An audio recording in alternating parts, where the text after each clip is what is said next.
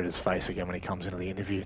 He's so smug, you know, he just knows. He just knows he's coming to these interviews. But it is something that we have asked Oda in the past, is like, you know, a player like Jigsaw or Repix, when they pop off, what does it feel like to be on that team? You know, like, how much easier does the game become? And there's been multiple times where players don't even get to see any action because Jigsaw is doing what he does best. And right now, that's exactly what he's done in round number 3. Ah, God damn it. It's just something to behold. I'll 100% admit that, you know, he's a gamer. He's an absolute gamer. 10 seconds remaining. Yeah, and even when Jigsaw isn't having a huge match, we can see someone else like Repic step up. Yep. Even Shade. Literally every player. I'm just going to may as well just name them all. Oh, you know what? I've seen Todd have a couple of good games as well. Yeah, he's had the odd one here or there. Honestly, Todd is probably, I think, the only player that hasn't posted massive numbers, but completely understandable. He's more of that support role, so you wouldn't expect him to anyway. And does his job perfectly fine, so not no diss at all.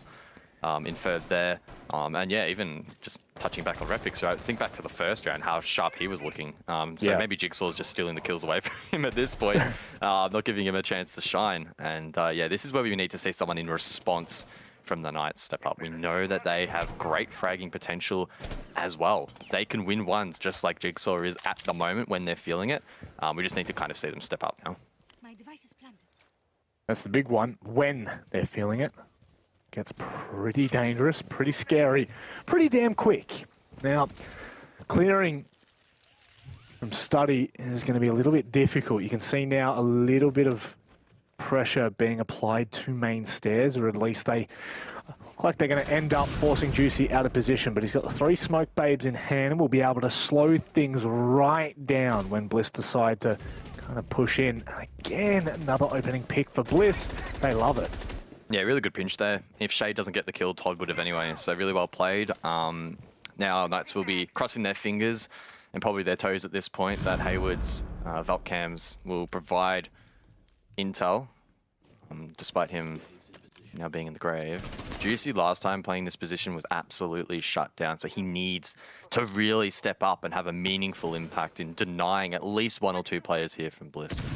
This time they've doubled up though. They've got Sage on his shoulder, so if they do decide to push in, there will be support, but it's all going to be facilitated on whether they can pinch or not. It looks like that Study door, the chokehold, is being held quite intently. Todd goes down in the meantime now. Juicy's starting to feel a bit of the pressure. There it is, the switch and bait. Sage peeks on the Repix, can't deal with the heat, and Oda is next up on the chopping block. Or maybe, no, it's not to be. Knights continue to storm away. Oh my word. Yeah, that was pretty clean from Dino, and I think the one major mistake there that Bliss made in that round is they allowed Juicy to swing, and I could have sworn he got that kill onto Todd in Library. He would have had to swing quite wide, and I guess Bliss just at that moment didn't quite have the angle in response or weren't prepared for that. He wasn't shut down, wasn't traded immediately.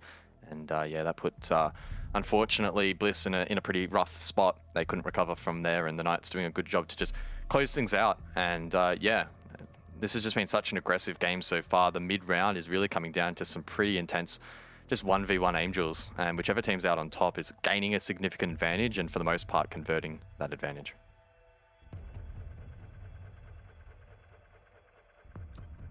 Moving to trophy and stat now, Knights.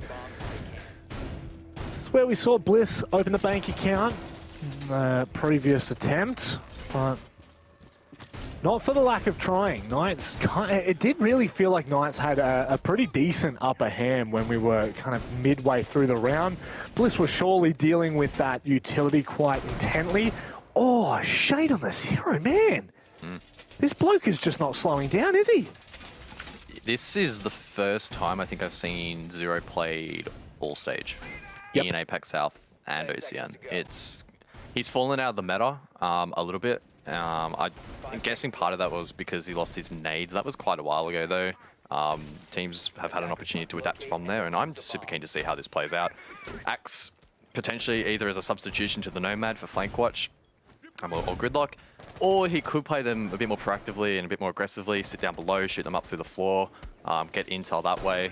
So a couple of different approaches he can bring. Also has secondary hard breach available to him as well. So we know that Bliss, in those execute formats, they play really well off communication and intel, and if Shay can help to facilitate that, accelerate that process, they could look even more potent come late round.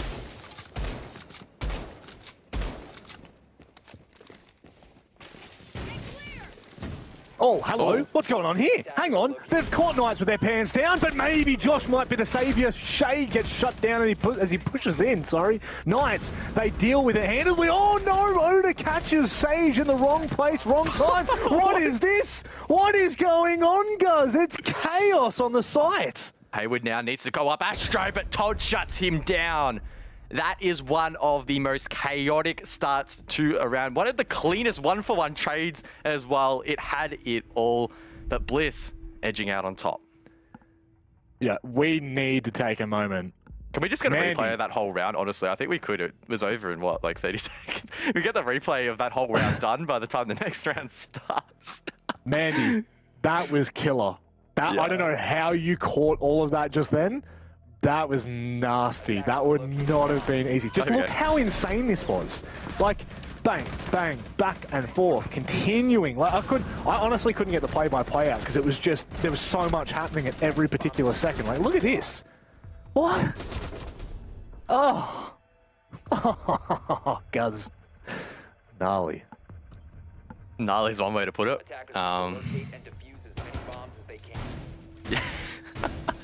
Bliss, I don't know how they knew there was an opportunity there to flood site. Best educated guess would be they had a pre-placed drone that saw that stat was clear, and assuming trophy as well was quite clear too. Now, there was a very small window there where whoever was playing mute, can't remember who it was, might have been Josh. It might have been Ramai, I can't remember, it was MP5 either way. Got that first kill, almost got the second, but Shade shut it down. So just, yeah, again, a testament to both teams' ability to just find trades. One for one, for one, for one, for one. It literally went on and on and on and on and on. 9 kills in a row, just absolutely wild. And then really good composure at the end there from Todd to just be patient. He knew seemingly that Hayward had to come up the stairs again, could have been another pre-placed, and yeah, just sat and waited patiently, got the kill, claimed the round, and yeah, that was definitely a difficult round to process, and one that both teams will now be looking to try and move on from. Would have been a bit of an adrenaline rush, I would figure, for both teams. So yeah, now they just need to settle. The worst part is, this is the first round that I sat down for. I just decided to pop a squat, you know, catch my breath for a second, and no chance. Bliss are not interested in that. But one thing I will note is something that you said at the very start of this match, Guz, which is that they really do thrive on this. They thrive in the chaos, Bliss, and there is no better round to describe that than what we just saw. It was absolute insane. This is disgusting. Yeah, this is wild from Shade. You don't even need to be on the roof to be able to even throw this down accurately anymore. I don't know how exactly he's gotten it there, but the Twitch drone can now obviously vault in the Crystal Guard update, so you can get a lot more creative with how you want to place those drones, and he's doing a great job in maneuvering them around. Knight's not really being able to find them in time, and this should accelerate this round even more. We know last time Bliss struggled to clear those electro claws and open up the wall. If they can, again, speed up that process, that's going to put more pressure on the Knights early. As per usual, it's Repix looking for that opening, trying to force the issue. But to be careful. I believe it might have been Sage who was down below in mud, so there is that opportunity. Shade looks like he's somewhat close. No, I've absolutely butchered that.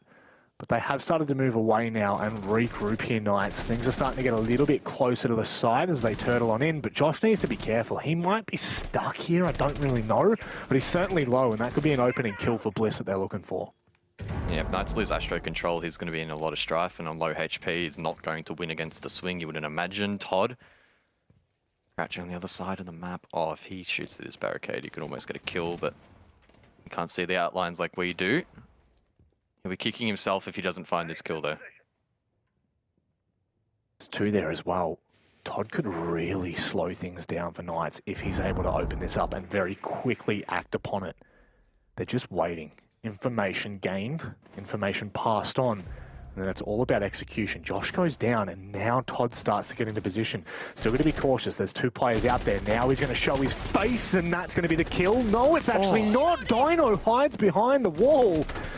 And what is going on? Again, just chaos thriving for Bliss. Yeah, no drones left though, so hopefully they know where these remaining players are as they go for the entry. 15 seconds left. Juicy finds the first there onto Repix to shut that down. Jigsaw needs to go big here. Allow Oda to try and get that plan down. Oda on the entry with the AK does drop one, finishes it off with the pistol. Hayward and Dino in a good position to win out the round, but Jigsaw goes huge once again. Dino needs to sweep around, but there's nothing he can do. What a way to close out the half. Two members of Bliss played that disgustingly well to close out the half 4-2 then. A 2v3. I don't remember that. On split sites like Stat and Trophy, it can be really awkward to make a decision. And Jigsaw really just the linchpin to open things up and just continuing to keep that pressure down. That's the Bliss we know. That's the Bliss that we know thrives on that kind of energy. And now Knights move over to their attack. We do wonder what they're going to be able to put up on the board. I do like to see the Nook, though. That was one of the operators I had mentioned in the ban phase. Villa is for, you know, I'm not going to say for whatever reason. It's obviously a map that you can lurk around quite extensively. But for whatever reason, teams are really liking to bring Nook to their lineup here. You've still got the two nades as well. So Hayward could be quite menacing for Bliss if they're not careful. Yeah, Nook has been getting quite a bit of love on a couple of particular maps. Chalet is another one that comes to mind, and honestly it's for quite a similar reason to Villa, right? Basement offers a lot of opportunities to flank around, and Villa even more so than Chalet because it is quote-unquote a dead part of the map. No objectives down there necessarily, and we don't see setup. It does allow channels of rotation for both the attack and the defense, so Hayward looking to play into that. Maybe lurk, find a kill or two, and on top of that, Nook has 2 grenades, so she's not completely useless, even if you're not using her gadgetry as some would expect, I guess. Not wasting any time here. Knights are well and truly taking control from north to south. Already into Stat. There's some great pre-droning from Knights. It's the only thing that allows them to get into this position. You can see the live droning in front of Dino as well. They know for a fact that 90 is going to be clear, but red is dirty. So they're just going to be cautious on their approach as they continue to clear out. Josh on the underside. This is a really good timing from Knights. Power of Jackal. We saw it from Jigsaw in the first half. Now it's time for Josh to repay the favor. Now someone has been tracked. I don't know entirely who it was.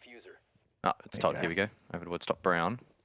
He's in a pretty safe position now and won't be caught off guard by this roam. Now we saw on the Bliss attacks a lot of focus over towards Brown stairs, and it looks like the Knights might be setting up for that. Todd in a very off-meta position. Swings wide.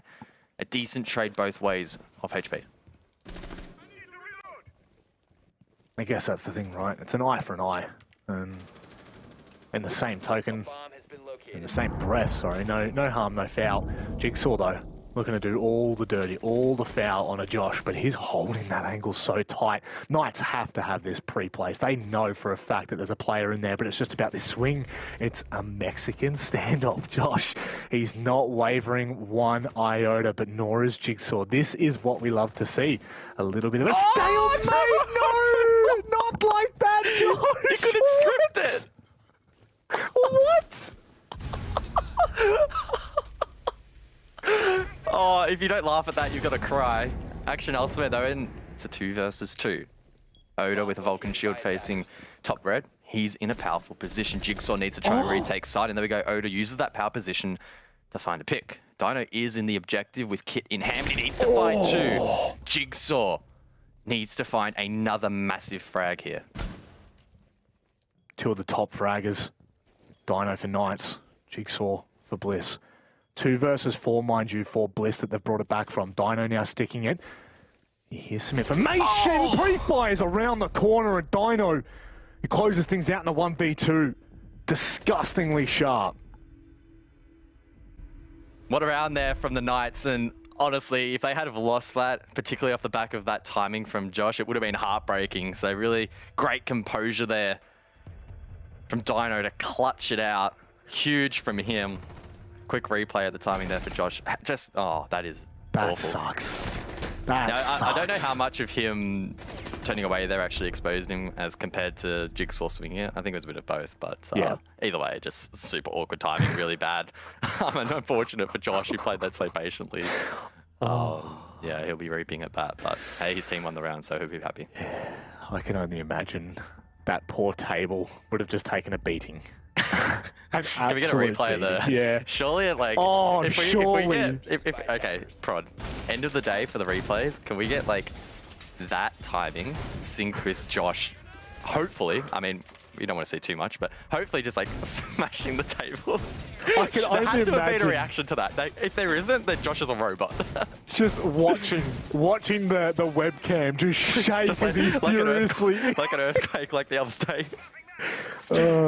If he doesn't react at all, we know that he's an emo Rin style killer. Like that's what the emo Rin would do. He'd die in that position after watching it hard for about 30 seconds and just shrug. Yep, cool. That's whatever it is. We love it. But again, that's a great round from Dino, who top fragging for Knights right now, really kind of dragging the team through the mud in some of these rounds, and it's exactly what they need. I don't know how Bliss brought that back from a 2 versus 4, mind you. That was very, very... it was valiant, we'll say that. Yeah, Bliss not going down without a fight in a lot of these rounds. Playing really gritty Siege, which is awesome to see, and again, just thriving. In the mid to late round, making their opponents uncomfortable. They're not giving Knights any easy wins, which is why they're finding life so challenging right now, which is great for us, probably not so much for them. A little bit of a stressful experience for them, but we do know the Knights. I don't think they're stressed that easily. It takes a lot to tilt this team. At least that's the impression we get from the interviews. Juicy, very composed, and no doubt that energy flows through the roster, who have now been together for so long. I don't even know the last time they made a roster change. It was that long ago, and that synergy has really been paying off for them in the last 6 months. Couldn't agree more. Seems to just be getting even better for them right now. Dino, gotta be careful, he might be given a free haircut, but Knights looking to collapse a little bit here, put a bit more pressure.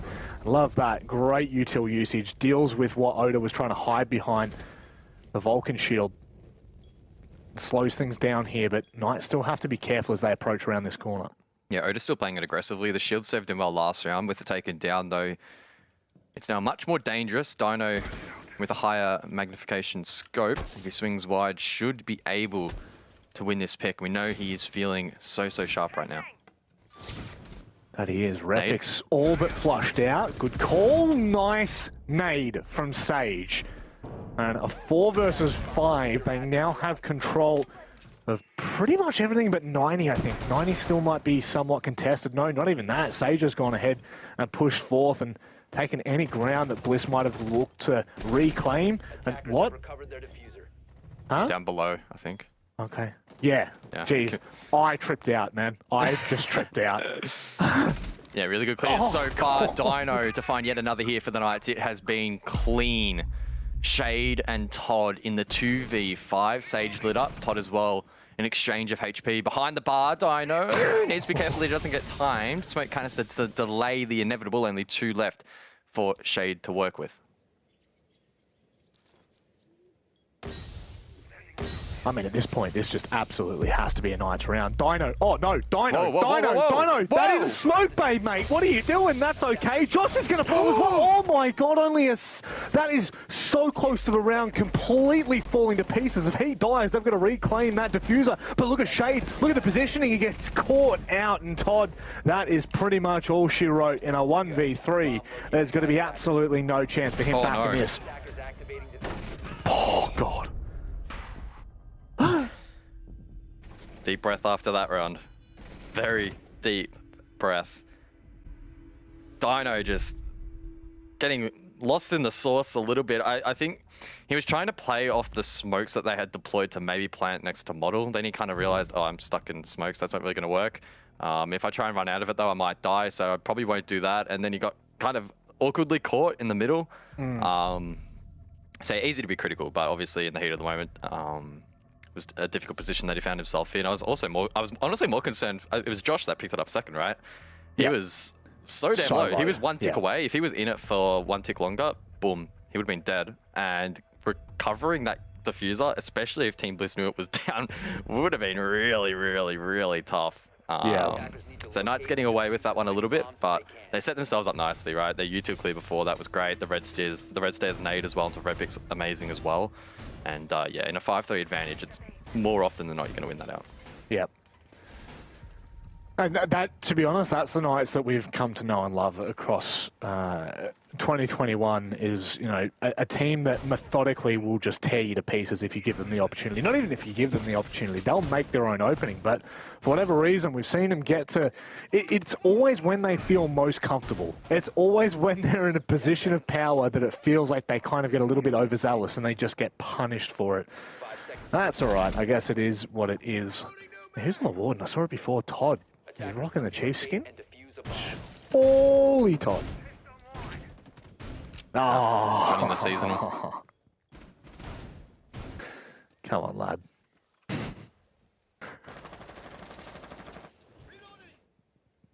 None of them can run the Knights skin either. You can go cop that if you want. They have an MP5 skin, which is pretty cool. Can't remember what the other one is, but...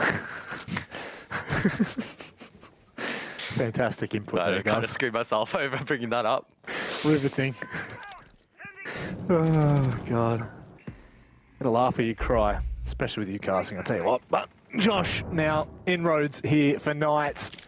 He's got to be careful. Player quite sharp and close to him. It's Oda, in fact, but Haywood finds, two Shade shuts Dino down, but it's all collapsed. Bliss have certainly lost this round. I cannot see a world in which they bring this back. Yeah, Knights really picking up the pace here, applying a lot of pressure to their opponents in the early round, and we know Bliss love to play aggressive in that phase as well, and they are being caught off guard. Knights playing very clean, and now they have an opportunity to slow down the pace. Oda's being tracked in sight, and no doubt Shade about to be droned out as well. So they'll have a pretty good read the attack on where these remaining Bliss players are, and yeah, it's up to the Knights to just compose themselves here a little bit and make sure they get the job done. Cheeky beaky Shade, very cheeky. Gets away as well. None of those walls were reinforced. Oh, wow. That's pretty insane that he was even able to be in that position, but Knights just, they're mopping up house. They are cleaning out. And, I mean, look, 5-4, but I have just felt like in the second half, Knights have looked the better. And Bliss are going to get a move on here because things are starting to get a little bit too close for comfort. G36C, by the way, is their other gun. Thanks, mate. Really appreciate you going on the just in case you Wikipedia. actually still cared. I thought I'd bring it up. Which we aren't seeing much play of because Ash is out of the meta and Yana's banned. So there we go. That's why we haven't seen it. All right. First floor dining kitchen going to be the next site of choice. The Knights looking to claim match point. And I got to say, the last couple of rounds have been a little bit scary for Bliss. Being torn apart. Knights with some great counter aggression across the map, finding picks, boots on the ground, and yeah, Bliss not really having much of a response. But I do like the operators in response for this round. They've got Ella, so that's some crowd control and a shield. Todd can place can traps around to nullify some of those early rushes. And then you've got Jigsaw as well on Oryx. For me, he is going to be one of the key players to keep an eye on in this round. His ability to maneuver around the map would be incredibly unpredictable. Could well be what Bliss need. I'm really liking it. That's all kinds of spice being brought. Let's hope that it pays dividends because it'll be something to talk about, that's for sure. Now it's all on the Knights. How are they going to approach? What have they spotted out in that prep phase that will give them an indication as to what they're trying to achieve? A lot of players here for Bliss just completely on the other side of the map. Knights have a small opening to which they could cut them off, but of course you need all that information to work on. And for right now, Bliss can stay extended. I don't know, I don't want to say for as long as they really want to here. They could really make or break the round if they want. Yeah, how much is the Knights going to commit to this side of the map? Only one drone taken down so far, so they have a good opportunity to drone outside and really ascertain as to how strong the setup actually is and how much they want to commit elsewhere. First, the E1Ds will be popped by Haywood, aiding in some of this clear. In terms of the operator lineup, though, from the Knights, with Sage available on Sledge. Oh, maybe he's preparing to go up pantry stairs here. That could be a play. I'll be honest, I didn't even know there was a soft wall there, so I'm learning something today. Yeah, well, there you go. They're definitely going to read. They know that the plays are offside for Bliss, and Knights are going to look to capitalise here. They're going to be careful, though, making their way in. It's going to be Todd that finds the opening quickly, traded out by Hayward and Dino. Josh has found his way in. Shade is doing something, holding on for dear God, because Dino now in Sheet's control can cut off the rotates back to side unless it's Jigsaw who you're coming up against. Knights thought they caught Bliss off, but now they're in a hot box. They're going to be so careful. It's Sage and Josh to hold for the remaining minute 30. Sage does claim the diffuser though, and Josh can use smokes to cover this plant. Sage needs to stick, Josh to cover. Repix waits for the peak. That's not good though. Oh no, Repix has given him a huge opening, and now Jigsaw, the Clutch Meister, up against Josh. Slowly, bit by bit, trying to claw back here. They've got to be cautious as he makes his way back around, trying to respond to the foot. That is so unlucky for Josh. And that is another clutch in the books here for Bliss.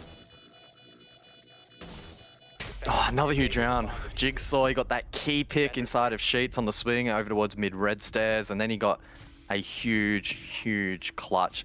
Really well played. Didn't even really need to use his Oryx dash ability or the jump through the hatches like I maybe anticipated. He just was able to find, which was really nutty. And yeah, super well played.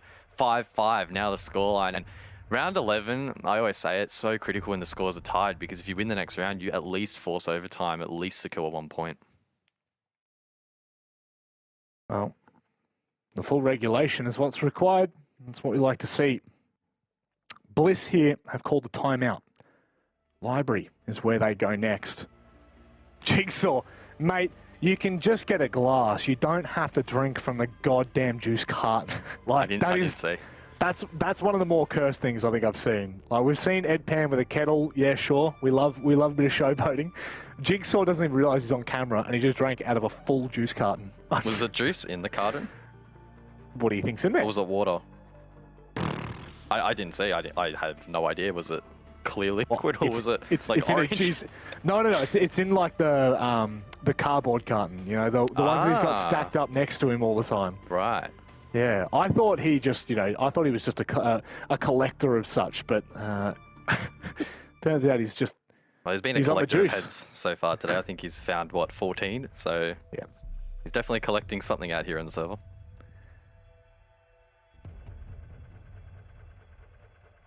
And a scalp that they could collect in regulation time against Knights. All 3 points could be a huge boost.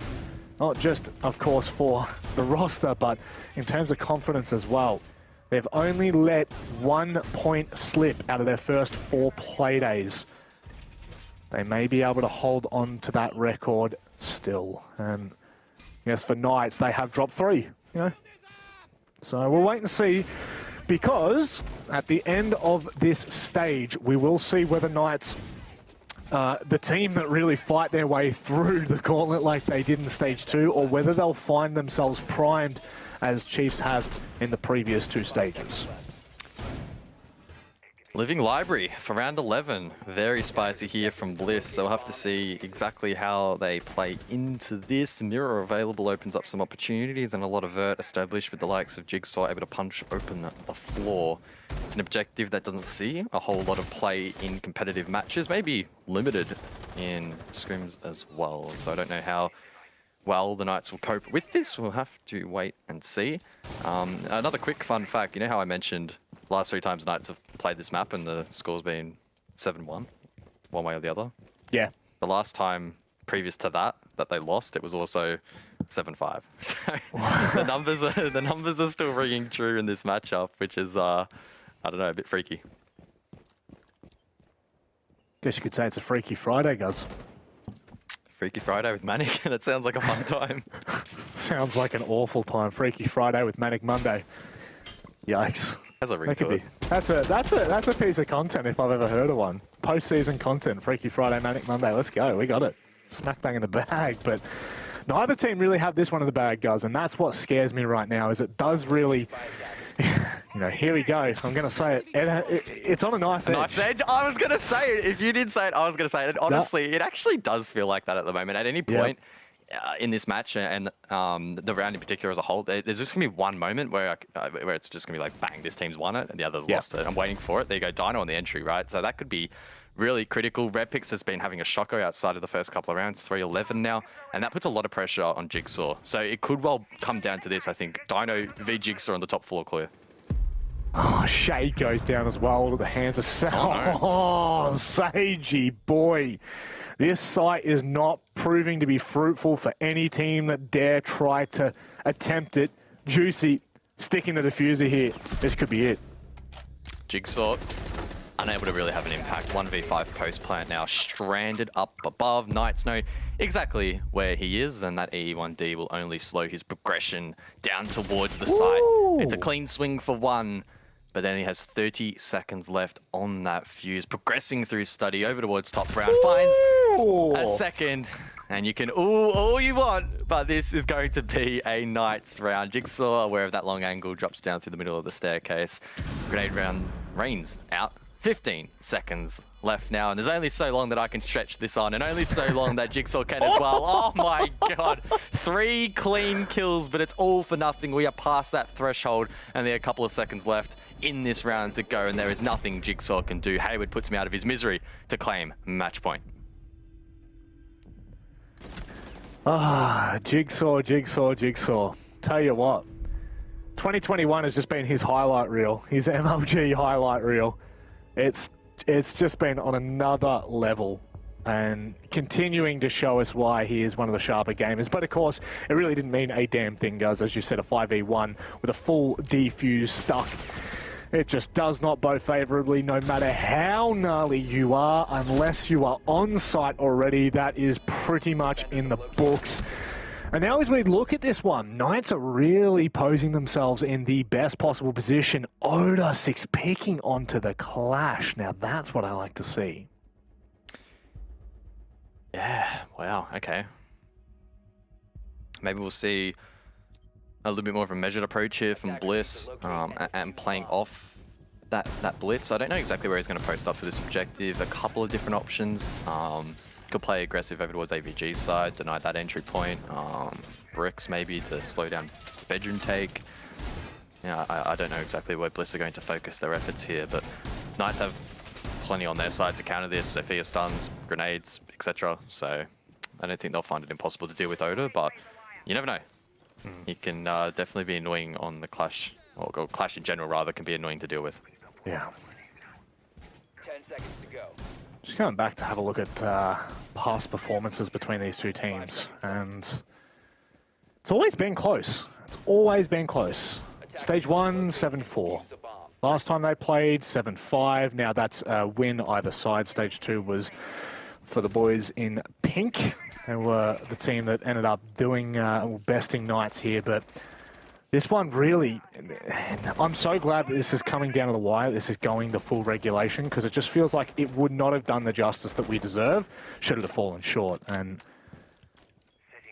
both have really been pushed to their limits. We've seen a lot of individual prowess, but this is where you see champions arise. Oh no. Oh god, Jigsaw, man, what are you doing? I mean, you say that he doesn't have highlights like we do, you know, he doesn't have the x-rays, but I'm starting to believe he bloody is. Yeah. Take your tinfoil hat off, Rob. I think he's doing all right. That's so well played, though. Pressure reapplied by Jigsaw, and he was being droned that entire time. Most players in that instance, bang, just would have been dead. And that's great work. He's soaking up Jackal charges as well, a lot of time too. So that's such great work. He doesn't get a kill to show for that, no stat, but his impact's still being felt in this round. Enemy spotted! Second floor! Patience is a virtue, but obviously it can still be quite a sharp dagger. They see Oda holding bricks, and they've got to be cautious how much time they leave in this, because it could get a little bit uncomfortable here with neither team really bowing in terms of that opening pick. It makes things incredibly interesting. Once we start to get down to that minute mark, which we are very fast approaching, it'll really call upon the Knights and what they're looking to do. Oh, Sage doesn't quite hit that grenade so close to taking down Shade. Bliss, with their backs against the wall on the south side of this top floor. It's an Astro take from the Knights. They have a minute to work with. This is going to be a very intense execute. Josh, though, gets the first. Repix struggling in the second half of this map. Certainly is. 3 and 12 does not bow all that favorably, but that is a big pick. No! Oda goes down as Sage swings, and now Knights are in the driver's seat. Match point. Hayward pinces from the outside, and it's nothing but Shade left in a 1 versus 4 to try and hold on. Knights claim all 3 points in a close match. Knights shrug that curse on Villa. Really well played in the end.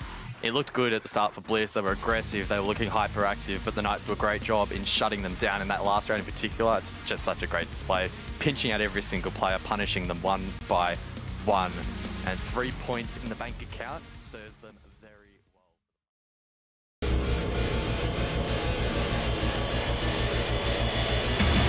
It's a current secure! Light me up.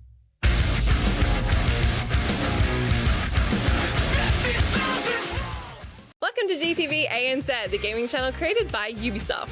Every Tuesday and Friday on YouTube, we'll be doing fast plays, game challenges, 1v1 face-offs, and so much more. You happy? When did we get a dog? It's a good question.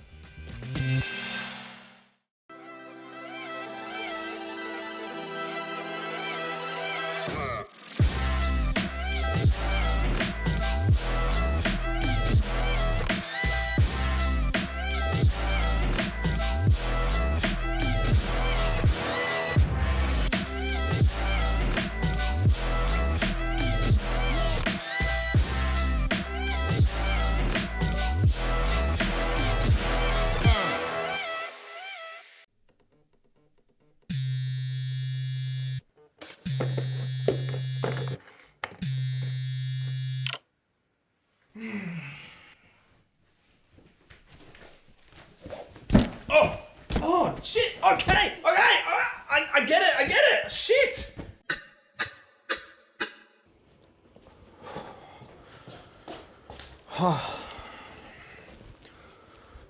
Thank OCN. I feel the flame, the fire in your eyes make me afraid. No, not typical. I won't Running lose around, my causing a mind. ruckus. I Oh my feel God, you what he waiting for my fall. He can, we know how good the SMG can be. Player pushing it from behind, he finds that chick on the boost, he swings and finds still on the bounce. Oh, but he doesn't. Meet me in the dark. Surely he can't. Oh, the double. What is going on here? There from Wade. The bank split. 1 versus 3. Now 1 versus 2. Can you make it a 1 versus 1? Got too many champions. You never count them out. Both players are going to swing it right now. What have they done? They just didn't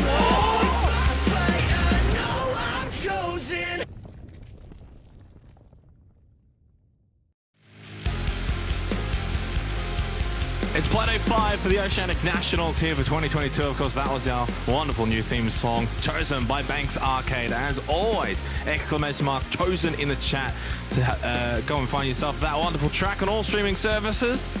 Well, Playday 5, and for the first time, Turtle, Vast, nice to have you both together. So when I'm hosting, I think it's been the first time all stage long. We're getting towards the back end of this stage, guys. Only, well, I guess 2 more Playdays after this, so it's a very important day today, Turtle, for teams looking to get into the top 4. This is where you can get a lot of points and just improve that security.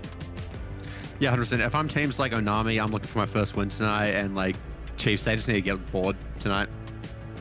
Vast, what else are you looking for in tonight? We've got some big matchups, of course, we'll get to those shortly, but for Playday 5, you know, a couple of teams, we got Odium that's, of course, still on that big winning streak. Chiefs just outside the top 4. Still a lot of storylines to unravel.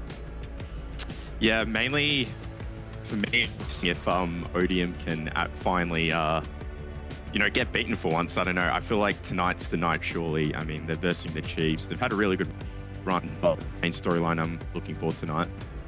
Let's go and have a look at the standings and have a bit of an eye overview as to where things currently are. Of course, Odium, formerly Ludovica, at the start of the stage, since recently picked up. Undefeated still. It did go to overtime in what was a very good match against Wildcard in Playday 4. Wildcard themselves holding out in 4th position at the moment. And they got the Chiefs, of course, well, bearing down on them, Turtle, who, I guess, a big match tonight against Odium. If the Chiefs lose it, they will remain outside the top 4 again. Yeah, 100%. I think Odium, like, Chiefs, the 4 times winners last year, Odium currently undefeated. It's like, really, if they win tonight, they're putting themselves in a good position for the rest of the season. And if Odium win tonight, they're setting themselves up for a first place. Vast, obviously, we don't tend to see the Chiefs outside the top 4, so they're obviously going to be a talking point. But on the more, I guess, bottom end, even below the Chiefs, Ground Zero and Nami, that's a big game tonight because Nami's still looking to find their first win. Yeah, I mean, I think Onami showed last week that they have definitely made a few improvements, but to be honest, this is kind of how I expected the table to kind of form, except for Odium being on top, being undefeated. But I kind of expected Ground Zero, Vertex, Onami to be at the bottom. Despite that, though, they've actually had some pretty good performances here and there.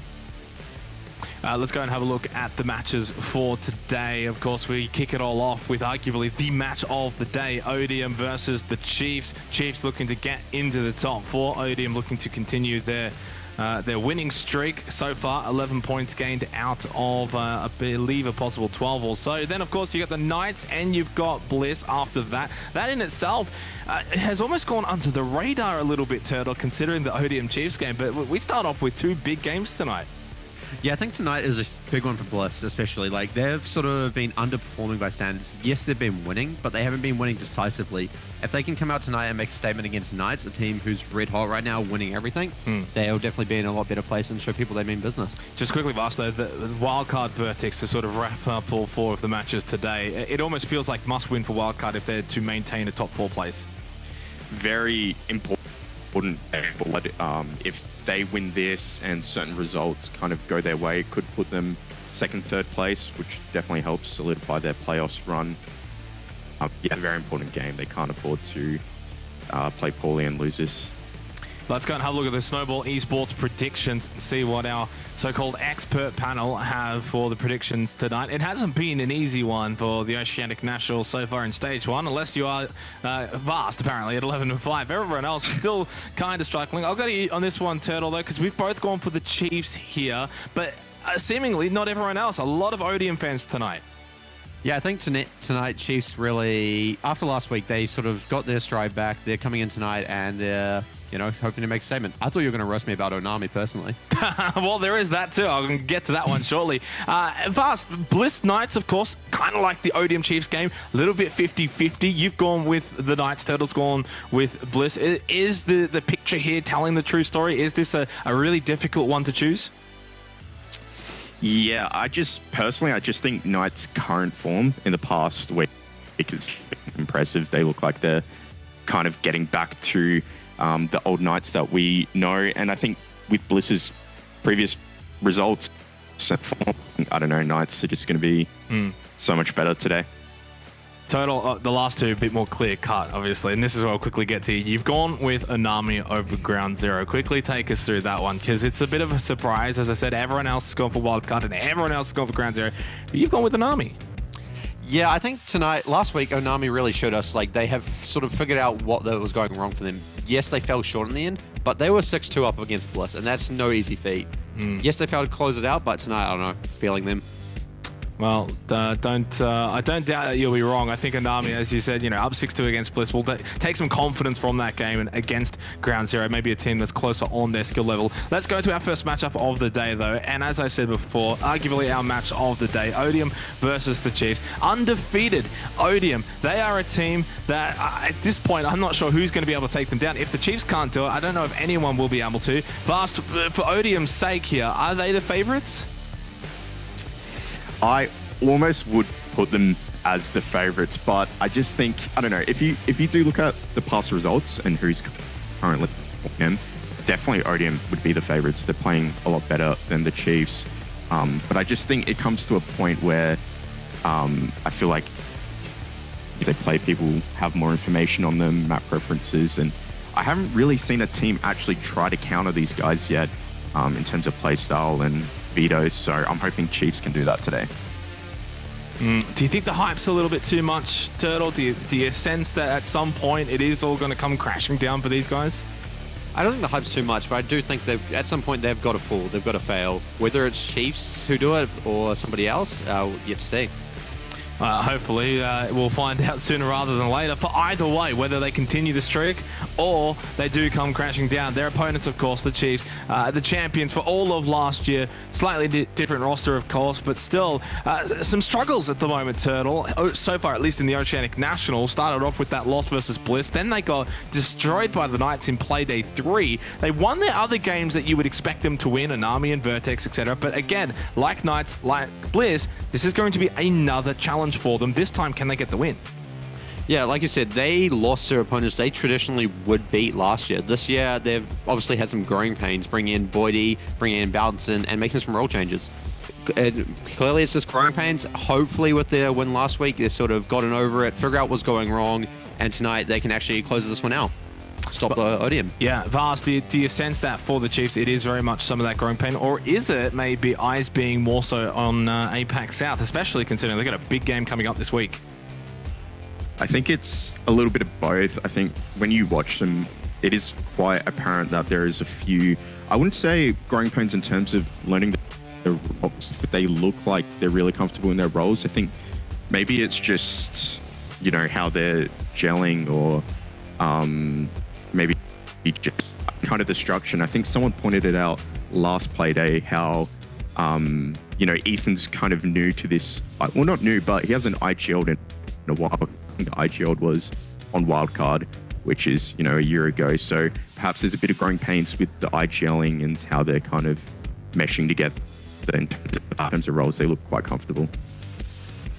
Let's go to the map vetoes for this particular match between Odium and Chiefs and see maybe who's come away with a bit of an advantage. We go to Cafe, to the demise of Guzzler waiting in the background. He won't be happy with that one. But Turtle, either of these two teams happy with this? I don't think Cafe is a map we generally see the Chiefs have too much historical success on.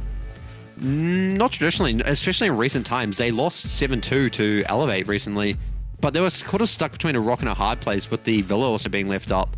It was traditionally, it's not their best map. They won it recently against Vertex, but again, that's not a good accomplishment. If you were looking at them maybe beating Knights, then you'd probably take them to Villa. They would leave Villa up, but yeah. Vars, this one may be a little bit more personal to you, because back when you were on the Chiefs, it felt like, and I mean, prove me if I'm wrong here, but it felt like you guys had a very, very strong map pool.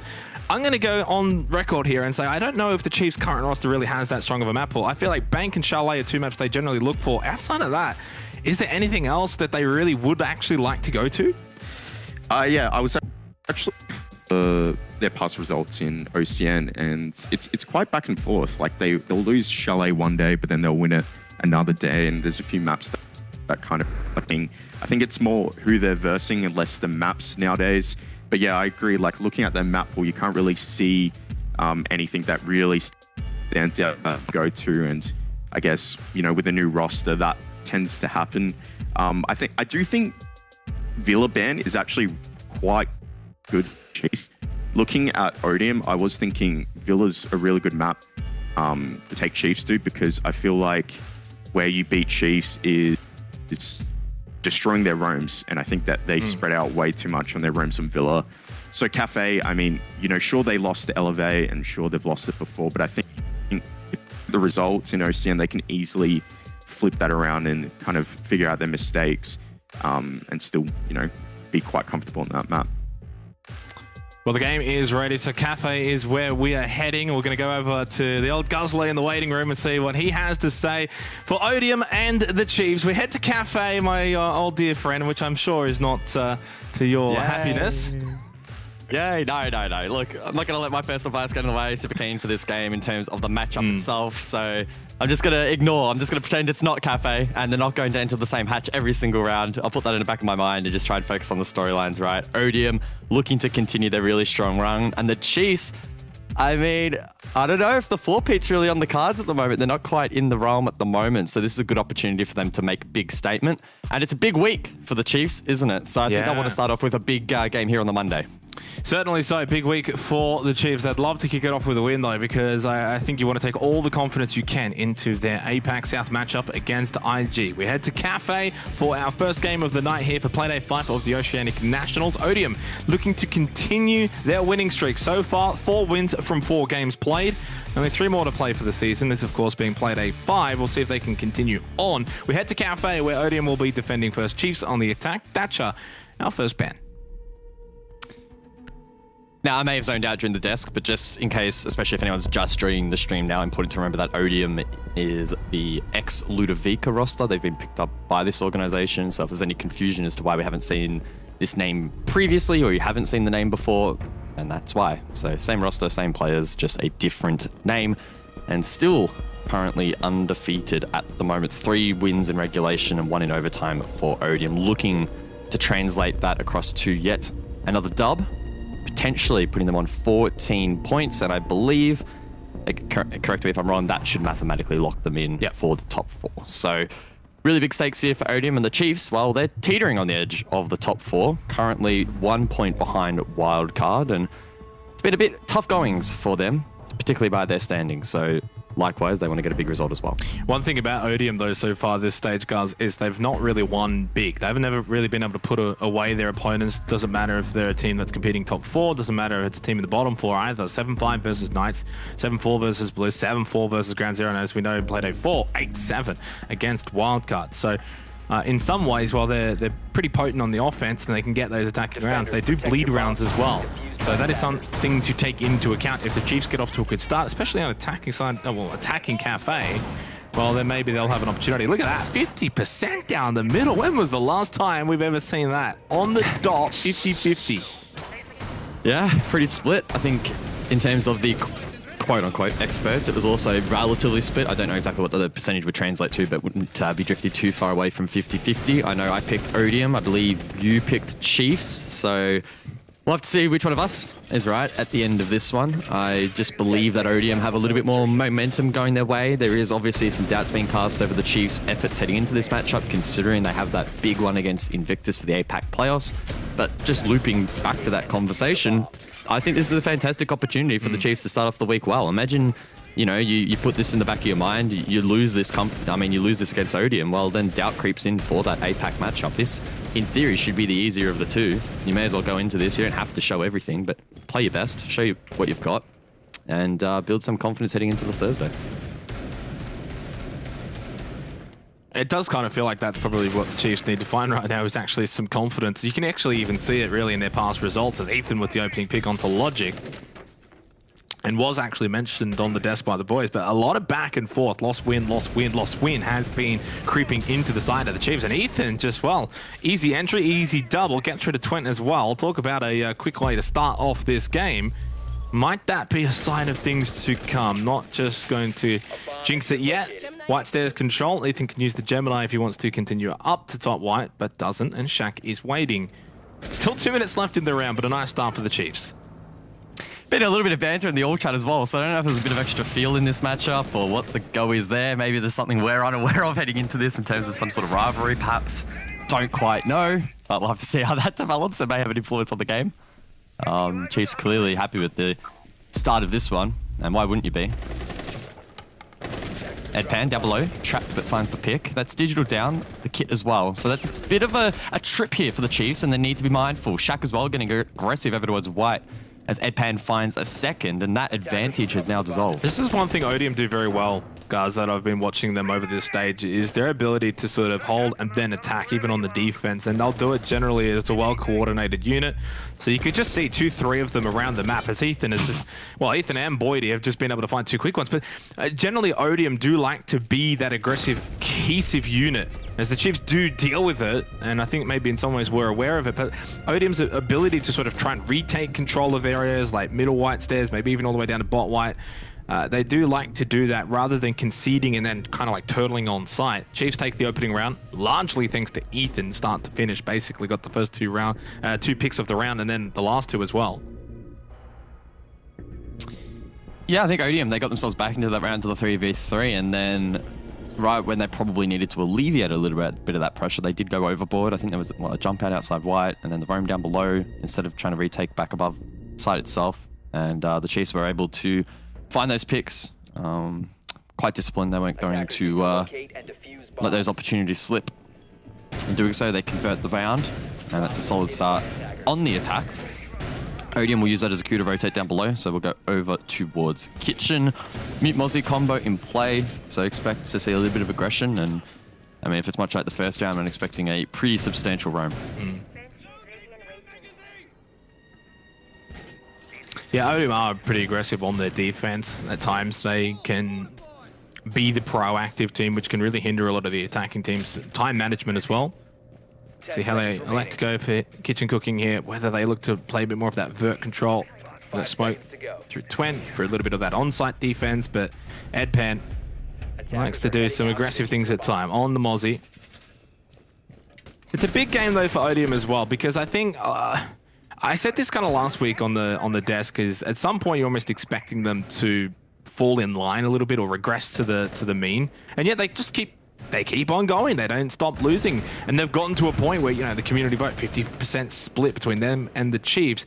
They've gotten themselves to a point so far early on in stage 1 where they are taken as a serious contender, and coming into stage 1, many would have looked at Bliss as being the team of the non-APAC South teams to perform, and yet it's Odium that have taken that position. So can they keep it going?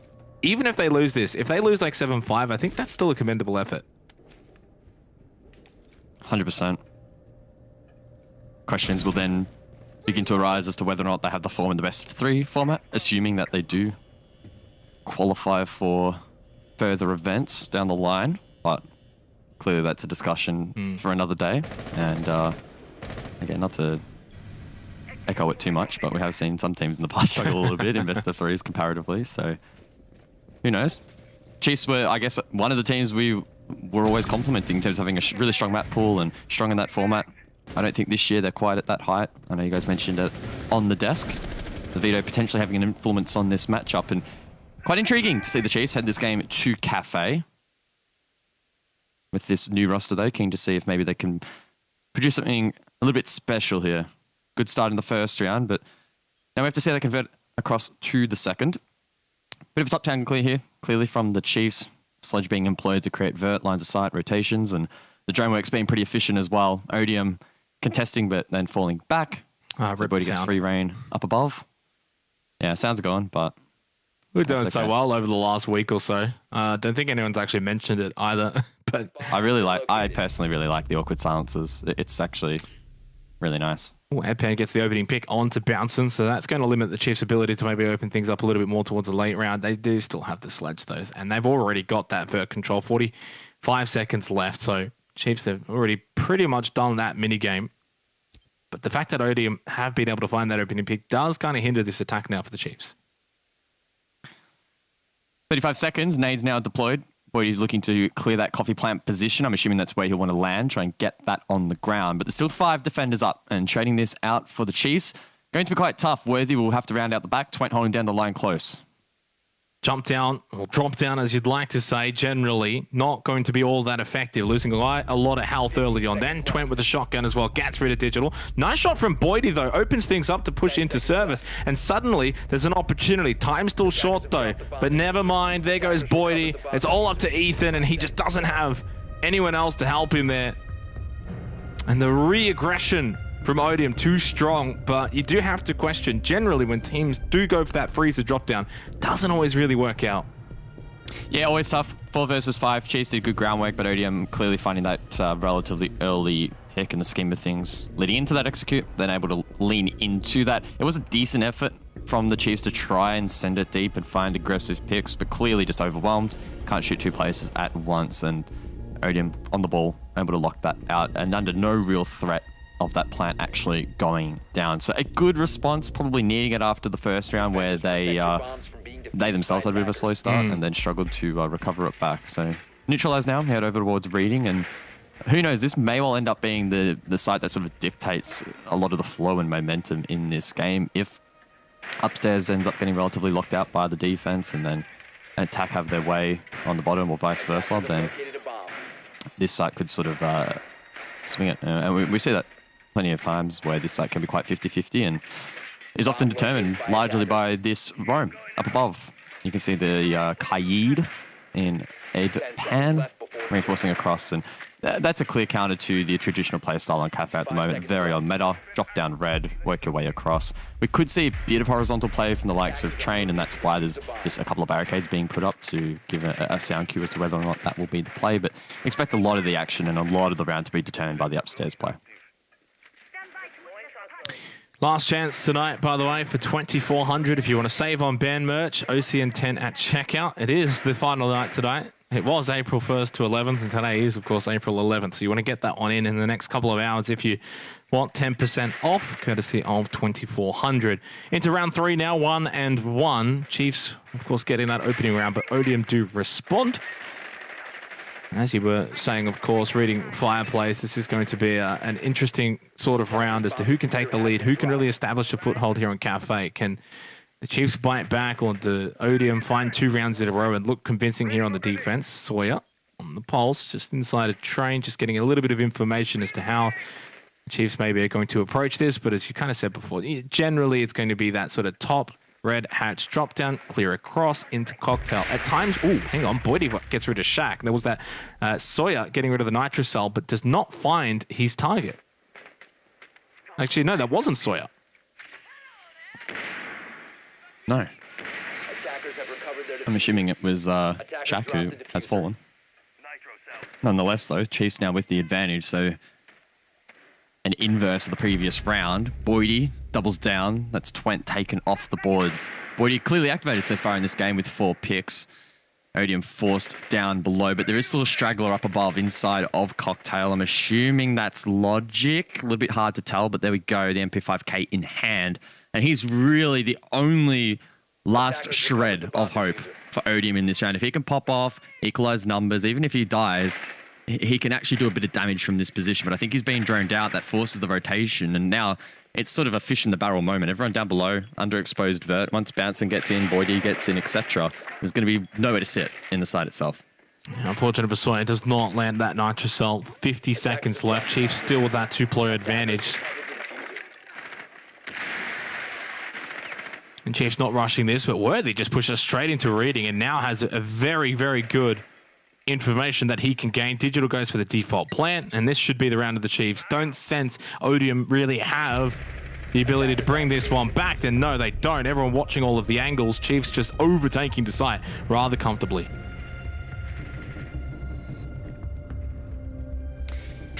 Yeah, been a bit of a strange one so far. Again, with Cafe at the moment, for the most part, you're expecting it to come down to the execute because the early round is very predictable and relatively straightforward. And typically defensive teams won't want to get overly aggressive in trying to disrupt that. But Odium, I think they are showing that confidence. And unfortunately for the rounds that they haven't been able to convert, unlike the last there, it's probably proving to be a little bit costly because the Chiefs are finding these entries.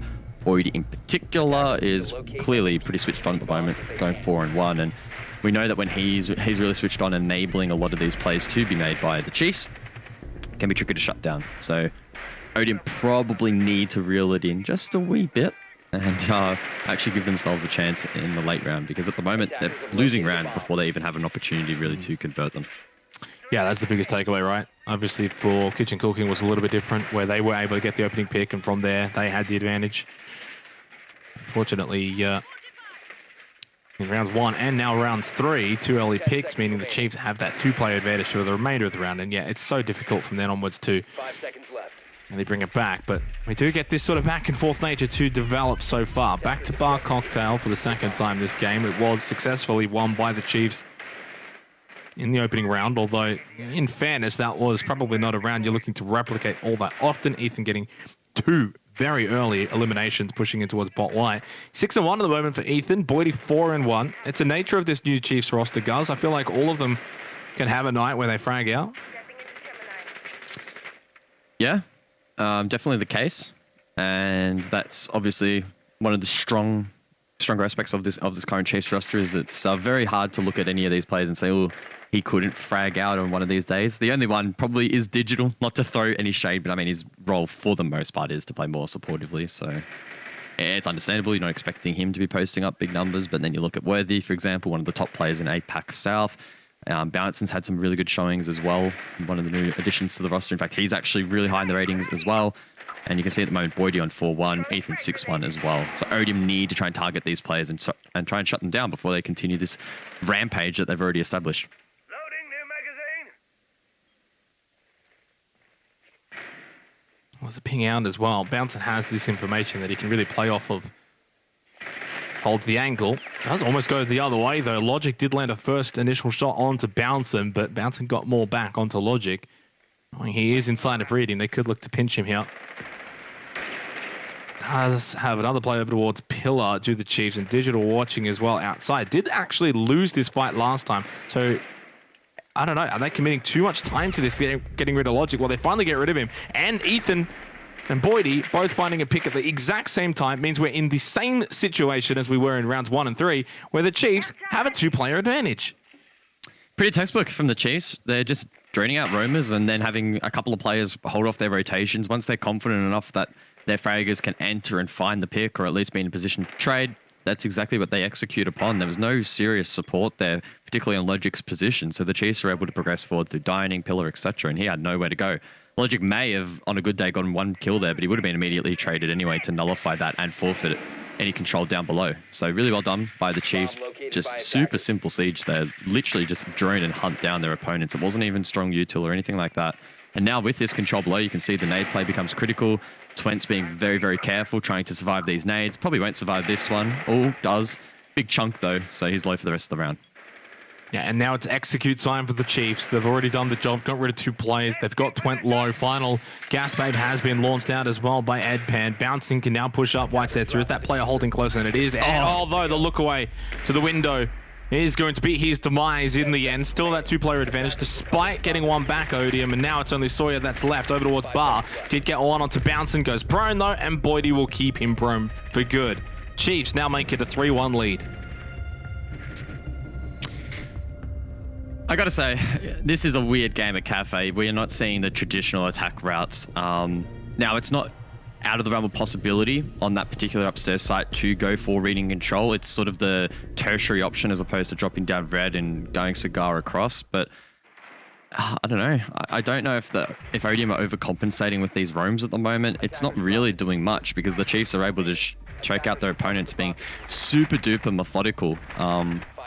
I don't mind the intent necessarily from Odium to go in the faces of Chiefs a little bit more, but it's clear from a lot of the rounds they've lost, the roams have not been working basically at all.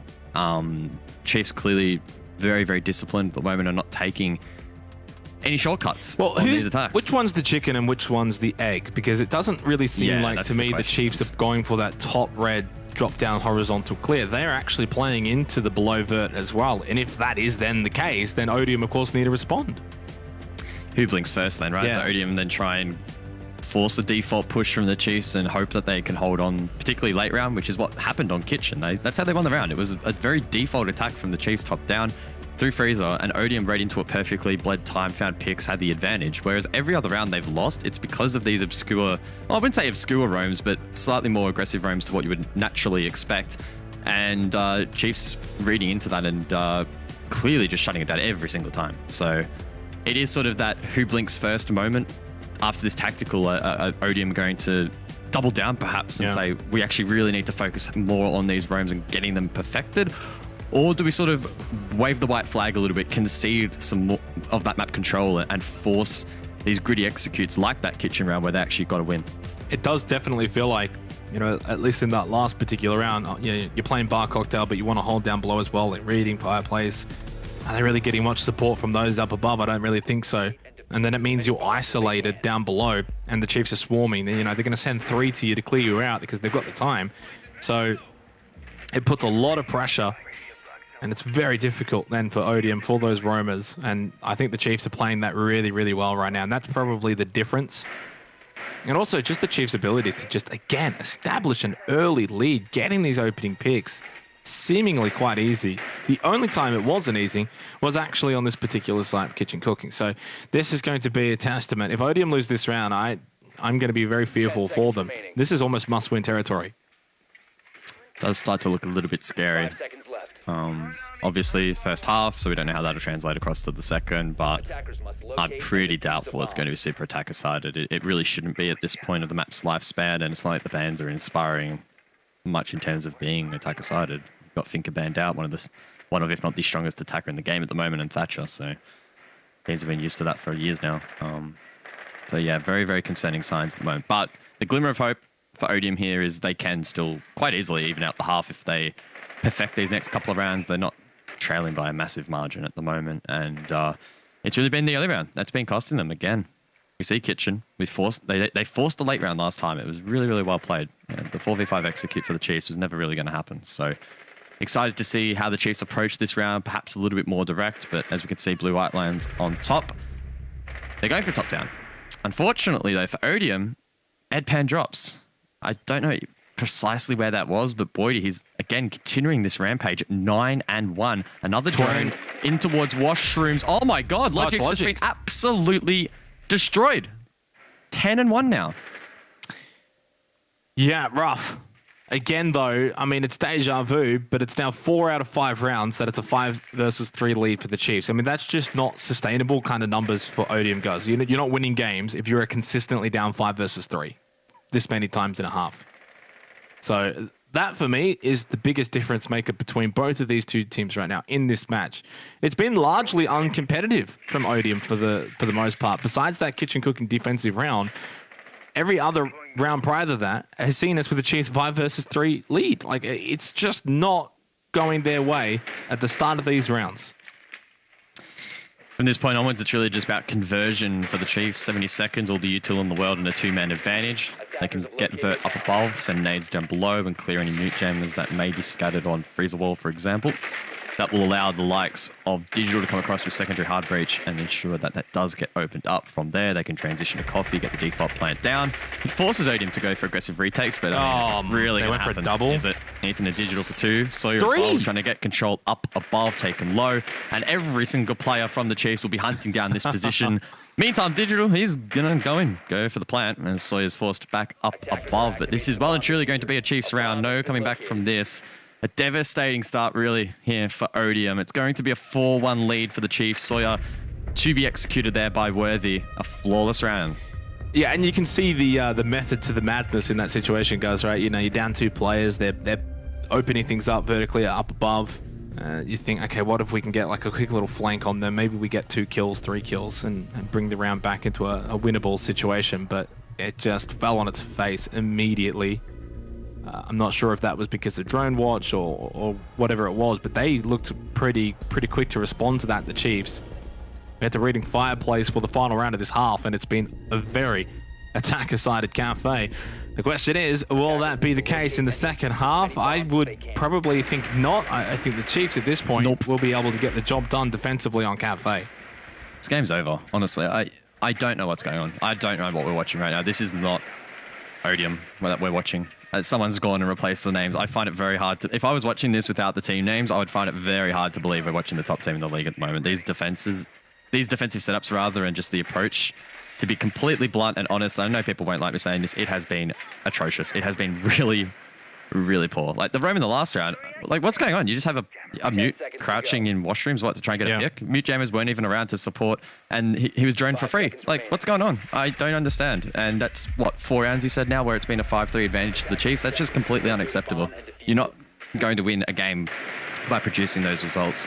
And again, it's come down to the roam. It hasn't changed at all here from Odium. So again, they might just be trying to experiment a little bit and see if they can eventually make it stick, but it's got to get to a point where you just give up, surely, and try something a little bit statistically safer. Do have to give, of course, props Ethan and Boydie, fragging 18 eliminations between them both now. 10 for Boydie, up to double digits, 8 for Ethan. So yeah, they're having a field day here on the attacker side of Cafe. Well, can the Chiefs make it 5-1 on the attacking half? Well, so much for match of the day. Maybe we can switch that one over to Knights versus Blitz. Is there still time for that? Because This one has gone by in a bit of a flash in this first half, and the Chiefs, well, no mucking around. And this is probably what you want to see from the Chiefs, though. For all the, doom and gloom of Odium, and maybe we expected more, this is what we needed to see from the Chiefs going into their IG matchup in APAC South this week. Yep. A huge first 5 rounds here, and they will want to continue to apply this pressure. They pretty much have the foot on the throat of Odium at the moment, and each round just continue to apply slightly and slightly more pressure until they try and choke them out. Bouncing again, trying to get aggressive. Yet to actually find a kill. Again, one of the top fraggers currently for this team, at least at an APAC level. Pretty quiet in this one, but the rest of the team obviously stepping up in his place. Holding down the line at the moment. It gets timed there, unfortunately. But Logic with a really nice quick peek. And finally, Odium can try and find some safety in this man advantage. They did convert their only other win with a 5-4 advantage. They'll be looking to do the same once more.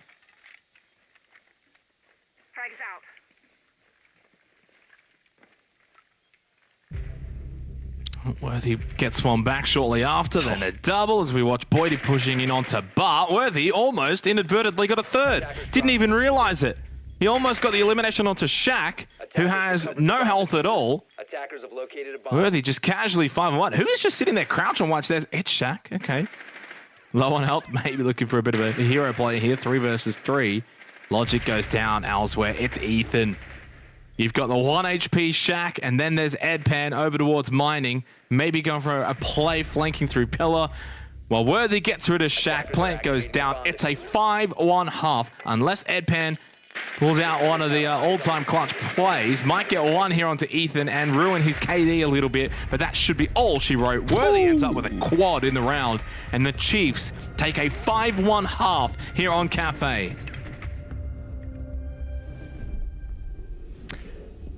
Well, it doesn't get much more comfortable than that. Walk into site, get a 4K. Yeah, I don't know what more to add to that. I don't know whether or not that was off the back of a drone, in particular, one of the supports. Perhaps it was digital to drone him in and make the call that the site was free. I can only assume that was the case. Obviously got one, maybe then the second, and then the retake was forced. The hand was forced of Odium. We saw Shaq drop. He was pretty fortunate not to die straight off the bat, but eventually did fall as he was low on HP, and the round's just over. You cannot allow someone like Worthy to get that confidence, to get that control in towards the site. We didn't see how those ones played out, but the impression that we got from our view was Odium caught off guard, and a 5-1 lead. I cannot believe just how one-sided this game is. I was truly in the same court as you, believing this would be a very, very close, hard-fought game, but honestly, it has been anything but. Yeah, in some ways disappointing, because when you see the matchup and you saw the community vote 50-50, even the Snowball Esports prediction was rather 50-50, and this is more like 99-1 at the moment from the Chiefs versus Odium matchup. Could change though here in the second half. This is what we always like to exclaim. Obviously, we won't get too many rounds though, and that in itself is a problem. It's one thing to sit back at a 3-3 or a 4-2 scoreline and say, all right, let's see what the second half has to bring. As Worthy gets the opening pick instantly onto Shaq, probably a spawn pick down below. It's another thing when it's a 5-1, because now at this point for Odium, they cannot slip up at all. Otherwise, Chiefs book OT a minimum, 1 point, etc. So I don't see Odium winning 6 rounds in a row. No, not going to happen. And Chiefs clearly with that confidence flowing. Quick pick from Worthy straight off the bat. That's the Zofia dealt with, so that's potentially one less LMG on the board here for the attack alongside that critical utility that the Zofia does provide.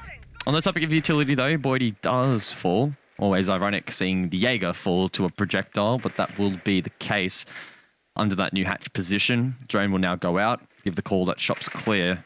There's a bit of presence though over towards the likes of Cigar Lounge though, and Ethan down below as well, trying to provide additional support to Worthy. It looks like Edpan though, on the prowl down below, trying to maybe find an advantage back here for Odium.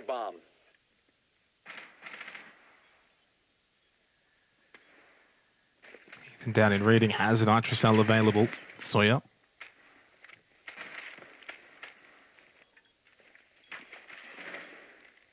We got about 90 seconds left in the round, so maybe still a bit of time for Edpan to make a white stairs play, but Other than that, not much really shaping up here from Odium. This is actually a little bit more stock standard in terms of an attacking approach for Bar Cocktail, but they haven't cleared out Bouncing over towards Pixel and Washrooms.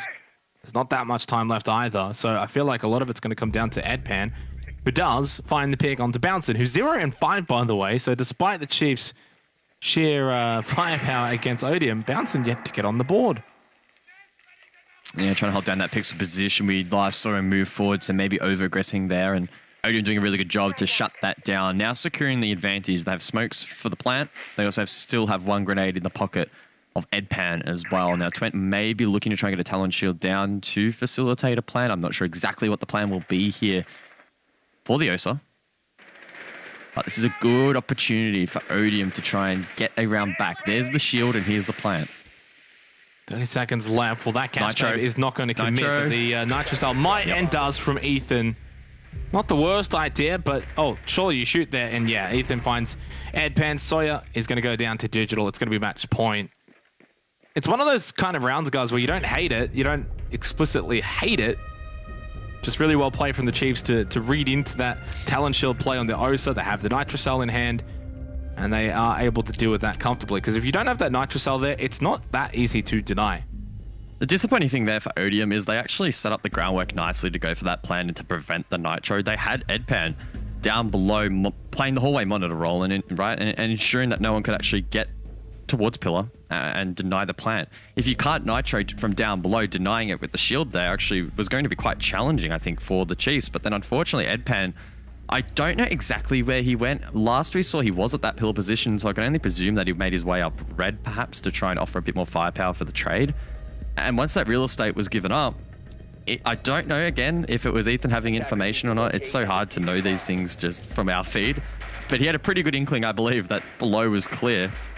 And he just went for it. Once that Nitro popped off, round's over. You can't project yourself from down below with a shield, obviously. So a really good read from the Chiefs, and that's been the story of this match so far. Odium have been trying some stuff, and the Chiefs, I think, just edging them out in terms of overall experience and being very unforgiving. The Chiefs have not made many mistakes at all in this game, and if your opponent is not making mistakes, it's so tricky sometimes to try and find momentum back, especially if the first couple of rounds don't go your way. That's been the story so far, and the Chiefs now looking to just close it out. The biggest thing is here for Odium, how long can they prolong this, right? Can they win a couple of rounds and make that scoreline look a little bit better? It does seem like their winning streak is going to come to an end here, which is big for the Chiefs in terms of their ability to get back into the top 4. This result would put them 3rd as things stand now. Of course, 3 games to play after this. For Odium, they're not 100% locked in for top 4, but they don't need many more results. Playday 6, Playday 7 still to play. I think they'll be fine overall in terms of making top 4. But yeah, it does put a little dent into their campaign heading into the playoffs. Well, not the playoffs, the Oceanic Minor, whatever it is these days.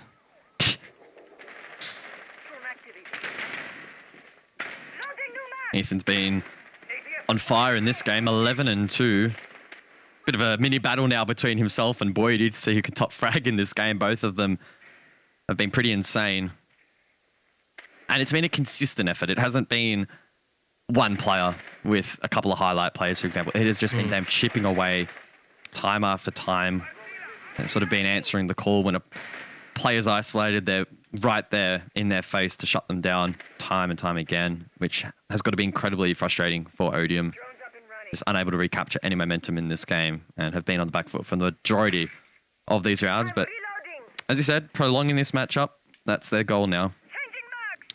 The real thing is going to come from what does Odium get from this game? Is this a map that they're going to want to really try and improve on and use this VOD as a learning lesson? Because if it is, there's a lot to take away from it, which generally speaking, sometimes losing sucks, and losing big definitely sucks. Nice shot from Twent, by the way. But you can learn from losing, and that's generally what the best teams will generally do, is they will come back over, look at the VODs and see where did things go wrong. We tried this kind of strat. Okay, that didn't work. Let's not do that one again, or let's try and refine it and hone it. There's so many ways you can really look into this kind of result. You could just say they got a beatdown and it was a one-off, or the Chiefs themselves were just firing on all cylinders. But I think there's probably a mix from can A, can B, can C. And I think for Odium, it just ends up being that perfect storm. They'll look back over this, they'll improve, And they'll come out on the other side a better team for it. Sometimes you do need a bit of a beatdown, though. You're not going to learn by just winning. And they're a team that's still in that learning phase, right? They're not a full-blown APAC South team just yet. Sawyer above missing the shots. Ethan will punish him from below. Digital with the gas paper elimination onto Twent. I think we're just moments away from this round being over. Digital inside of VIP, the swing, the shot. Even Digital's kind of fragging out. There's only one more kill left. Now, please give it to Bouncin'. Otherwise, my man's going to end up on a donut, and he does not deserve this. Maybe he does. Digital loses out to Ed Pan in Freezer. Where's Bouncin'? No, it's Ethan. It's a donut for Bouncin'. It's a 7-1 victory for the Chiefs. Clean as you like. They don't care. Match of the day? Yeah, right. +3 for the Chiefs. I don't think they'll be too upset with how that one played out. A near flawless map in the end. That will push them back into the top 4, 9 points total. Unfortunate for Odium, but obviously put themselves in a good position at the top of the standings heading into this Playday. So yes, a disappointing result, but I wouldn't quite say devastating in terms of their playoff aspirations. Oh, big stretch there, because that one just got me a little bit sleepy. Well, with you know how good the what they Chiefs say. were. You know what they say. A quick game's a good game, but a quick cafe game's an even better game. So I'm not complaining. That's true. We're going to go to a very short break. When we do come back, though, of course, we'll head over to the desk and break everything down.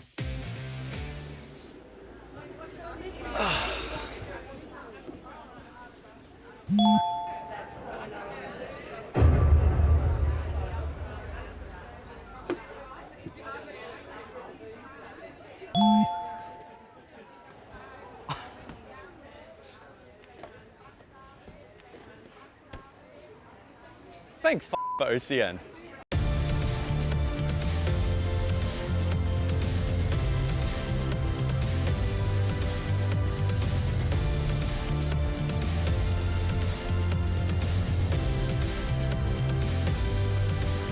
The Foundation for National Parks and Wildlife safeguards our wilderness now and for the future. Our bushlands, our mountains, our valleys, our rivers are our responsibility. Whether you're just discovering the world or have built rich memories within it. Together we are one generation, and what we conserve today will be there for those tomorrow. There is no bigger legacy than the planet we share. Donate now. Hey guys, it's Joshua from Banks Arcade. Wanted to let you know that we are teaming up with Oceanic Nationals for our new song, Chosen. It is out now, and you can stream it on Spotify or any other streaming platform that you use.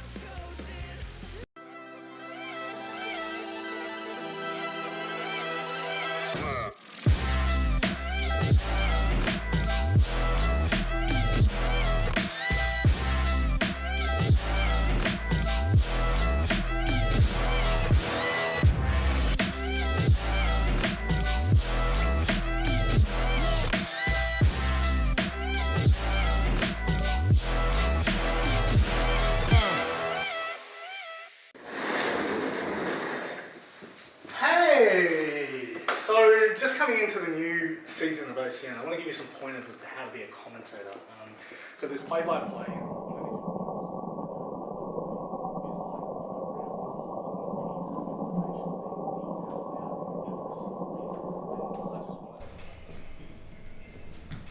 Thank for OCN.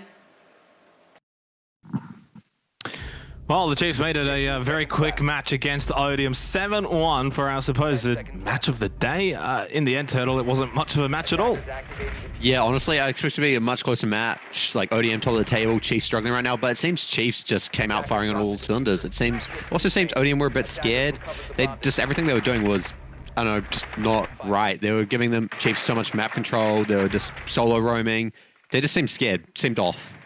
Fast, how much would you put it down to either team? Is this Odium playing scared or being off, kind of like Turtle said, and as Guz even alluded to in the broadcast? Or was it just the Chiefs just came in with a lot of confidence and just feeling really good in this game? I think Odium, they failed their game plan and allowed Chiefs to play the way they played. You know, you give Chiefs that inch, they'll take it. And I just think that their decision-making and lack of aggression really failed them. We saw really confident, really aggressive, and yeah, Odium didn't really have an answer to it. No, they did not. 7-1 is the result. It looked like at the very beginning maybe we would have that match of the day potential, the first 2 rounds, giving us that little back and forth. But really, from the get-go, Turtle, the signs were there. The constant 5 versus 3s for the first 4-5 rounds was such a concern. A lot of that coming down to Ethan's entry play, his ability to just walk in, find 2 kills. And it's such a major strength of this Chiefs roster that you can have Bouncin go 0-5 and walk away with a 7-1 victory. Yeah, 100%. That first round play by Ethan, just walking up white stairs and getting 2, was huge. It set the tone for the rest of the match, and I think it just got in ODM's heads. Ethan 14-2, Boydie 11-2, and then of course Worthy doing worthy things. For Odium, kind of looking over to them a little bit here, Vast. A bit of a tragic game, but there's a lot of learning lessons from this game for them as long as they're prepared to learn from this match. Yeah, I think, as you guys put it before quite well, that when you lose, you do learn. So I think that they needed this loss to really highlight some of their flaws, because, you know, every team has them, and that's the only way to figure out and to highlight your flaws. And I think today for Odium, it's just not having an answer to that aggression to when we get picked early. Maybe they're not used to that, getting picked so early, and I think from here on in they'll probably be keeping that in the back of the mind. As always, with the Chiefs' victory, we go and have a chat with Digital, and once again, we'll continue that tradition. Congratulations on the win, mate. Feels like a precursor of maybe things to come later on the week, hopefully for your sake. Did you expect this game to be a little bit closer? Yeah, I guess. The boys were just feeling it today, which is good. Yeah, I don't know. It's just sort of sat back. Me and Kelton, or Bouncing, both sat back, really. Yeah, the boys played well today, so yeah, good to... Games like these are good, especially for the week we're having, where we're like prepping up into the big game on Thursday or Friday. I don't know what it is. Yeah, it's good to have a game like this before. First off, yeah, had to rep the boys, you know.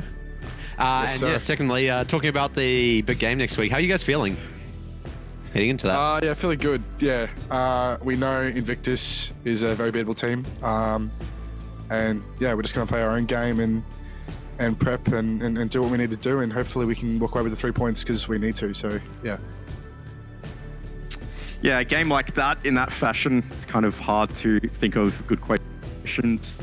Something I thought about was actually the map pick cafe. We've kind of seen you guys mainly in OCN really. It's kind of hard to figure out what your strong maps are. Is that perhaps a bit of a, you know, struggle still figuring out kind of what your stronger maps are? I think we have an idea on what maps we like and what maps we don't. It's always hard because we've got to find that balance, as everyone knows, between the 2 leagues. So, on what we want to show and what we don't. And so, yeah, it may seem pretty mixed, but I think we have a pretty good idea on what maps we like and what we don't. But you're right, though. It is early days, so we could be wrong ourselves. But we have a sort of pretty good idea, I think. Just quickly, I mean, you have a game like that, 7-1, as a sort of almost warm-up, really, before your game against IG. Would you prefer that kind of warm-up 7-1 game, or would you prefer like a really nice, close game that really gets the blood pumping, the comms going? Which would work better, do you think? I know you got this result, but if you had to choose, would you like this, or would you prefer maybe a closer game? I mean, if we lose, and then, I mean, you've got all the things you can work on, and, you know, but... I don't know. That's what that's what scrims are for in a competitive environment, you know. And in matches, I think we just want to win and just know that we can transfer our practice into matches. So yeah. Well, this one kind of felt a little bit like a scrim, mate. Final shout-outs as always. Shout out to the boys, to my teammates. Yeah, played well today. Good stuff. Thanks everyone watching, and yeah, cheers for the cast. I think it was it you and Guz? It was, mate. Yeah. Yeah, cheers for the cast, guys.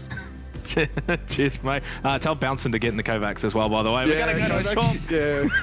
We're going to go to a short break. All day. When we come back, of course, we've got more games to go. It's Knights and Bliss after the break. God, Chiefs. 15 seconds left.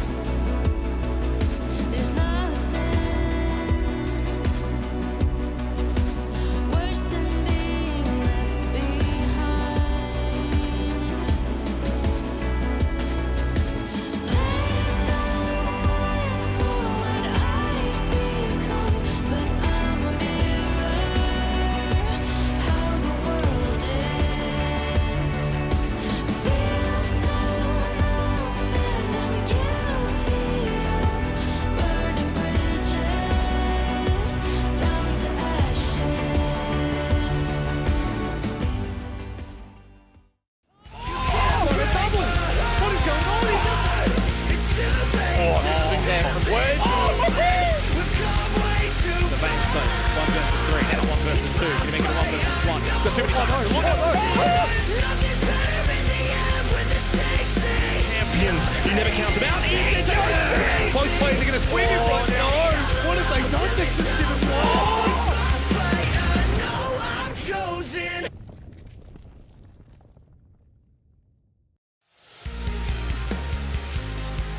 Well, Digital and the Chiefs really brought the flamethrower to Odium today. A 7-1 victory on Cafe has us moving forward to our second matchup of the night and our newly named match of the day, Knights versus Bliss. Turtle, I'm totally okay with calling this one the match of the day now, right? Surely this one will do it for us? Surely this is going to be a close one. We all had that first match as picked as the match of the day, but Knights versus Bliss, Red Hot Knights, underperforming Bliss looking to prove something. I don't know. I think this is the match of the night. You would certainly hope so. Let's go and have a look at the Knights first. Vast, of course, a team that has been, improving really over the last 2 weeks. That's been the notion of these guys. Started a little slow. That's what we keep saying, and now we kind of move forward with this being potentially what could end up being the team of the region. If they continue this form, they're looking hot. Vast? I flagged out a bit.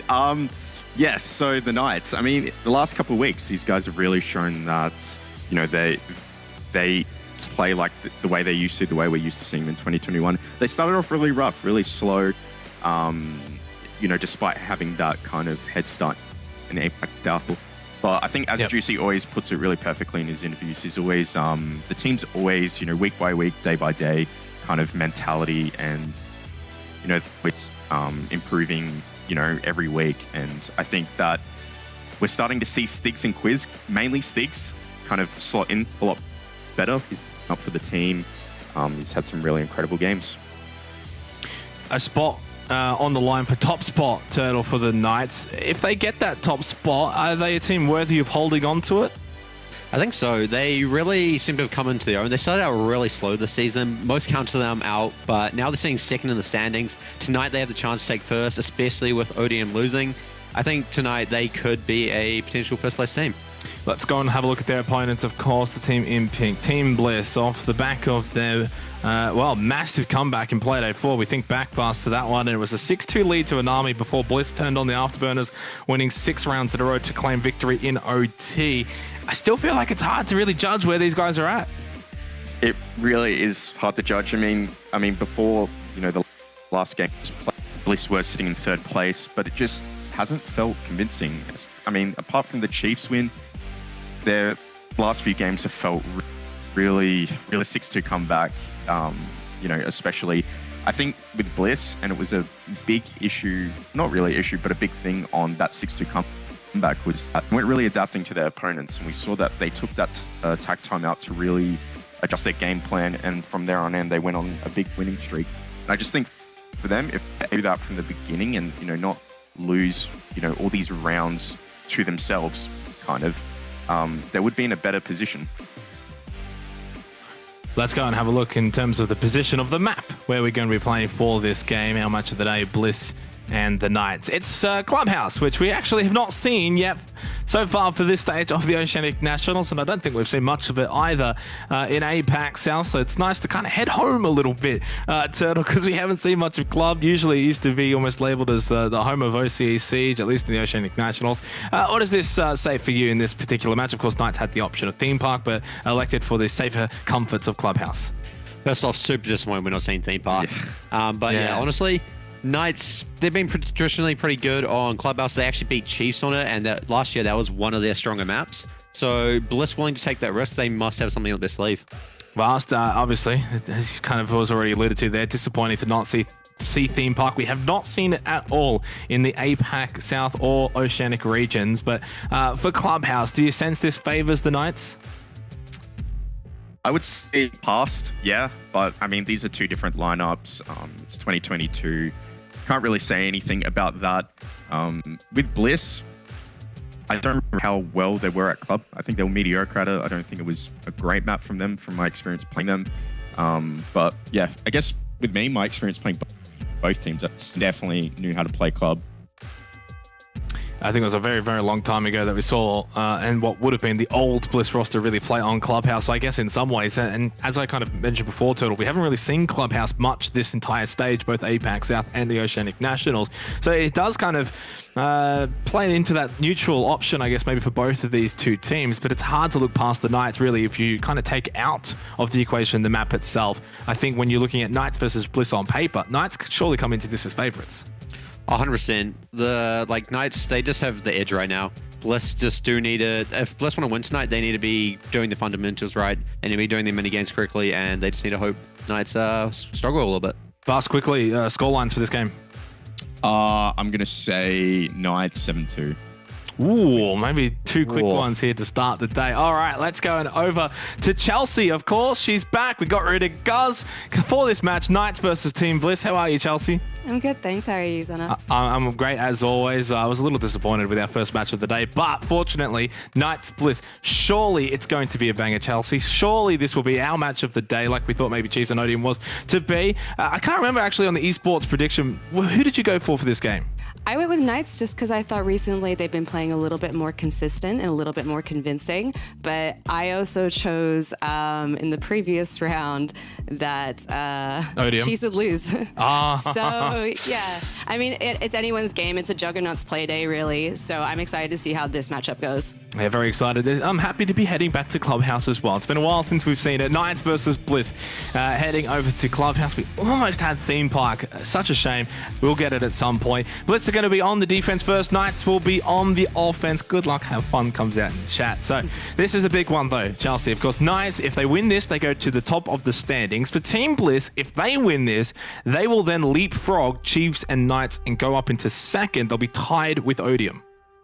No, absolutely. And I'm, again, it was a pretty 50-50 decider vote here. I think you actually chose Bliss, if I'm not correct. So no, I went for Knights in this one, actually. Oh, yeah. Okay, there you go. So we're on the same side. But nice. As you can see, the typical bands are coming through. We've got Sledge, Flores, and then the Clash band as well. Yeah, that's an interesting one. Probably would not have been expecting that. We don't tend to see a whole lot of Clash in the Oceanic Nationals, really, in this region at all. But clearly, maybe targeted at someone on the side of Bliss. Besides really the Clash, the Sledge, the Flores, the Kaye, pretty decent bands. Does leave a lot open though. Finkers, your Mirrors, your Thatchers, all still on the board. So there is still a lot to play with here for both of these two teams. It's going to be Church Arsenal for our first sight here. Team Bliss defending first. We'll see if they can get off to a good start. Yeah, absolutely. And I just think, straight off the board, looking at these picks, pretty stock standard. Nothing really stands out to me. Definitely not, which sometimes it's a good thing. Sometimes you want a little bit of that stock standard because it makes it easier to sort of predict what's going to end up happening and how it's going to play out. Speaking of predicting, community vote, 62% in favor of the Knights to the 38% of Team Bliss. Now, I'm not sure if you saw the first game, Chelsea, but it was a 50-50 community vote. So, well, that didn't end up being true. So who's to say where this one's going to go? But I do agree. I think Knights coming into this game are the slight favorites, but that's not to discount Team Bliss at all. No, absolutely. And as you said, time and again every week, it's not a decisive vote between all of us. It's just what's closer. So Church Arsenal for our first round here for Team Bliss and how they're going to want to play this one out. They do have the Castle, they do have the Vigil, the Legion, so sensing they're going to go for a bit of a roam up above, the way they're reinforcing as well, blocking off both Jacuzzi and Kennel's wall, alluding to the fact they're going to really utilize those Castle barricades. The question is, do they go for all the way up second floor, or do they play on the more conventional bar stage kind of area? It's seemingly looking like second floor is going to be the play. Now, Juicy, of course, can open this up very quickly with the exothermic, gets straight through that. Rapic's very aggressive here. May go for a swing, but Juicy's already back up on the roof. Absolutely. And you can see that Reps is peeking and does get this spawn peek. No, he does absolutely. The Quiz responds back. It's a bit embarrassing on his end, but as you can see, we're only opening rounds in. He's not down quite yet. He's just actually still down. No, he's not. Repix is off, so that is the Malusi off the board. Stig's still down, but I think they'll be able to get him back up. I would hope so at this point. God Legion now taking top red stairs, so still playing into this roam game. I haven't gone for Stiggs just yet. You can actually see his little silhouette there, and Josh now It's like, hey guys, makes I'm his still way here. down, and we'll pick him back up. So Knights will have the player advantage, but of course Stiggs kind of low on health, does need to be careful for the rest of the round.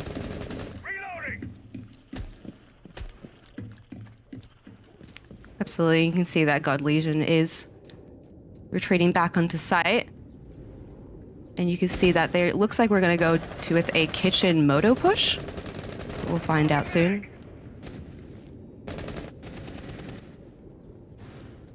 Well, I think quickly here, one thing that's probably disappointing for Team Bliss is playing into this Roam game, and the fact that they lost Repix so early on really then hinders the rest of the Roam game for the rest of the round. Now you're playing down a player, less angles, less positioning that you can really hold, a lot of pressure as well over towards Secret here. God Legion has to fall back to site, and Quiz finding this kill now really gives the Knights such a big advantage with only 1 minute left.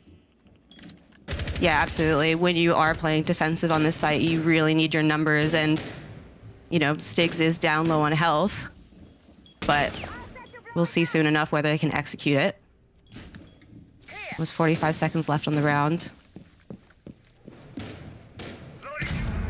Yeah, so this is going to be that final preparation now for the Knights, making sure they clear everything out. They've got the 2-player advantage, pushing in through blue. Quiz can really open up into Church.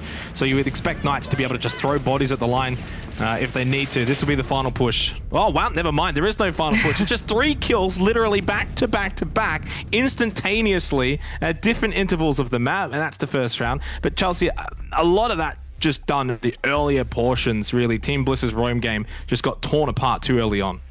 Yeah, absolutely. You had to retreat back to site, but then obviously when you have your roamers out and they're getting picked and you leave your anchors on site, men down, what can you really do besides hold off and hope you don't get, you know, killed off?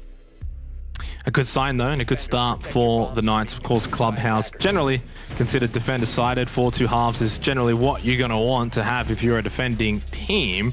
Speaking of 4-2, well, I'll talk about 2-4. 2400, it's the final day to save on banned merch using the OCN 10 checkout, and you can get 10% off your discount code. Make sure you use that one within, well, I would imagine the next 4 hours, basically, as we're almost into April 12th, and by then the discount code will, of course, not be valid, so quickly get in there for 2400. Back over to the game, though, of course, Knights, they get off to a good start. We'll see if Blizz can bite back here, maybe with a bit more of a defensive-minded approach, which is what they're shaping up here. Shade now obviously bringing out those batteries. We'll be able to electrify these walls, make it just a little bit more difficult to open up kennels.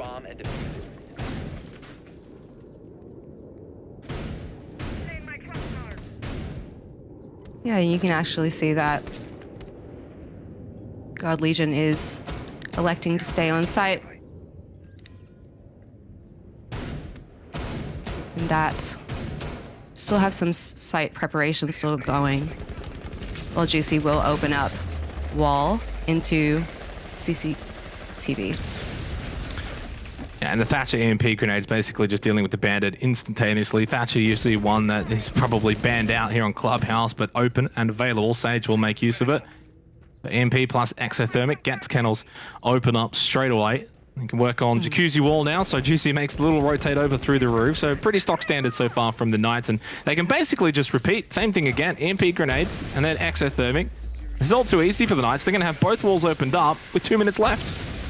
Yeah, and there's no one really to contest it. You can see Stiggs has a clear line of sight. He will be opening up the wall into bathroom, keeping an eye on his flank as a tunnel. Josh will get the kill onto Shade, and that is the bandit off the board. The Fink Adrenaline Surge is used, but we'll see if Knights can elect to actually push on this. And this is where it goes back to the bans here, where there's not much that has really been taken off the board. I mean, Flores, how often do you really see that on Clubhouse anyway? The Clash, I don't think is going to have that big of an issue as we see the Knights slowly push in. They've got the advantage still, despite these trades going out. God Legion over towards Con. But you've got so many options. The Thatcher, the Finker.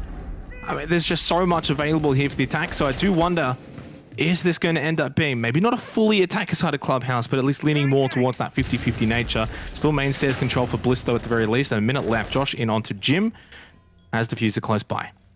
Yeah, and things are kind of falling apart for Bliss right now. Finka with the Adrenaline Surge. 1 left. God Legion is planning to play on logistics. Josh will get out the kill onto Repix. That is a triple kill for him. But he isn't a one. He is the one man left, and he won't quite make that round. Yeah, this could end up actually being a slightly attacker favored, I reckon, based on the bans or the lack thereof. The Thatcher just really making that round way too easily. Generally, it's a bit of a mini game, especially more so over towards Jacuzzi, being able to open up those walls. Less so the CCTV wall. Generally, at times, that one's quite easy to open up, but yeah, and no Kaid as well available, so having to put a lot of faith into the Bandit with those batteries. And I just wonder, I think that might be the last time we see Bliss really try and employ a bit of that turtle back down site of turtling on site with the reinforced walls electrified by the batteries. So Thatcher making their presence known. Sage actually looking to attack a repick over to the Yana here, and we do get the tertiary site of Bar Stage in the third round. Bliss looking to try and shake things up a little bit. You see Shade is in strip, just reinforcing. I mean, you're right. The Bandit wasn't quite working out, and you could see that previous round that Knights were easily able to get rid of that utility and enter site, and then obviously win those rounds in conversion. So they opted to go with neither Bandit or Kaid. So we'll see how Knights respond back to this.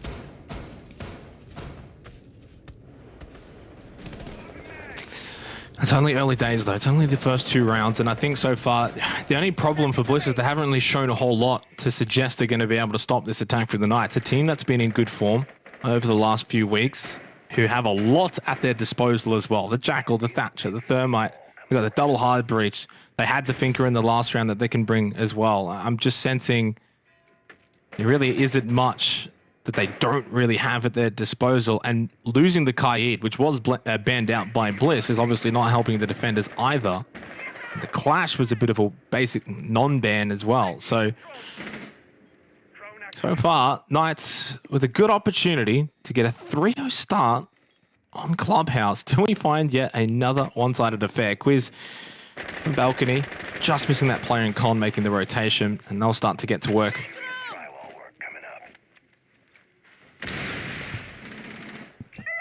Ooh, you can see that Styx just got a nice chunk of health missing from him.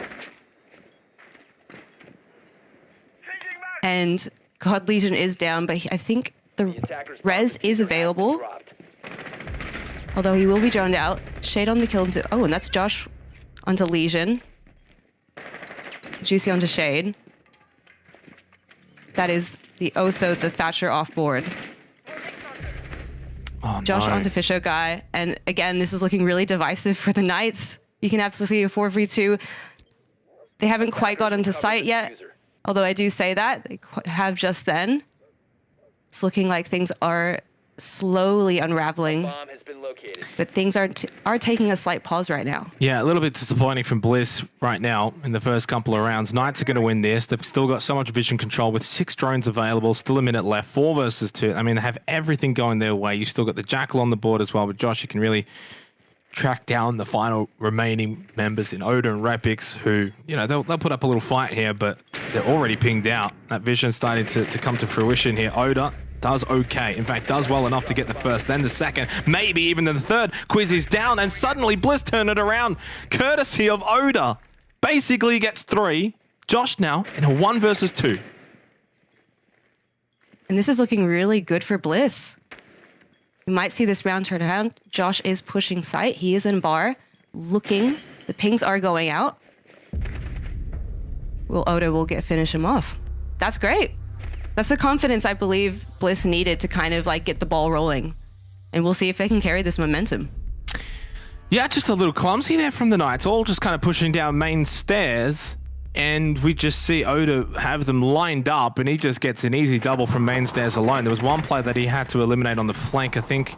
Yeah, it was Stiggs. And then once he dealt with Stiggs, it was just that quick flick over and an easy double there, and that just brings it back. Repix didn't really even have to do much. It was all Oda, who I think walks away with a quad in that round. If not a quad, definitely 3 at minimum, and saves the round for Team Bliss from what was looking to be a 3-0 start for the Knights on attacker side of Clubhouse. Bliss get one back on Bar Stage, and they head back down below to Church Arsenal as they were in the first round. And I think we can finally take that breather knowing that we're not seeing a repeat of the previous game. Well, I mean, it's still early days. One round, we saw even Odium pick up a round in the second round of that last game as well, and as we know, it didn't really do much for them in the end. Not only that, it's still concerning that Bliss were in that position. Yes, they brought back a 2 versus 4. We know they're capable of that. We saw Repix do it last week, of course, in their match against Onami, but it's still not good to be in that kind of position all that often, okay? So you win that round, now you got to build off it. You go to Church Arsenal. This is definitely going to be a site you need to be winning on the defense here on Clubhouse. So if Bliss win this, they bring it back to 2-2. Yes, definitely we can start to think about moving forward with a really nice, tight affair here. Otherwise, if Knights just come back and win this one on Church Arsenal, definitely still large concerns for Team Bliss.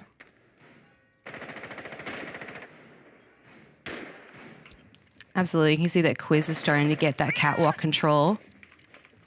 Trying to scope out to see if there's any roamers and flanks around.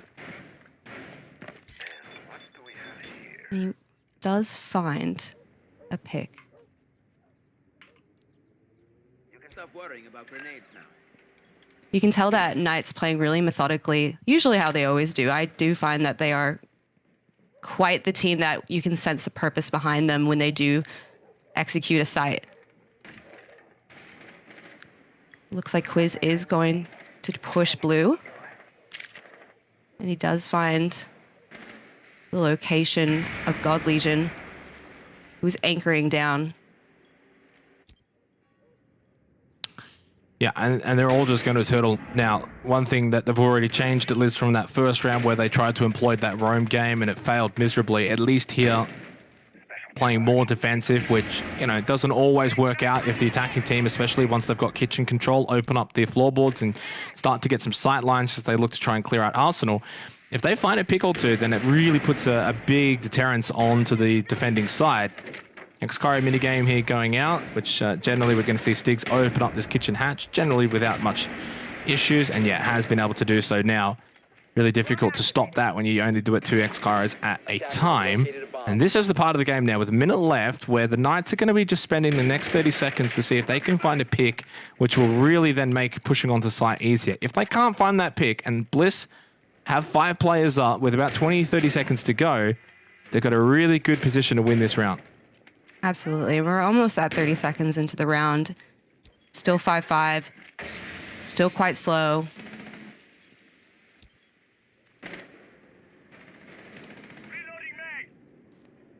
You can see that Fisher guy still has 2 gas canisters left. You know, which will delay, hopefully, if he stays on the board, Knights from attacking. Repix on the kill to Juicy. And you can see that. Wow. No, we're down to a 2v4. There's 10 seconds left. And yep, that's raining. It's raining Bliss in the kill feed. That was a bit of a rush execution that didn't quite work in Knight's favor. Yeah, no, pretty decent from Bliss there, because I think it just comes down to the fact that we see sometimes defending teams sit on site. Doesn't always quite work out, but they held their angles, held their lines. Knights couldn't find anything with the last 30, 40 seconds of that sort of preparation time around kitchen. They couldn't find that opening pick. They couldn't get that advantage. They didn't really have a whole lot going for them once they were actually pushing in onto site, and that just made it all too easy for Team Bliss. Then what ends up happening, it's Knights either just funnel in. Doesn't matter where you're funneling in from, whether it's main stairs, blue, you're dropping down kitchen hatch. It just makes it all too easy for Team Bliss because they've got the numbers, they've got the position, they've got the angles, and that's basically what happened there. So much better from Team Bliss, and this does now give me a lot more confidence, because so far when we look at the sample of work now, 4 rounds in. The first round, okay, bit of a failed roam from Bliss. Knights capitalized. The second round, Gym Bedroom, was generally a tertiary site where I think attackers do well and just did not play into their favor. I think with the current bans and the current setups available, Gym Bedroom's probably not the site you would like to go to. And then Bliss rotate. Yes, they go bar stage. Yes, it was a 2v4 comeback, but you win it. Then Church Arsenal defended. Well done. Much better from them.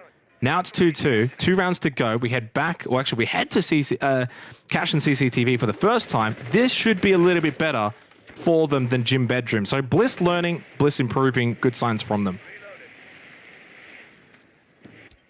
Yeah, and you can see here that Odo is electing to pick on the Thorn, which is great. Juicy using the Maverick Torch to try and get rid of that Bandit. And they will get CCTV wall open, which is already a great start considering we're not too far into the match. A bomb has been located. Yeah, I mean, this is going to be an early days kind of round with Cash and CCTV. A lot of work's going to be going to opening up that Kennel's wall, which obviously has been done super early. That's fine. Now you can hold the cross, making it harder for the defenders to sort of run around on site, get over towards Garage, for example. That's now completely isolated, which what's interesting is no one is playing up in Rafters, yet I think I see a couple of ADSs over there, so I'm not sure exactly what Bliss really want to try and achieve here. No ADSs, nothing. I mean, yeah, just a fully open Garage. Rafters available for the taking. Bliss are going to play into that, knowing they have that information. They got 2 players over towards top red. Shade down below as well. Yeah, this is a very intriguing setup. Repic's even further down below. Not your stock standard defense. Yeah, I'm not really sure what the comms are like from Bliss right now. Seeing like Oda was actually in Rafters before. And they seem to have quite a different idea of how this will be approached. And Juicy will get the kill onto Oda. And you can see that Knights do have Garage control and Rafters control.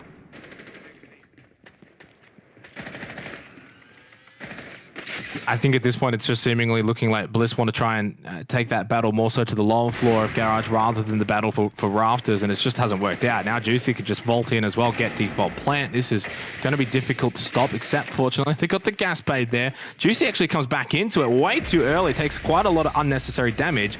There's only 25 seconds left. Knights have a big advantage. Absolutely. They will take that advantage, although it is a 3v2 with only 15 seconds left. Rep6 does see someone in CCTV, gets halfway to killing him down.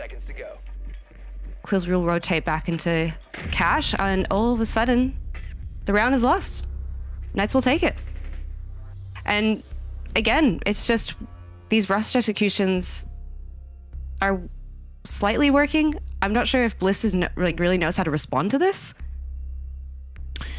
Some questionable positioning, I think, from Bliss there. I didn't quite catch the very, very beginning of the round. I did notice under Rafters did get opened up at some point by the Knights. Maybe that was enough to deter Oda from playing that Rafters position and fell back maybe for a plan B over towards Red Stairs.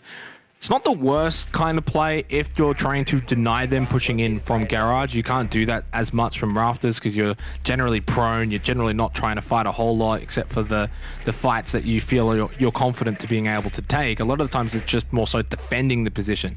But if you're playing around that lounge position, then you can actually kind of shoot them as they're coming in. They did lose that fight. Hence why we saw Juicy walk into Garage, get an opening pick, and then you've got Rafters immediately, which is where we started to see the Knights really punish Team Bliss. Juicy just walks up, and then he's able to get in onto site. They can get plant down. Yes, you got the gas babe there, but that's why teams generally will look to defend Rafters and make it difficult to get in through that window. Candle's wall's always going to be opened up early, so there's nothing really to that. And it's not like there was a split push either from con side.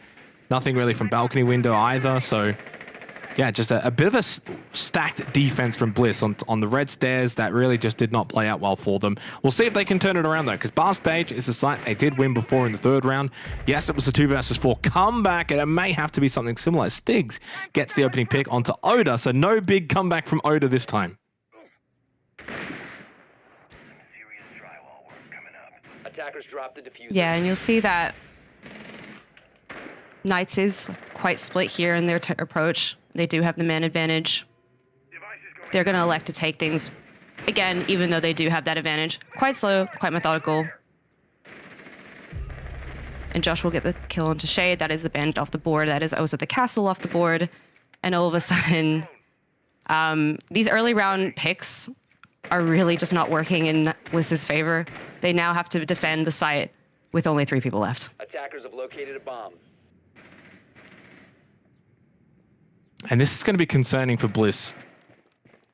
Is this going to end up being attacker-sided for Clubhouse? I mentioned at the very beginning of this game, the way that we see the bans play out, there is a lot the attacking teams at their disposal, especially with the Thatcher available as Quiz gets an easy kill and con onto God Legion through the hatch. It's a very difficult site, bar stage, hence why we don't see it too often. Although, fortunately for Bliss, they did bring it back from a 2 versus 4 last time, courtesy of Oda. I don't think Knights will make the same mistake again, but we'll see if Fisher Guy and Repix can replicate that third round comeback here. If they can, 3-3 half in the end looks pretty good. Otherwise, if Knights get 4-2 here, it's a long way back for Team Bliss in the second half.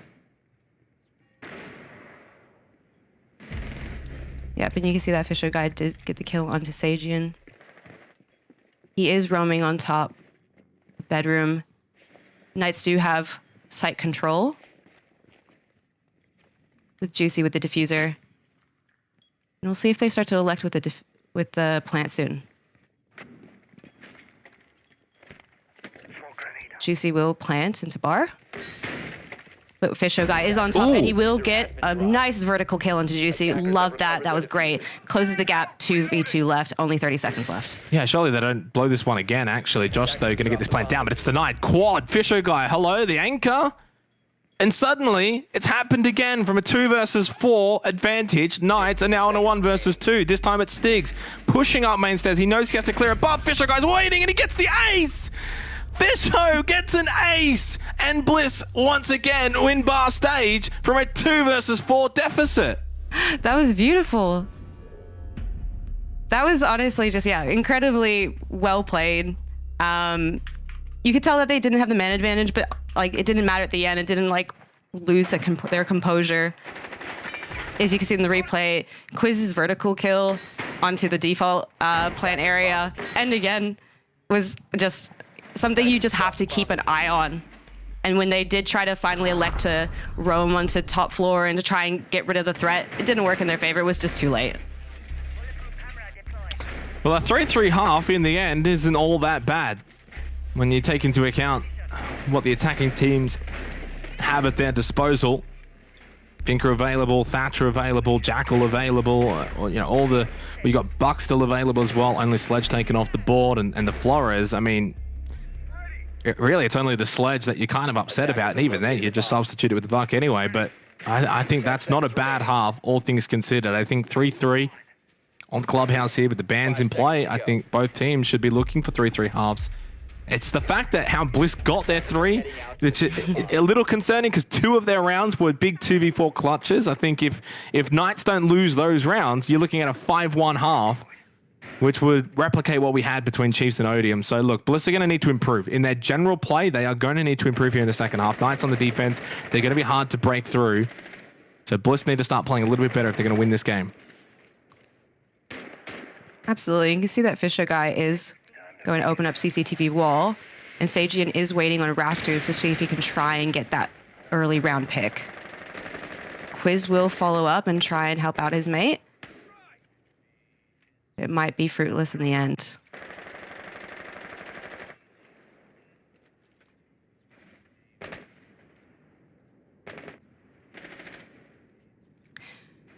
Yeah. Generally curious to see how Knights are going to play this because they're already employing the mirror as well, which that's something that we didn't really see from Team Bliss. That is available here on Clubhouse. So that's, I guess, another part of the puzzle. As Stiggs gets the opening pick on the Gold Legion, they do have to be careful because, again, Knights continue to just keep getting these advantages early. But the fact that the mirror was not really utilized by Team Bliss and it is available does bring it back to that notion that this is really a 3-3 kind of half for Clubhouse. Both attack and defense have options. Yeah, and with almost a minute and 30 seconds remaining left in the match, I feel like Knights is doing quite a good job to try and get Bliss nervous about the roams. They're still on top floor, and they're still trying to clear sight. Fisher Guy will get the nice little pick. Still droning out sight. I feel like time is slowly slipping away from them. Yeah, a minute left. They're only just now starting to really open up kitchen with the Buck. They haven't actually got the kitchen hatch opened up yet at all. Although it won't be too difficult to actually open it up anyway, so it doesn't really matter if you open it up now with a minute left or with 30 seconds left. They will get it done through the Habana of Oda. They've still got the adrenal surges as well for Repix. Shade on the Buck will start opening up these sight lines. It's 4 versus 4, so yes, it's not really like an advantage for Team Bliss, but it is one less defender that is able to hold a sight line, to hold an angle, to hold a position. So I think you'd rather be in a 4 versus 4 situation if you are the attacking team. 30 seconds left. They're going to drop down and they're going to go for the execution on site. What have the Knights got to hold this out? Yeah, and with no smoke in play, you're really gonna. There's really nothing to delay them from pushing that site. Shade will enter Arsenal. 15 seconds to go. There's 15 seconds left. Gets the pick onto Juicy. 10 seconds left. Quiz will respond back onto Oda. It's a 3v3. 6 on that. They got to get the diffuser down. Fisho guy is planting. But ultimately, Knights will clean up that round. Yeah, I mean, pretty standard, right? I mean, this is the thing. Even though it got to, I think, a 3 versus 3 towards the end, one then has to start planting. So in reality, for the attacking team, it's actually more like a 3 versus 2 against you. The defenders have that slight advantage because there's not one person that has, just sitting around doing nothing. In the case of the attacking team, that's the guy who's planting. So really, Knights just utilizing the fact that they do end up in a position with very little time left where they have a bit of that player advantage. And I think there was, someone on Team Bliss, I think it was Shade, was a little slow going and clearing out the player at the backside of Arsenal. So probably could have tried to speed that one up a bit. You get that kill, and then suddenly you're in a winning position at least. But you kind of pointed it out, Chelsea, at the sort of start of that round. The ability to try and clear those roamers did take a little bit of time. It is something that they had to do. And for the most part, was fine. They did get to kitchen with a minute left, open up the hatch, open up the floorboards. So they can't blame that too much. It really was just a bit of a lax kind of execution towards the back end of the round. Knights really held it well. And honestly, deserved the scoreline right now of 4-3. It is weird. Going into that particular round, it was 3 of the last 4 rounds to Bliss. It didn't really feel that way in terms of momentum, just in the nature of how Bliss were winning their rounds. But that could have been a really big round if Bliss had won that one, taken the lead, and really established themselves here in this game. But for the Knights, they get this one back. They keep it that sort of back and forth nature, and they do still look like the better team. Yeah, and it could just be one of those things that now we're in the second half of the match. We're going to see what the narrative is going to end up like. Is it going to still be going that back and forth, We're going to figure it out. Fisher guy will be on the Maverick, trying to get rid of the bandits. And they'll soon get that wall down. The drone will go out into garage with, I believe, someone's still contesting it. So hopefully we'll see a garage push soon. That is Stiggs. Waiting.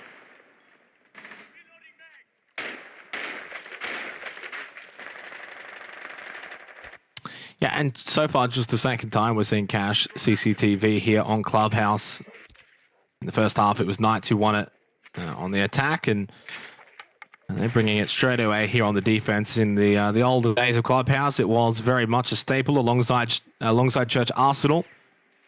But we are seeing teams really heading to Gym Bedroom and even Bar Stage a bit more now. So Cash, hang on, Josh just gets caught from behind. Repix getting the opening pick for Team Bliss. That is a very big pick onto Josh, and that can really hinder this defense now of the Knights. They're going to need to find a pick back shortly, but everyone practically on site except for Quiz, who's just loitering around over towards bedroom and can still watch main stairs.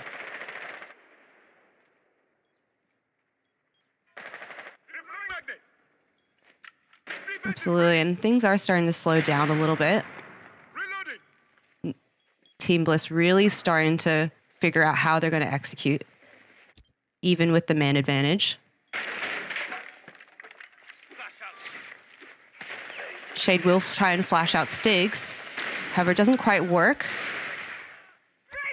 No one quite there to back up the execution. Sajian does get a nice chunk of health out of him, though. Still has those ADSs. That's really helping out and buying a lot of time. But the Knights are just losing players elsewhere. Now you've lost Sage, and they're going to clear out this Rafters position. It's so important for Stiggs to get one. He can't get any. He gets none.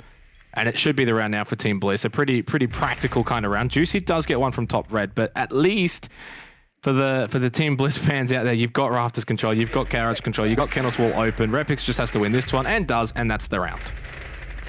Absolutely. And his Quiz, last one left, did try to give it his best shot, but ultimately, yeah, you're right. That round was ultimately in Bliss's hands. It was just a matter of ticking time. Yeah, and Cash CCTV continues to prove to be a bit of an attack paradise and clubhouse in recent times. I do wonder if Knights may shift over to gym bedroom, for example. Generally, it started with the roam clear down below. Well done to Repix getting rid of Josh. Didn't quite see where they got Sage, but they dealt with the play and rafters in Stigs rather comfortably despite the ADSs. Juicy got one back from top red, as you would expect, but his position then known and an easy push up from Repix. So in the end, for the Knights, it will be gym bedroom here for the 9th round now and their 3rd round on the defense. 4-4 scoreline. In terms of match of the day, this has been a lot better. And while the Knights definitely shot out of the blocks in the first 2, even 3 rounds, Team Bliss have really brought this one back. And it has been back and forth in nature basically since round 4. Bliss then Knights, Bliss then Knights, Bliss. And we'll see if it's still then Knights or if Bliss can break the curse and get a lead here. 5-4 would be big for them. Yeah, and this is the matchup you want to see, something a bit like closer, something that like plays into more of the narrative that we've been seeing. Like, as I said previously, like this has been, in my opinion, like a juggernaut play day. Like we've been seeing like a lot of big teams and like decisive matchups kind of like confirm, I guess, where we're going to be seeing these top 4 teams go. So ultimately, like I'm still really 50-50 about where this is going to go. And that's how it's been playing out so far. And this is the kind of siege you want to see. CCTV will go open. Josh is hanging out near Cash, trying to see if he can get an early round pick onto anyone that tries to enter through.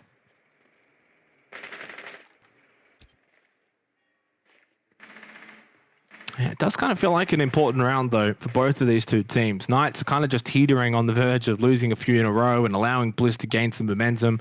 And obviously then vice versa. Bliss are kind of teetering on gaining this momentum and winning a few rounds at a round, really putting the pressure onto the Knights. You know, sometimes you can win ugly, and that's what they did in the first half, Bliss. A couple of rounds where they won in an unconventional manner. Stig's trying to trick this with the battery and has done so successfully. That is a big win for Stigs on the Bandit, but it's a big loss that they've lost Sage. Trade at least immediately by Quiz, keeps it at 4 versus 4. But most importantly, Chelsea, that Jacuzzi wall now cannot be opened because the exothermics are gone, and now we've seen Oda die on the ace. So that wall is staying shut. Yeah, and they're going to have to try and adapt their plan quite quickly. As you saw previously, like that wall was really easily taken down by Knights. And as you can see off camera, Josh will die to Shade. And they still have the Finka on the board, though. There's still 3 Adrenal Surges left. However, Quiz will get the kill onto God Legion. That is a huge pick. Yeah, that's the round. If they could have a white flag and wave it, they'd probably wave it. Jacuzzi wall closed up. I mean, we've seen teams in the past win despite not being able to open up Jacuzzi wall, but that's more of the exception rather than the norm, of course. Pretty much no chance at all. Really well played to Stigs, because if he doesn't get that Bandit battery down in time, and the wall does open up to the exothermic, there's a chance that Bliss can then utilize that position to overwhelm site and still win the round from a 4v4 position. But yeah, now it's virtually impossible. They have won twice, though, from a 2 versus 4 scenario. Can they find it a 3rd time? I doubt it. Quiz, nice little prone position. He's having a very big game. It's only Fisher that's left, and he falls to Quiz as well. And the Knights will keep the trend going as they retake the lead. Yeah, that was a genuinely great play. Because you said at the beginning of the round, like that Bandit went down, and then ultimately, like you think, oh crap, we don't have the EMP. We can't quite counter this. Let's re-strategize. All that time wasted to try and open up Jacuzzi wall is just gone, and you have to kind of use that time left to filter in through a site that you know that Knights is just going to be prepared for. And now we're on almost match point. You know, let's try and see if we can see this go into overtime, because I do see potential there. But, you know, we've seen Bliss kind of lose that momentum in the past few rounds.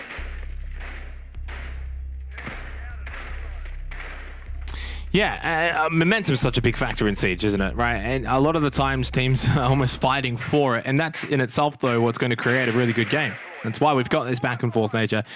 And it's why the Knights have been able to kind of just hold on here, because Bliss have not been able to really gather that momentum, especially off the back of their big, 2v4 results that have really got going off the back of those. Knights have always been able to land that sort of counterpunch immediately afterwards. The other thing to take into account now, Knights up to the 5th round gained means they're only 1 round away from being able to secure that 1 point, and of course then being able to deny Team Bliss the ability to get all 3 points. So again, if the last round was pretty big, this one is still massive, especially for Team Bliss, to make sure that they stay within an opportunity of being able to get all 3 points. Now, I don't think it's going to be too much of a factor for either of these two teams in terms of 3 points, 2 points. 2 points is just as good for both of these two teams. So in other cases, yeah, maybe it's a bigger factor. In this case, maybe not so much. Quiz just holding in CCTV. Now, rather aggressive. If he does look to swing that out to the Kennel's position, that would be an aggressive play. But it may be the difference of getting that opening pick. And he is being aggressive here. It doesn't quite work immediately, but I don't mind it from Quiz. He's feeling it. He's got the hot hand. He's 12-4. And he could have caught Fisher Guy easily there if the timing was just right. Yeah, and if Bliss are taking their notes here, they do realize that Quiz and Sagian are both basically playing the same top site. So they know that there's going to be the roam. Quiz does the kill off camera, does get the kill onto God Legion. And again, we're kind of seeing this replay of just time ticking away, trying to get that top roam clear, gone. And now ultimately it's 3 left. The Fuser is down.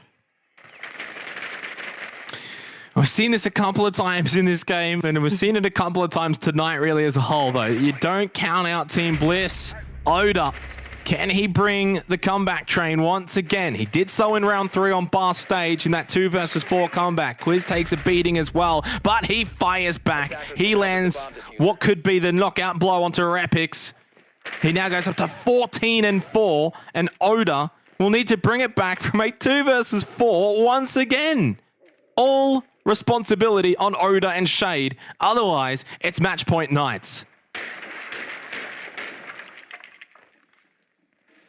Yeah, and Oda's trying to get that vertical control and clear, but ultimately he will push down central stairs because how much time do you have left? Juicy will see him. Has a shield in her way, so she does have that intel out. He will elect to go back into kitchen, try to get any picks, but Styx gets the, oh no, the Nitrocell into Shade.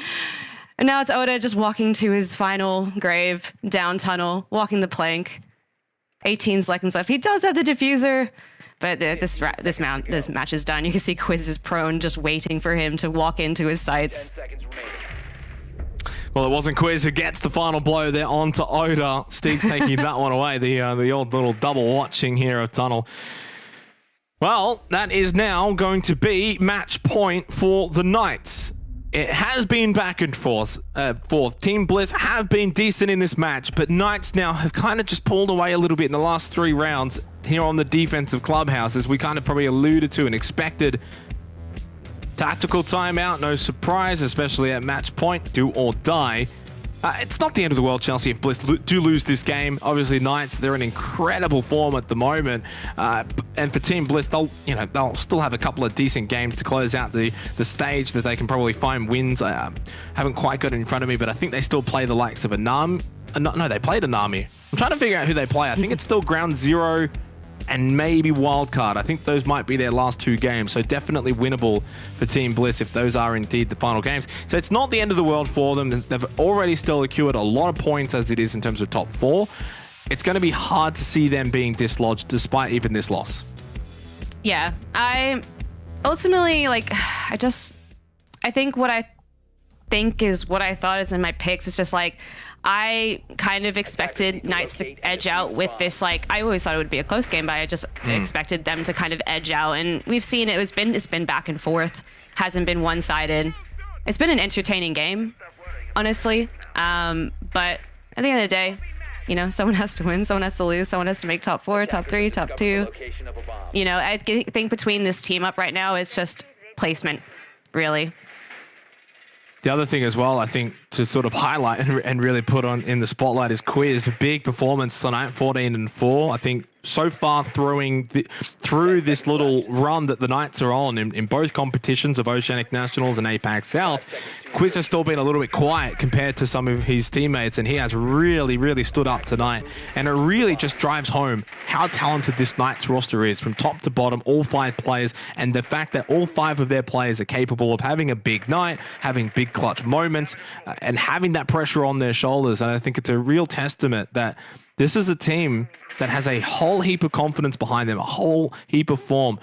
And it's looking like they're going to finish top 4 in the Oceanic Nationals. And there's a really big chance they're going to finish top 4 in APAC South. So a massive turnaround for not only the team and the organization, but from stage 3 to stage 1. They needed that turnaround, and they've gotten it with this team. So it's really good to see for them. And for Team Bliss, they've been admirable in this game. They haven't been at their best. I think they can play better than this, and they'll probably say that themselves. And sometimes when you play average or below your best and you're still kind of competing, those are good signs as well. It's a really solid team. So it's been a good game. As you said, though, someone has to win, someone has to lose. In this case, it's shaping up to be the Knights taking home the dub, but we'll see. It's only match point, 6-4. It's not over just yet. What has Bliss got to send this one to overtime? Well, it's not going to be from Shade. They lose the Buck Sage with the opening pick with that Nitrocell. Yeah, really groundbreaking commentary for me. Someone has to win, someone has to lose. But yeah, as you can see, like Bliss opting to kind of take a different approach to this bomb site. Finka will use her Adrenaline Surge to try and see if he can get the player in bedroom.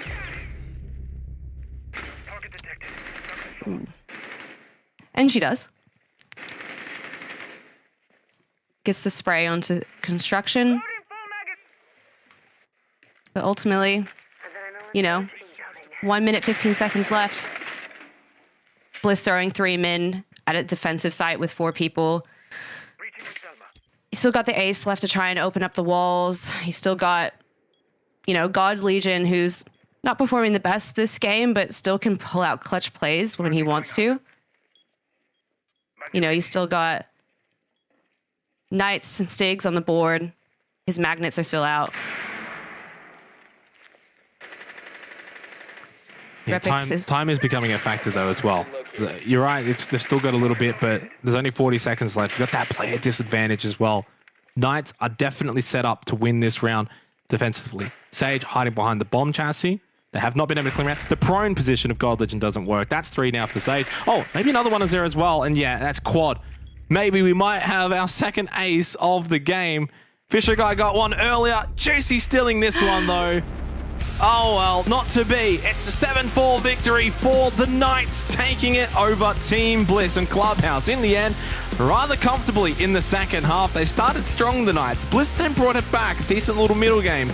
But the Knights then rebounded and won out pretty comfortably. No real sweat, no real problems. The Knights go to the top of the standings for the Oceanic Nationals.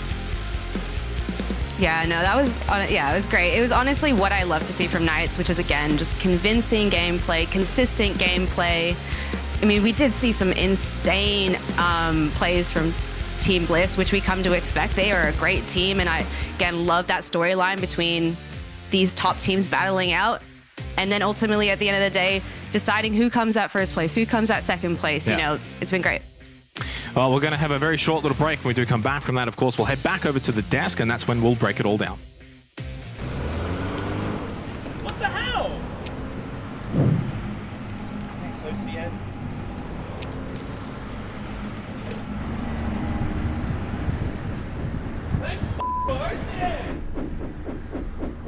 Welcome to GTV ANZ, the gaming channel created by Ubisoft.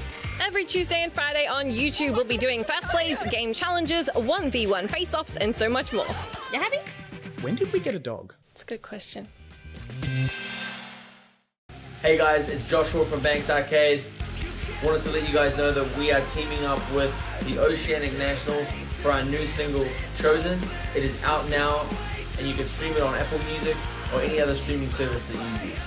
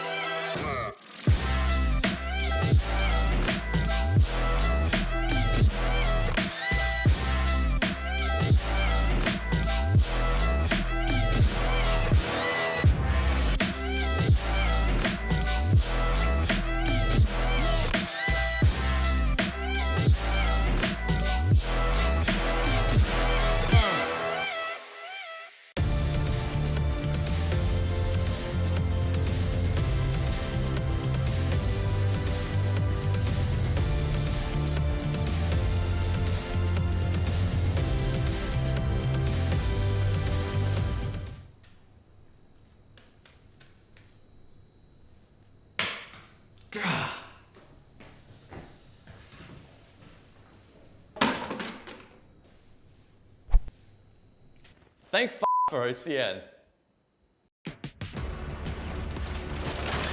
Well, 2 match of the day potentials and maybe 2 letdowns because the Knights were far too good for Team Bliss in the Andong Clubhouse. 7-4 victory. They won out very convincingly in the second half as we come back to the desk here. Total, a bit of a strange kind of game because it started off with Knights on the offense looking very, very good. A couple of clutch rounds from Bliss in the middle portion of this half and then, well, as we expected, defense won out in the second half. Yeah, I think this was a very attack-sided club. Thatcher and Mav were both left up, so it means that whoever was on attack could get literally everything open. Cade was banned, so all bottom hatches get open, all CC and gym walls get open, so there's not much defenders could do apart from try roam, try find those early kills, and try to deny them, but like Bliss, their early game struggled today. They weren't able to find those kills, make Knights sort of uncomfy, and they just sort of left them man disadvantage waiting to get picked off. Yeah, as sort of Turt just mentioned there, Vast, and as I mentioned as well in the broadcast, the bans, some of them a little bit questionable. What did you make of the Clash ban?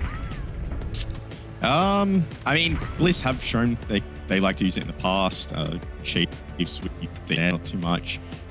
It is kind of an interesting ban because you guys are right. It did kind of, a lot of those bans shaped the way this game was played. It forced a certain play style.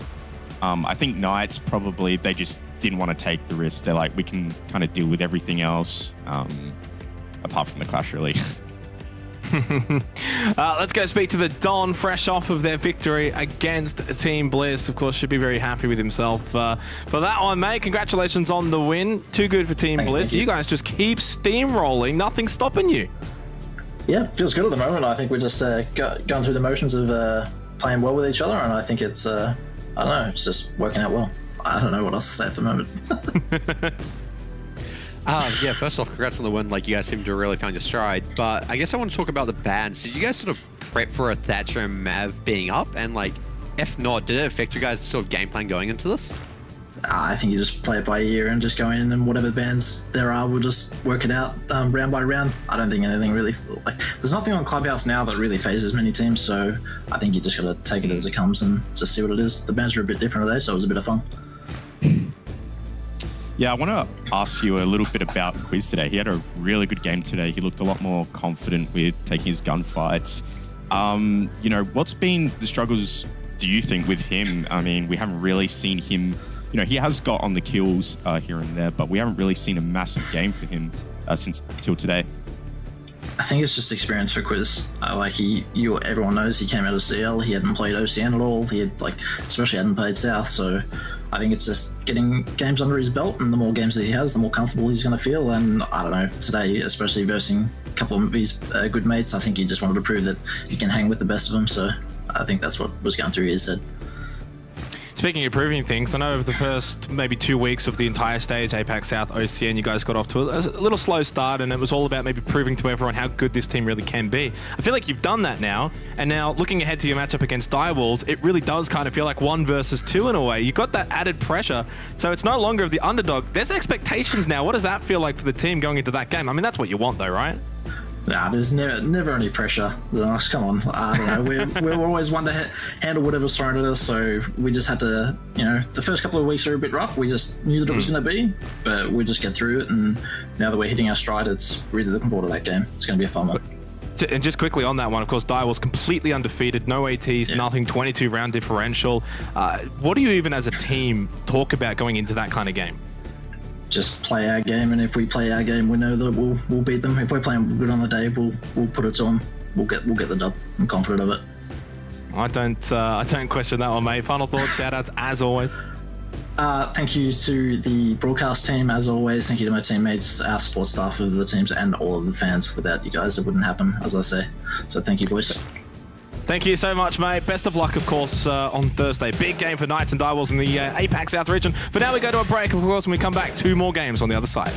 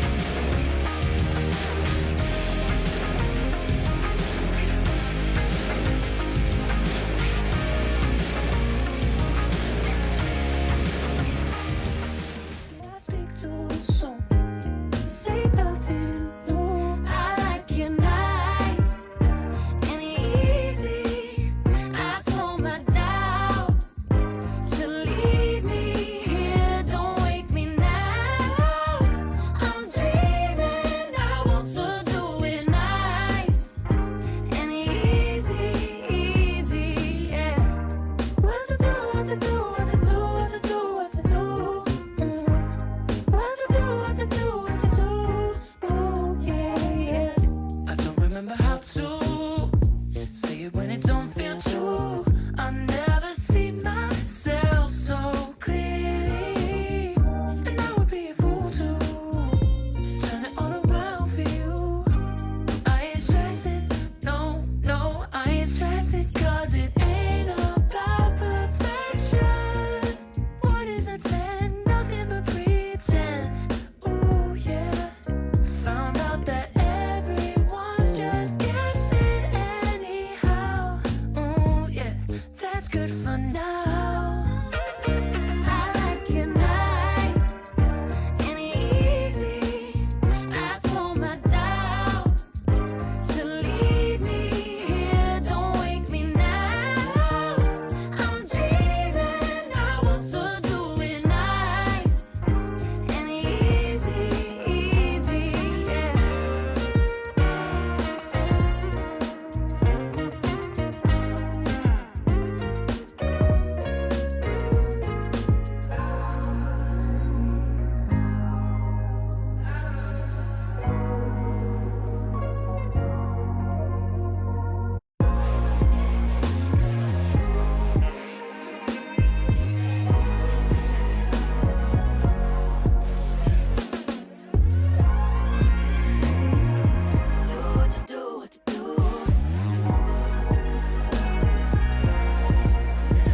I like it nice and easy. I told my doubts to leave me here. Don't wake me now. I'm dreaming. I want to do it nice and easy, easy, yeah. What to do, what to do, what to do, what to do, what to do. What to do, what to do, what to do, what to do, what to do. What to do, what to do, what to do, what to do.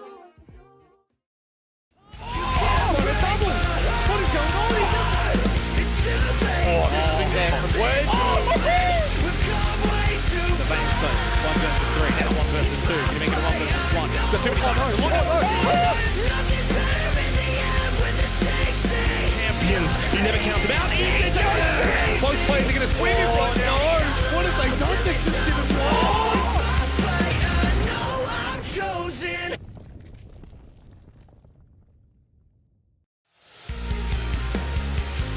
Knights keep the train rolling as they overtake Bliss quite easily in the end. 7-4 on Clubhouse. Bliss had a decent little middle sector, but Knights, well, they went purple in Sector 3. We head forward now to Vertex and Wildcard for our third game of the night here for Playday 5, which is turning into a bit of a speedrun, Turtle, which is what we like to have sometimes. Vertex, of course, coming into this game, probably not considered the favourites, but they're not a bad team by no measures. Yeah, they're definitely a team that is consistent. Little fun fact, they've gone 7-5 every match, whether it's a win or loss. They only have 1 win on the board right now, but honestly, they've taken teams like Chiefs, Bliss to 7-5, and that's honestly impressive. Right now, their probably standout players are Neptune, Jake. Like, these players coming up from OCL, no OCN prior experience, and they're just able to find those kills for Vertex and open up the rounds for them. Hopefully, they can do that tonight. It's interesting you say that because you're 100% right, firstly, but Vast, I think many would look at this roster for the Oceanic fans, and Kaken would be the one you would think would be the one leading the way, but Neptune, Chekena, even Supremacists have all been leading really well for this team. And then you take into account Kaken's still going to play well. It does lead to good times in the future for this team. They're just probably not quite there yet. Team probably surprised me the most out of every team this stage. I kind of thought they would be on the bottom, which they're not too far away from, but they've actually been playing really well. I've been really impressed by Neptune and Jay Kenner. Like Pat was saying, those two have really stepped up. I think we all expected Kaken definitely to, he's kind of taken a bit of a role where he's just guiding the team, trying to enable them, maybe hard IGLing, and doing what he's doing now on a team like Ruffle. Well, their opponents for this game, Wildcard, of course, looking to, well, in some ways, bounce back. They did have that defeat at the hands of Odium in Playday 4, although it was an 8-7 and a one-day game as well, all things considered. I'll go back to you on this one, Vast, and get your thoughts here on Wildcard quickly. It's not must-win, but if they do want to keep in touch with the top 4, they need to be getting this kind of result against Vertex. Yeah, this is a really important day. You always want to be beating more of the lower tier teams. You don't really want to afford an upset there. If they do win today, it will put them up to 3rd place, which would be, really good. But I think for these guys, last week, they showed kind of a bit of a dip in composure and discipline. We saw a bit of lazy droning, a bit of small mistakes we haven't really seen from them during the season. So I'm kind of hoping that they're not really consistent. When you do become a bit complacent and a bit sloppy, teams, these teams like Odium and Vertex that. Let's go to the map, Vito's, for this match between Vertex, Wildcard. Where are we heading? It's Villa. No surprise, really, with that one. It has become such a staple in the region. Bank was also banned out by Vertex towards the end. Still no theme park, skyscraper, or border, but Villa's not too bad, Turtle. Yeah, honestly, Wildcard had a pretty easy ban phase. Vertex, so far, they've only shown us 2 maps, Chalet and Cafe. And if you're Wildcard, you just ban those out. You force it to a map where you're comfortable on. Villa, they've won 1, lost 1. They beat Knights pretty decisively on 7-2 and Apex South. And that's sort of Knights' home territory, Villa. So if they're able to replicate that tonight, it might be a quick one. Bars, what do you make of this one? Have Wildcard come out ahead here by getting Villa? I would say Villa does require, it can be an aggressive map, but it does require a lot of mini games, a lot of utility clearing. You want to get Cades off walls. A lot of staircases like red and brown. And I think that requires a lot of coordination, whether, I think Vertex are at that level where they can deal with that. I just think that, Wildcard will have more experience in that regard. But with that being said, though, Villa can be an aggressive map. And if you are clearing roamers efficiently, then there's less stress on those mini games and util clears. It was pretty one-sided when it came to the predictions for this one. In fact, for all of our Snowball Esports predictions, it was the only one where we were all cut and dry, that it was Wildcard that were the favorites. Does that spell that it is indeed going to play out that way, Turtle, or is there a chance Vertex could upset the predictions? I mean, there's always a chance. Vertex have shown they are consistent. They're able to take it to the top teams. But with it going to Villa, I just think this is going Wildcard's way. I mean, Vasta, I guess I can get your sort of predictions then, right, off that, right? I know everyone's going for Wildcard. If Vertex were to sort of, I guess, pull out a win, what's the win condition? Try to catch Wildcard off guard. We saw that last Friday, that Odium were able to find holes where, there was a bit of laziness from Wildcard. Maybe punish that, but that's kind of a hard thing to be consistent with. So I think Vertex really need to also bring a balance of coordination as well with that, on top of that. Wildcard, clearly the favourites for this game. All right, let's throw it over to your casters. It's Michael and Chelsea. Cheers, Jake. Well, the story for the night, Chelsea, has really been which is going to be the best game of the night. And unfortunately, Chiefs and Odium didn't really deliver, and Knights and Bliss as well. A little bit lopsided, but Vertex and Wildcard, are we expecting this one to perhaps be a little bit closer? Look, I know we were pretty decisive in the Snowball predictions, but as you previously said on desk before, Vertex did take Bliss and Chiefs 7-5, which is no easy feat. And I think, looking back, I am excited to see if Vertex can kind of pull something out. Well, unfortunately, I did not hear any of that, so I hope I'm not talking over you right now. But we are jumping into Villa. Of course, Wildcard and Vertex. Fun fact from Turtle on the desk heading into this one. Inkling that it might be close. Vertex, every single game for them so far, win or loss, has been a 7-5. And maybe Vertex were able to push this one to the edge as well. Wildcard, also, as mentioned on the desk, possibly in a slight dip of form as well. That was exploited by Odium in the previous Playday, but Wildcard still able to edge out in that one. And still a very serious top 4 chance. We head into the ban phase here on Villa. Thatcher taken off the board first. That will be backed up by Vertex with the Flores. So a lot of those mini games now, quite tough for the attack. Yeah, and if you heard my previous statement before, which I felt I worded so eloquently, yeah, you're right. Like, Vertex, I believe, is going to be hopefully a closer match, hopefully a more entertaining match, but took Bliss and Chiefs previously to 7-5. So I'm excited to see how this match ends up going. And, you know, I'm really keen to see Kin come back with his victory skits, I guess. Yeah, maybe. We may all see that play out. I like that band there, The Pulse, from Vertex. Wildcard, one of many teams, but one that I think play quite well, particularly here on Villa. A map that offers a lot of opportunities for that vertical play, particularly with Nitro Cells. Pat is probably one of the more frequent players of that particular operator, so I don't mind that target ban from Vertex, right? They're trying to be quite direct in how they're approaching this game, try to make Wildcard feel a little bit more uncomfortable, maybe try to exploit some of those weaknesses that they perhaps have on this map and create some openings for themselves. And I think for a team that doesn't really have much to lose at this stage, Vertex in 7th position, right? Probably wise for them to have a bit of a crack here and see what they can pull off. Community vote on the screen now, though. 65% in favor of Wildcard, and I would probably expect it to be perhaps a little bit more one-sided, at least in my opinion. Yeah, no, I mean, to be fair, I think that's probably about right. I think that's kind of how I felt personally when I was doing the prediction picks.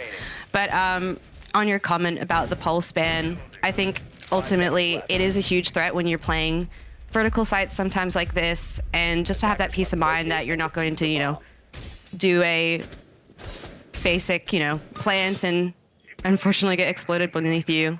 It's worth it, in my opinion. 100%. Well, we are heading over to Trophy Trophy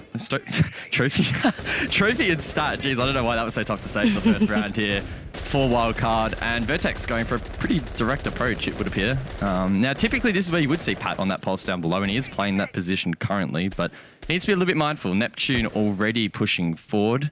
Obviously, some utility in place here for Wildcard, and some drones are being exploited here to try and locate these defenders. But this is where Wildcard have a weakness at the moment. Cairo taken low, and Neptune looking to try and exploit this weakness. Yeah, and you can see that Cairo is trying to get more of that control over. They do, however, still have Finka. Adrenal Surge is on the board still. Jakenna is looking at trying to do a laundry entrance. Cairo will get the pick onto Nept in kitchen. Pat is still waiting there. Still waiting to see if someone will push him. Grenade go out, and then off camera we did see Vincier get a nice lovely pick. That is the Finka off the board. That is Jakenna off the board, and things aren't looking too great for Vertex right now. No, definitely isn't. 2v5, but Kaken at least formulates a response, so the round's not quite over yet, but Kaken and Supreme down below, they'll need to produce something special from this position, and Wildcard, they've already retreated up above, looking down through Vert already. Not really wanting to give away anything for free. Milo needs to be mindful that he doesn't give away that charity pick, but instead elects to back off.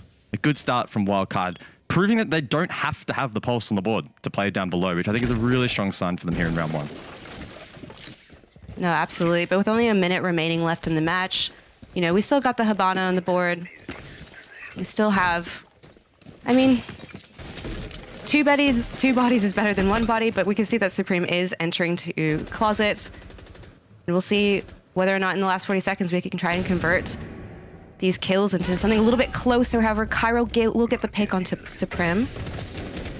And now it is Kin in a 1v3. However, he does respond back very nicely. He is in bathroom though and can't proceed forward past that smoke canister. OJ holding down the line inside of Astro, shotgun in hand. So Kaken elects not to push that position, and rightly so. If he does, he dies, but his fate likely will be the same over towards Bricks. Wildcard will no doubt now look to progress on this position, get a little bit aggressive, and it's actually a one-tap from Vinny to close that one out, and it's a strong start for Wildcard. Oh, it was a beautiful little tap there in the replay. And yeah. Not too bad. Again, I think the positive sign really was Wildcard able to play down below, waste time, find picks, and they didn't have the pulse. Now, I was pretty surprised that we saw Vertex go for the target ban, and honestly didn't mind it, but when you target ban, sometimes if it doesn't work out, then that can compound frustration. And I think for Vertex, that one would have stung a little bit in the way that it was kind of over before it really began on that particular round. We do now, unfortunately, just enter a small pause. I believe one of the Vertex players did disconnect, so hopefully we can get them back in shortly and resume the action. Wildcard on screen now, and as we talked about a little bit before and perhaps on the desk as well, probably fair to say that this stage for Wildcard probably hasn't been as good as we would expect, and in fact the last couple of weeks as well have shown that their development has been perhaps a little bit slow, and they still have a lot to learn over the course of this year. Yeah, no, I would agree with that. I think a Wildcard has been a bit inconsistent with the way that they play, and Vertex, with only having one win, I believe, on the board, they do tend to have that kind of more consistent gameplay. So it's just really not whether or not the gameplay can actually convert into round wins. For sure. We are just getting word that unfortunately Jake Kenner is experiencing some net issues, so hopefully he gets, again, those resolved quite quickly and swiftly. Then we can jump back into the game. I guess on the flip side for Vertex, the discussion around them is really, can they make a late run perhaps and try and earn enough points to crack into the top 4? At the moment, heading into this game, they are trailing Team Bliss in that 4th position by 5 points. So you would assume they'd need the full 6 for the rest of the stage to be within the discussion, if they're not already really an outside chance. I think that frames it pretty well that, yeah, they need the last few weeks to be pretty big for them. In fact, they can actually earn 9 points. So that's my math as always being pretty terrible. So they are an outside chance, but I think they need to really kickstart something here.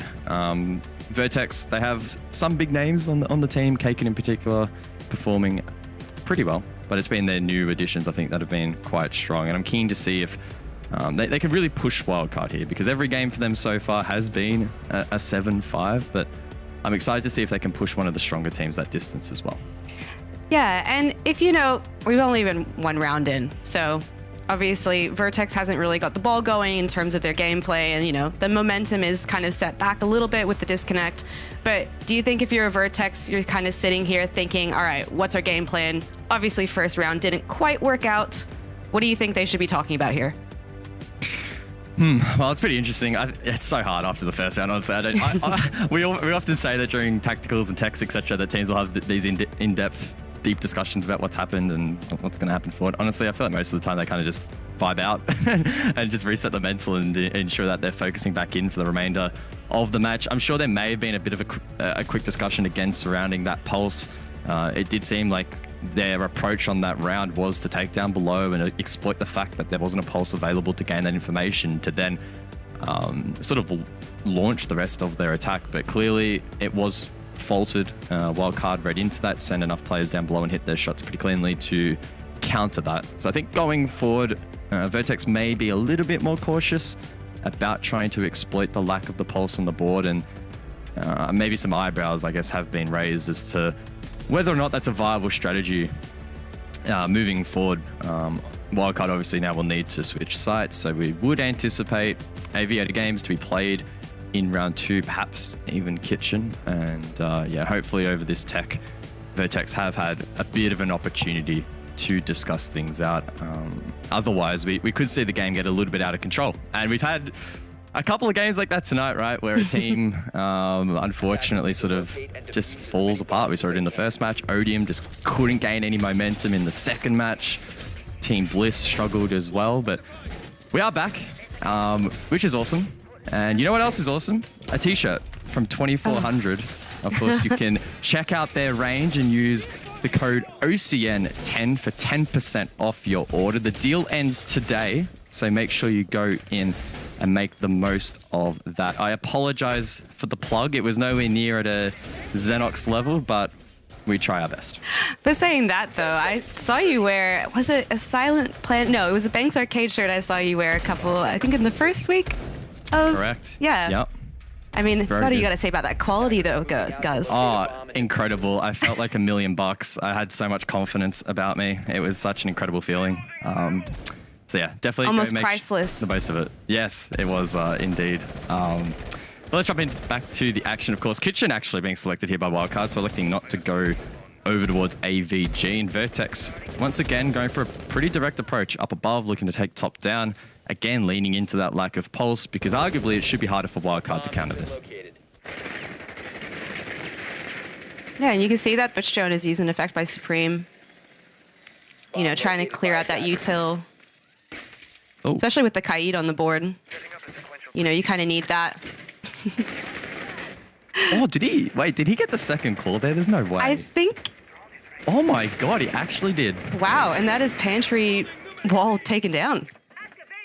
Yeah, OJ sort of trying to juggle two things at once, right? He wanted to get that claw straight back on the wall to prevent it from being opened immediately, but at the same time needed to try and shoot the drone, so... Unfortunate timing for him, but Supremacist clearly playing that quite nicely. And now with this closet position exposed, Pat now needs to be very, very careful, and OJ has readjusted his position over towards that music door to try and protect him. Gets a little bit aggressive, but elects to fall back, and so far, a pretty good start here from Vertex. Yeah, we're about 1 minute 30 into the game, and, you know, things are taking quite slowly. However, OJ will swing into Laundry and get the kill onto K-Kin. Try saying that 5 times fast. Which is, no, that's great. That's the ace off the board. You know, you do have the pantry wall down. However, Nep will respond back with the kill onto Pat. And now you can see that they're slowly trying to get more control of the site. Jkenna does get a nice little grenade kill. And Cairo does get the kill onto Zane. Vinny, though, up above, retaken this position. Could be very dangerous. Vertex probably assuming that that position up above is now clear, and Supremacist... Oh, he has absolutely no idea. Vinny's going to get a free kill, spots the elbow, spots the head, takes it off, and Milo gets one as well. Now it's Jkenna over towards this Laundry position with the breach opened up. 1v3, not looking great, and it's probably only a matter of time before he gets taken out.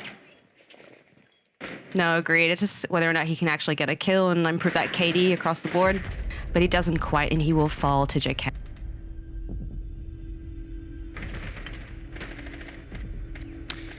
It sure is, and a pretty good recovery, I think, in that round. The start, in particular, a lot more convincing from Vertex, right? They opened up that pantry position, which exposed Pat. They also actually did end up getting a line of sight in towards Laundry, but then unfortunately kind of fell apart from there. They couldn't get inroads on the site itself, and obviously we saw that rotation from Vincier up above, proving to really just conclude that round. Supremacists having absolutely no idea that there was a player alongside him up above. Had he have had that information, round could have played out very differently with the man advantage. So a small little mistake there from Vertex and a nice flank from the wildcard defender dictating the terms of that round. And this one's pretty important. Round number 3, wildcard can find some comfort over towards AVG. And if they take 3 rounds straight, wildcard, well then things for Vertex start to look a little bit doom and gloom. Vertex again, they've pushed every single match, win or loss, to 7-5, which is a really impressive effort. But at the moment, it's kind of hard to get that same vibe. Yeah, and it's still early days. I mean, hopefully we can kind of see some of these close round wins. Although I say that, I mean, it just seems like Vertex was just funneling in and then, yeah, all this, you know, wildcard just taking advantage of it, almost anticipating that next play. Unfortunate DC once more for Vertex, but I believe it's too deep into the round for a rehost, so we'll have to see what the call is. But nonetheless, Vertex will now need to play in a 4v5, so wildcard with an advantage straight off the bat. Once again, looking to head their attack from the northeast section of the map, so a full map sweep for Vertex, and Kaken will start things off with a drone up ahead. And as you can see, wildcard right-hand side off screen. Bit of an extension, Kari looking to get a little bit aggressive on this stat trophy side of the map, but also relatively happy just to fall off. Doesn't want to bleed a pick. Wildcard know they have basically a free advantage, and they wouldn't want to throw it this early into the round. Yeah, no, absolutely. And I think that's something Wildcard has been kind of just very aware of, which is that Vertex can pull out some really insane plays. They've got some amazing players, so it only takes 1 kill to kind of close that gap advantage. You can see that Supreme does quite ping out into red stairs, is anticipating that a player is there and watch out, we need to clear them out. Well, he'll be right. Cairo 4-1, holding down that line. And if he gets pushed out into that hallway, well, it should be a free kill for Vertex, but there is util covering this position, and Kaken will be the first to encounter it. is the only hard breach available as well, Kaken, so he needs to be mindful that if he dies, the round, if it isn't already a tough one, will probably be impossible. So it's really important that from this point on, Vertex are very smart, cautious and calculated in trying to clear out some of these positions. Vinny as well, rendering assistance, that deployable shield on top of the model. A very powerful position, and I don't mind this from Zane. Cheeky rotation over towards the study balcony, and he might be able to make a play. Yeah, absolutely. But with only 50 seconds-ish roughly remaining in the round, you've got to keep in mind that they still have smokes. They still have all util of those gas canisters. They also have the Goya, which really can waste their time. And off camera, we do see that Vincier does get a kill onto Supreme. However, Nep does respond back with a kill onto Cairo. 3v4, 30 seconds left. The Adrenal Surge does go out, and all of a sudden, that gap is closed. It's a 3v3. That's the Goyo off the table. And yeah, the Diffuser does go down. And he will stick it. 2v1, Diffuser is planted. And Milo is on the hunt for the kill. However, doesn't quite convert those rounds. And that was really well played. Honestly, like, they played that so methodically. And it was great. Yeah, I am quite surprised Vertex able to get that one across the line. It was probably one of the rounds that looked the worst for them, particularly early on off the back of an unfortunate DC. But yeah, they were able to force themselves in towards the site itself. A couple of sharp shots evened out the main count. And then during the plan and into the post, they were really methodical in terms of knowing where those defenders were or where they'd be coming from, having a really good read on that phase of the round. And yeah, Wildcard, despite their best efforts to not only deny the plant, but then retake site, especially Milo in the 1v2, just wasn't on the cards. And that's a big one for Vertex to win out. It keeps them in the chase. And now we rotate back over towards Stat Trophy. And this is where we need to see Vertex continue to try and disrupt Wildcard a little bit here, because last time Vertex attacked this site, a lot of it was down below a lot of the action. And unfortunately, most of it didn't really go their way, and it was over before it began. So that's what we're looking at here. Are Vertex 1 going to go down below? And if they do, can they tidy it up? 5 seconds to go. No, absolutely. And I think, you know, if I was Wildcard here, I would absolutely be almost a little bit thrown by that, considering, you know, you had the advantage and you had pretty much everything in your wake to stop that kind of push. So, you know, maybe it just takes Vertex round 4 to kind of find that momentum and carry on with it. You see that Milo is hanging around Ren stairs. However, Vincier does get the kills. Kind of that is the Jackal off the board, unfortunately, to try and find those roams. Where was that from? Was that a long angle from Vinny somewhere? I didn't quite see it, but I don't even know. I thought maybe it might have been above, but I don't know how he got back down so quick. I feel like, especially with Villa, for some reason, especially those opening picks, I could just, 'cause the map's so large, can never like keep your eye on it at one time. Yes, from any one position on Villa, you can probably be killed from about a bazillion others. So unfortunate there for Jay Kenner, and a big loss for Vertex as well, right? You lose the Jackal early. That prevents you from clearing roamers as efficiently as you would have otherwise planned, and that just slows things down. And yes, you already have a player down, but then the time starts to become your second biggest enemy. And quite quickly, we're almost reaching the halfway point of the round already. It's gone by that fast, and when you're on the attack, it tends to be on fast forward naturally. So it's up to find a response. Neptune over towards landing has a bit of a peak. Milo as well, but neither player engages. Milo's probably in one of the key positions here for Wildcard to try and shut down this take, but at the moment, not under too much pressure as Vertex look to just stabilize here a little bit and prepare themselves for the later portions of this round.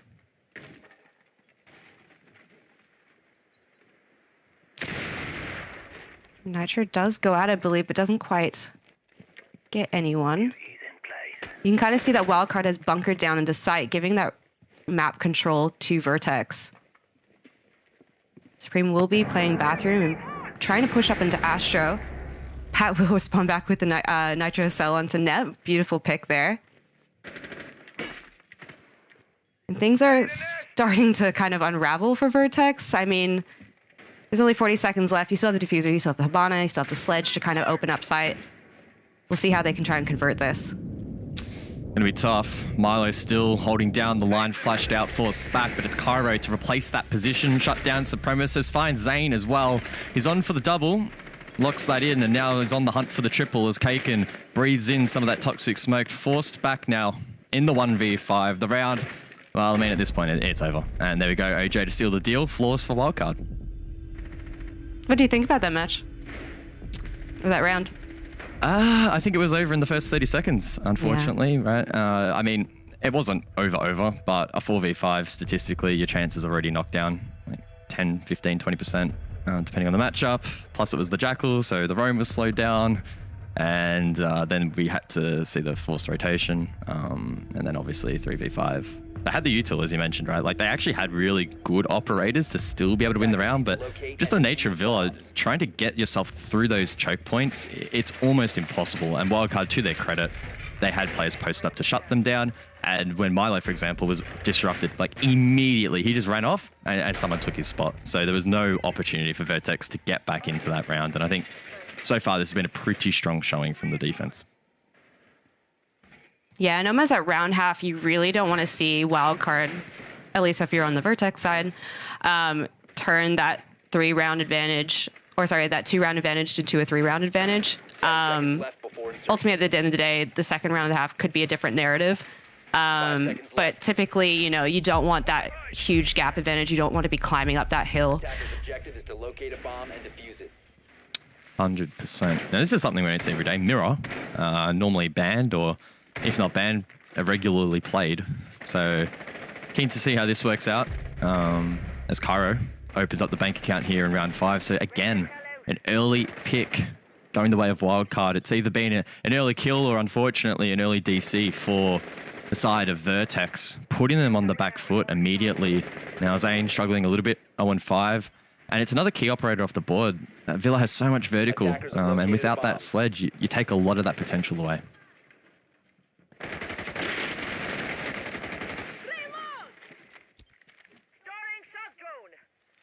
You see that Supreme will try and get that entrance into Closet. Try to clear out some of that util, some of the Kaid charges. He did try to, I think, go for the Mare. I don't know if he quite landed it. I don't think so. But, you know, still there. Which is, you know, unfortunate at the end of the day. You do want to kind of deny him that intel. And you can see that they're still trying to elect for a bedroom push. See if they can try and get some picks, or at least try and get that Mirror down. Yeah, they're committing to it, but I don't think Supremacist has any shock drones left. So opening up the Mirror now is really a case of having vert control, but to get vert control, you basically need site control. So it turns into, unfortunately, a bit of a paradox here for the attack where you get stunted out and can't really go anywhere. So surprisingly, this Mirror actually having quite a large effect as to how this round has played out. And again, that's credit to Wildcard for selecting her and also being able to defend that canister. Kaken forces something elsewhere. This is over towards Toilet on the first floor. Actually able to win out that fight. So now it's a 4 versus 4, and Cairo, who's been so dangerous so far in this game, finally taken out early. Bomb located by attackers. Only a minute left in the match, and we've got a 4v4. The adrenaline surge is used, and I think Supreme did spot a player, but quickly gets that refrag onto Milo. That was pretty nutty. He will drop down into red and try and push up there. Vincier trying to clear trophy room.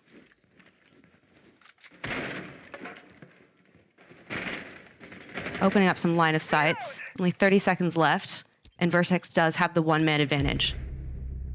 Now 2-man advantage. Yeah, make it 2, double down. Oh, why not make it 3? Make it 3. Now Vinny, who was so strong earlier on in this round, is unfortunately all alone up above. And Vertex, I don't quite know how they managed to turn that one around, but they did.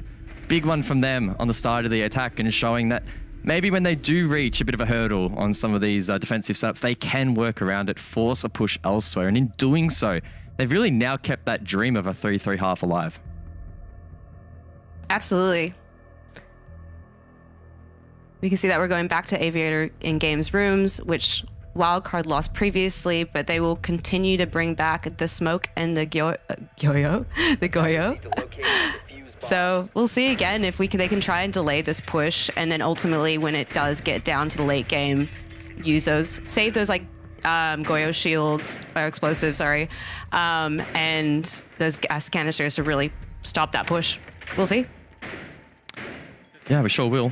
I think a lot of the work though for wildcard, like we've seen so far, right, has been probably in the early round, whether it be an early pick or holding back a push or map control, whatever the case may be. It hasn't always come down necessarily to the late round. So if we do see Vertex maybe force it here, whether it be a 5v5 or a 4v4 or something equivalent to that, then we get to see our wildcard actually strong in being able to deny site entry and plants, for example, because last time, especially on this site, they really weren't. The vault plant went down and the denial was a little bit lackluster from wildcard, so that's something they'll be looking to tidy up here in round number 6. Their final defensive effort for the half, and they'll be looking to secure a 2-point lead. Vertex on the flip side looking to even out the half. Once again, entry from this bathroom side of the map.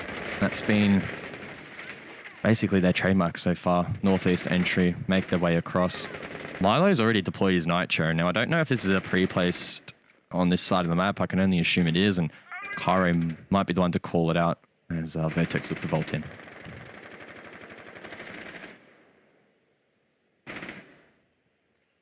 Absolutely, and you can kind of see that Vertex droning out their site, trying to be very careful with how they push it, and that, as you can see, that I think that was the Nitro cell that went out. So there we go. The second might have been the Nitro there on that vault. That Neptune's now just made his way over, and in the meantime, right, Cairo's actually fallen back, so pretty neutral. I think Vertex time management, it's not too bad, and Cairo gets away with his life. So still 5 versus 5. He now posts up over towards red. That's what he did last time, and I think this is where it starts to get a little bit more tricky for Vertex. They need to really nail down their utility if they want to clear out this position. And you look at the left-hand side of the screen, right, still 4 nades, 6 flashes available. So plenty to work with. Milo, though, rendering a little bit of support, and this sort of tag team system from Wildcard on the roam could be quite tricky for Vertex to dismantle.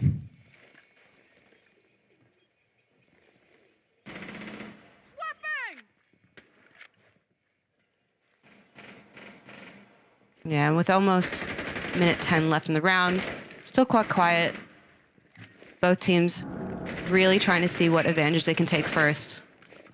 J. Kenna does take a little bit of damage, which is probably the most action we've seen in a minute and a half. Yeah, it's been so quiet.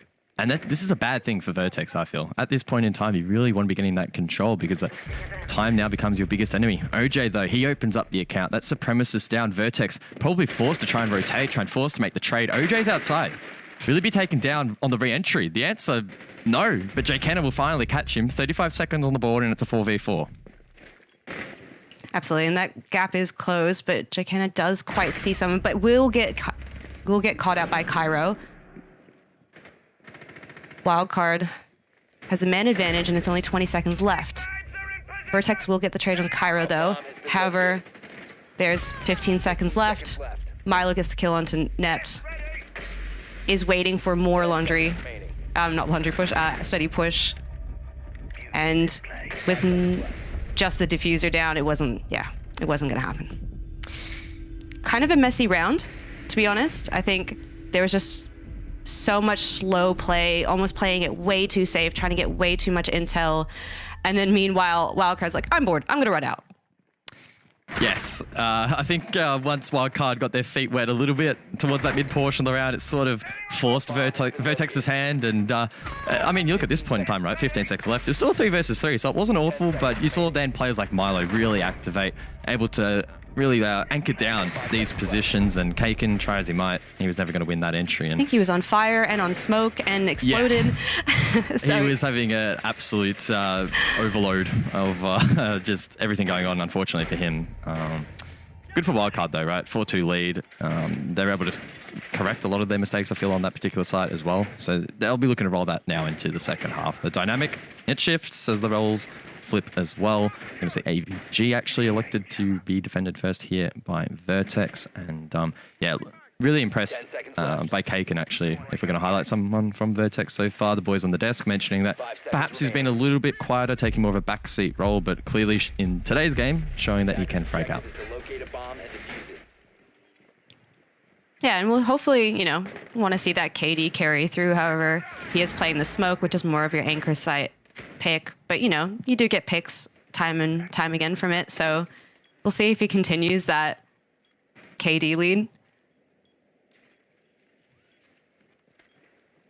Well, the precedent was set by Fisho earlier in the night, who got an ace. Unfortunately, not quite enough for Bliss to get that victory against the Knights, but an impressive feat nonetheless for a player who historically hasn't been known for posting up big numbers. And so far this stage, Kaken perhaps in the same boat, and he finds himself currently over towards top brown. This is a strong position to hold as a defender, and Wildcard are going to take it head on. A clear contrast to Vertex's attack, right? All of them started over towards that bedroom side of the map, but Wildcard, they're not interested in that at all. Instead, they're going straight towards front door, looking to target this brown stairs position, and that's where they want to try and really head their attack from, because once you get control of the top of the stairs, you can lock down the hallway, you can lock down study. A lot of the rotations over towards the north become really tough as well, so I don't mind this from Wildcard.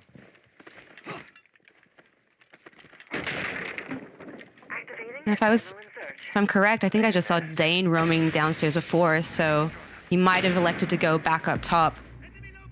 Nope, he's still in living room. So, you know, if Vertex isn't, sorry, if Wildcard aren't careful, that could actually be bad for them. But you can see that they're trying to get that bottom vertical line of sight open. Zane could have a good play if he actually just played a little bit more aggressively, maybe didn't push into library, but will elect to go back up top. Might have wasted enough of the time. Adrenal Sludge does go out as OJ tries to get control of study. Cairo will get a pick onto Zane, which means that is the smoke off the table, which is a huge pick.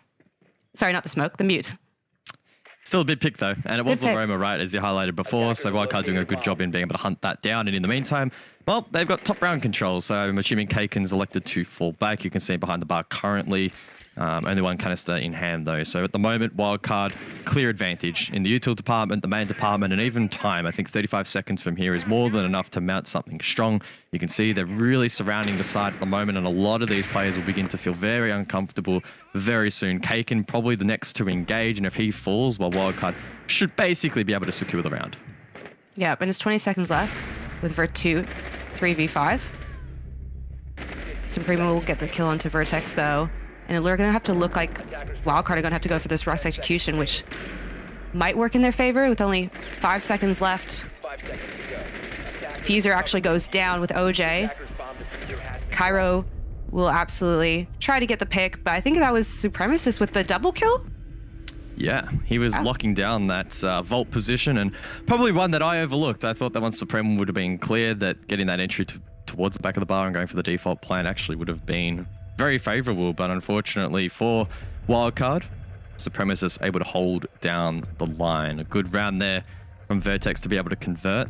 Unfortunately, much like a lot of the other rounds though, they did have a man disadvantage early on. So again, if they can continue to try and improve upon that, they're naturally going to increase their probability of being able to win rounds out. We rotate over towards Kitchen though for round number 8, and an opportunity for Vertex to even out the score line. And yeah, I think so far it's felt pretty neck and neck. Wildcard, from what we've seen so far, probably specializing on a couple of sites, and AVG, I don't think has probably been one of them. So looking at them to tidy up their attacks here in the next round. Yeah, I think what we found with like games in Aviator as well is just like the rush execute just doesn't quite work, especially when you have people on site that are just holding their angles, just waiting for you to funnel into one area. Attacker's objective is to defuse a bomb. Don't know if the rush will really be on the cards here though for round 8. I think it is on the board, but pretty understandable in the current meta. Was once I guess a sign of a rush, but at the moment it's basically just a sign of the times, with LMGs being powerful and grenades a very useful asset to any attacking lineup. And as you can see, there are 4 total here for Wildcard. I'm quite keen to see where they enter from, because again, Vertex, every single attack was headed over towards bedroom, but Wildcard almost taking the flipped approach, right? This time it looks like we'll have a couple of members pushing over towards the study side of the map across.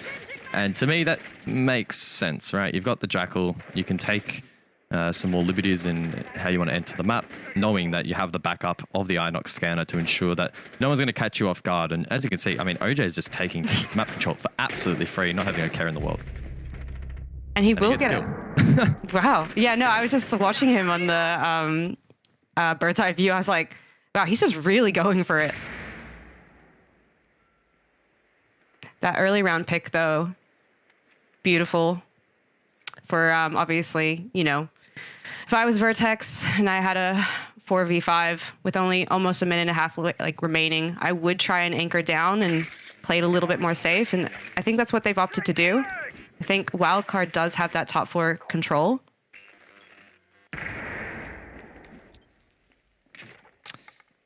Yeah, it looks like it. Sometimes teams in this position, if they're at the deficit, will actually look to re-aggress to try and find a pick back and regain some control. But Wildcard have got this lockdown.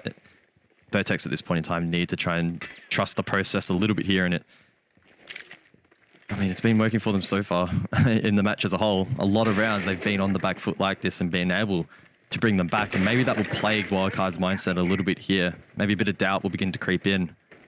We've been in this position before, but we haven't been able to close out all of these rounds. Cairo, though, down below. A good hunt there onto Zane. The Inox scanner coming into its own, and it's 10-5 now for Cairo, looking for another in this round. Neptune elsewhere did drop OJ, though, complicating things a little bit here for Wildcard. That said, there's only a maximum of 2 on site. Wildcard know this, and they should be able to pounce on this opportunity to reclaim control. 30 seconds left with only 2 Vertex members on the board. The diffuser will go down and that gap will close, and Wildcard will only have a 1-man advantage left. However, doesn't quite get that diffuser kill. Doesn't get quite the diffuser kill. The diffuser is planted. It is Nep now in a 1v3. The red pings are out. He knows where his teams are, but however, he doesn't convert that into the win, and Wildcard will take that map.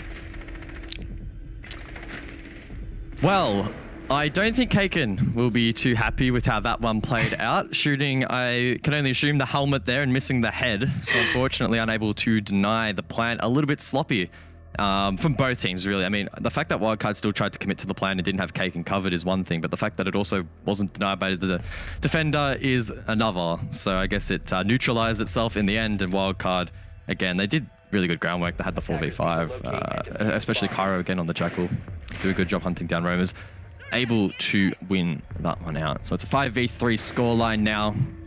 Penultimate match point for Wildcard. They'll be looking to lock that in. But it is obviously important we don't count Vertex out again. Every single play day, they've been able to get at least 5 rounds, and I don't see why they can't try and sneak the next few. Do you think those like voice comms went a little bit like, what game? That was a headshot. Probably. Much how as all my casual games go. Yeah, it can be like that. I think maybe Kaken was stuck in, I don't know, it was like 2017 or something. They changed the hitbox, so it wasn't the helmet anymore. I can't even remember, it was that long ago. But yeah, a little bit unfortunate, and I'm sure he'd be frustrated at that. But at the same time, like I said, right, Wildcard never should have even allowed him to get that close to the planter anyway. So it was a 1-for-1 anyway.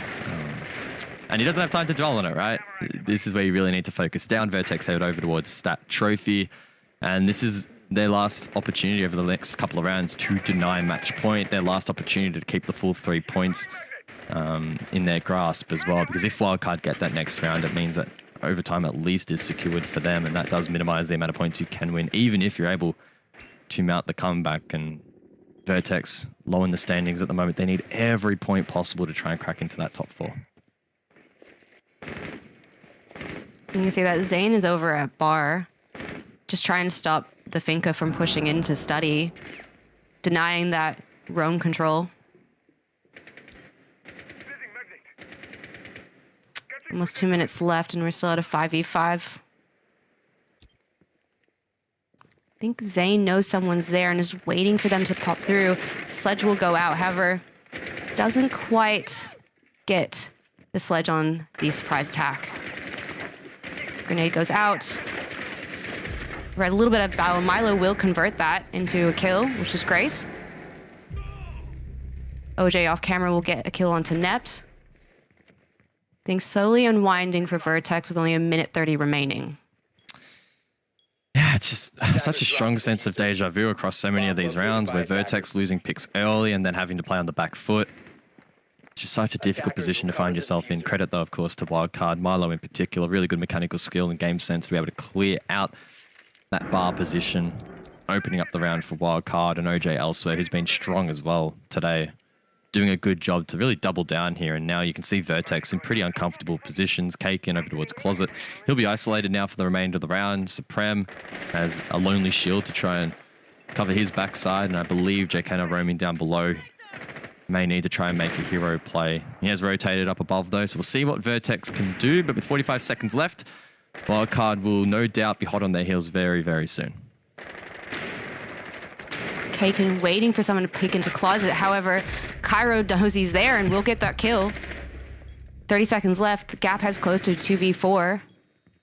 It's only a Rooney left. 1v3. 20 seconds left. The diffuser will go down, and it's Jkana in an uphill battle trying to stop it from going up, basically to match point. Well, it does get stuck, and the air jab will confirm his fate. Wildcard now with match point. Once again, a very clean attack. They got the opening pick, able to convert that across to map control, and Vertex really, really finding life difficult at the moment. 6-3 is the scoreline as we stand, and Wildcard looking to try and convert the full 3 points.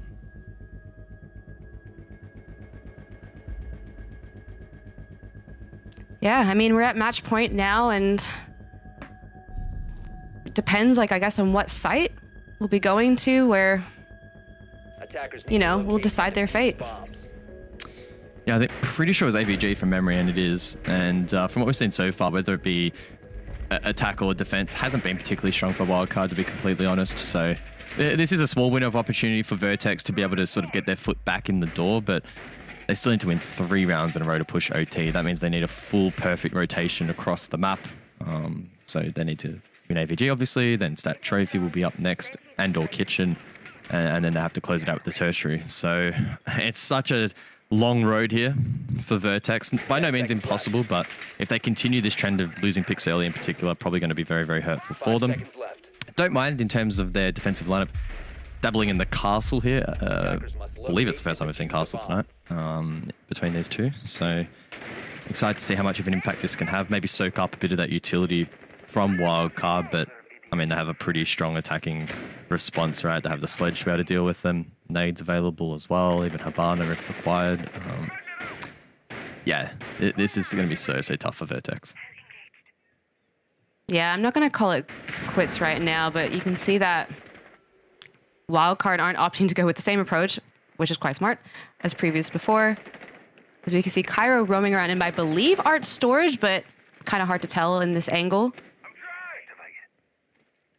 And OJ kind of playing it a little bit more careful, as you can see, like previously before in each map, that he was just roaming and taking control of the hallways, angles. But, you know, ultimately when this map is on the line, I'm guessing you want to grab some more intel first. Ooh. Supreme juggling the ADS devices there, potentially sensing a threat elsewhere. That'll give a sound cue to Cairo that there is in fact someone on the stairs, and he can call that out to the team. He's so keen to push this, but smart barbed wire there from Vertex will slow him down. But Cairo, he persists. He keeps pushing forward, and Supreme, I don't think he has... He doesn't have a clue. He has absolutely no idea, and Cairo's going to continue the push. It's a free kill in the back of the head. Could well make it 2, but the bench will force him back. Either way, though, it's another opening pick for Wildcard. Yeah, and this is just looking rough. You got Wildcard kind of filtering into the hallway. And yeah, it's only Kaken left. It's only Zane left on site, and you still got the flashes. You still got the grenades out. It's, yeah, a minute left. Not looking great. No, not looking very Mylon's good at all. killed Zane, and it's ultimately left up to Kaken to try and save the day.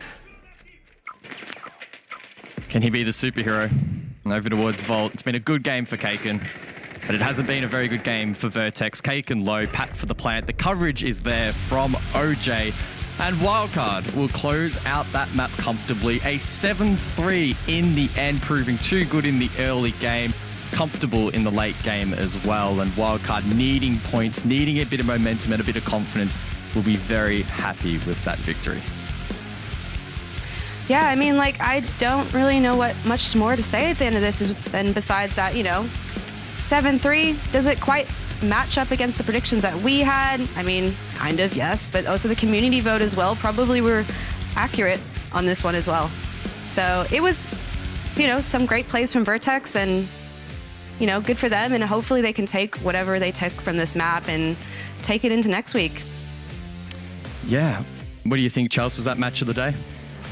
I don't think any of the matches have been match of the day, so hopefully we go to map 4 and it's a bit more entertaining. I hope that doesn't sound rude. Well, let's hope so. Anyway, we'll go to a quick break. On the other side, the boys on the desk will break that one down.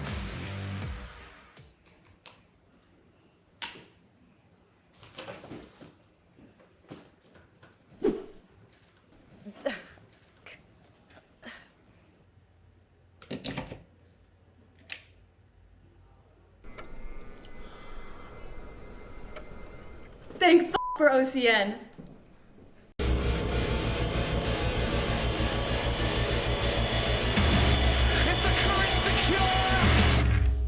Light me up.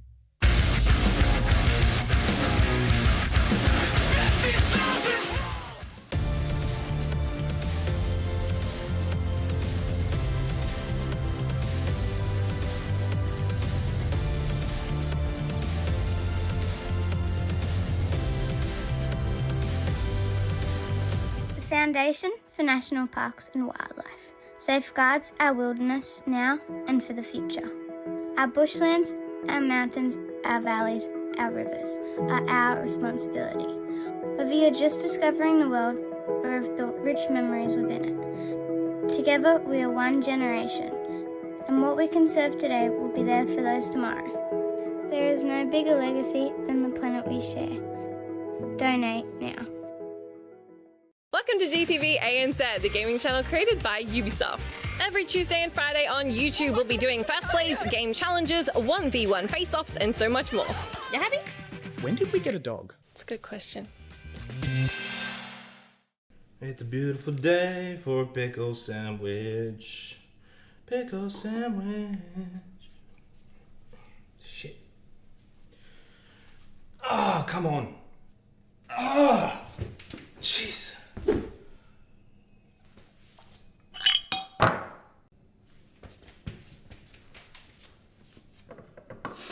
Thank for OCN.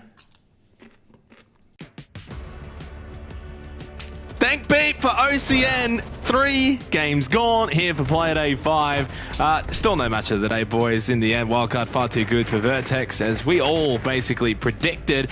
It does mean hopefully Ground Terror and Anami can bring it home strong. It's been a very quick day today, Turtle. It really has. It seems like the polar opposite of last Friday, where everything was just going OT. Today's just going quick. No one's really taking anyone, I don't know, just one-sided today.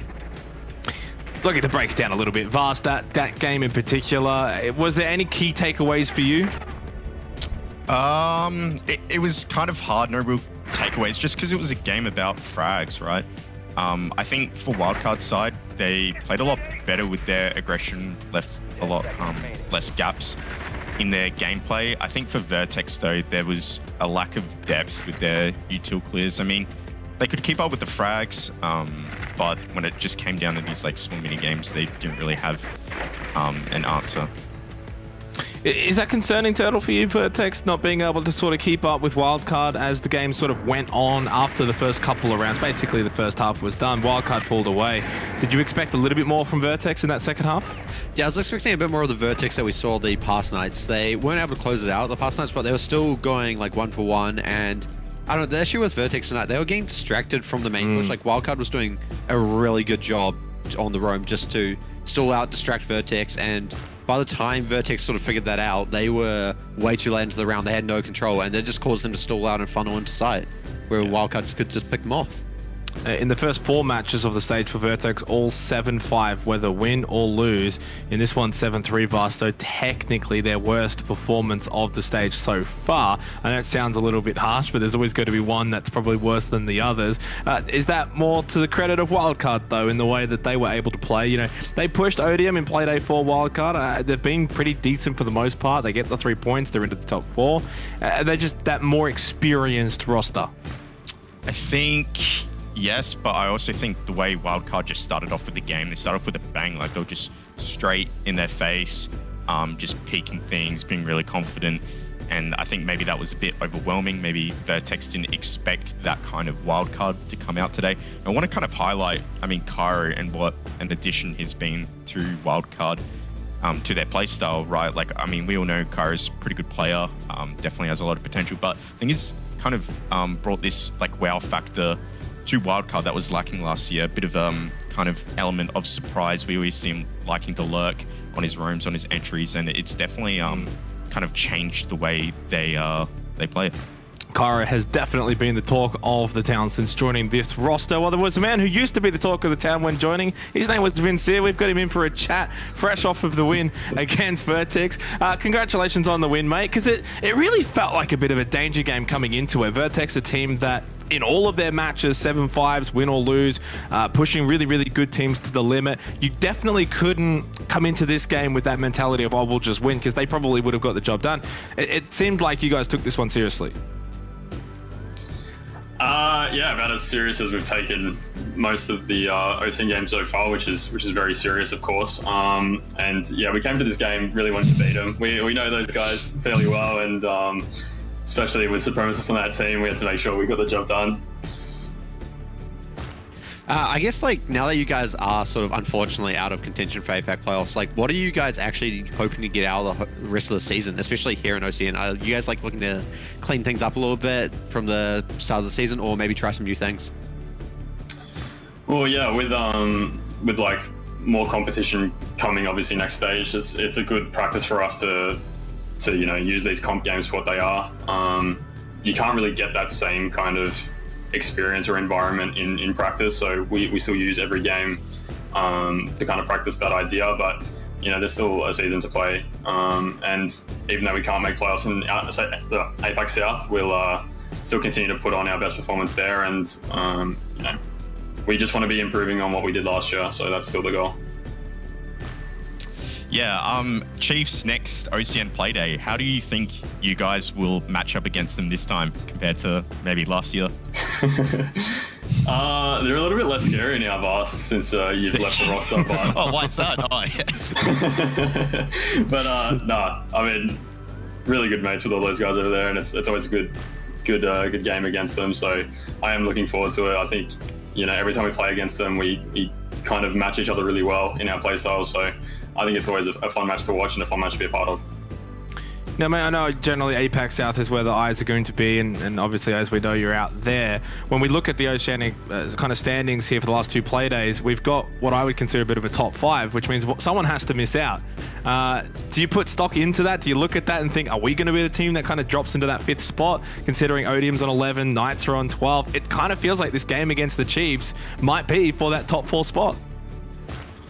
Yeah, it very well might be, and it kind of adds that extra little bit of pressure and a bit of that storyline to that match, which will make it even more exciting, I think. And yeah, we can only improve on what we did last season in OCN, which was getting relegated, so top 4 would be nice.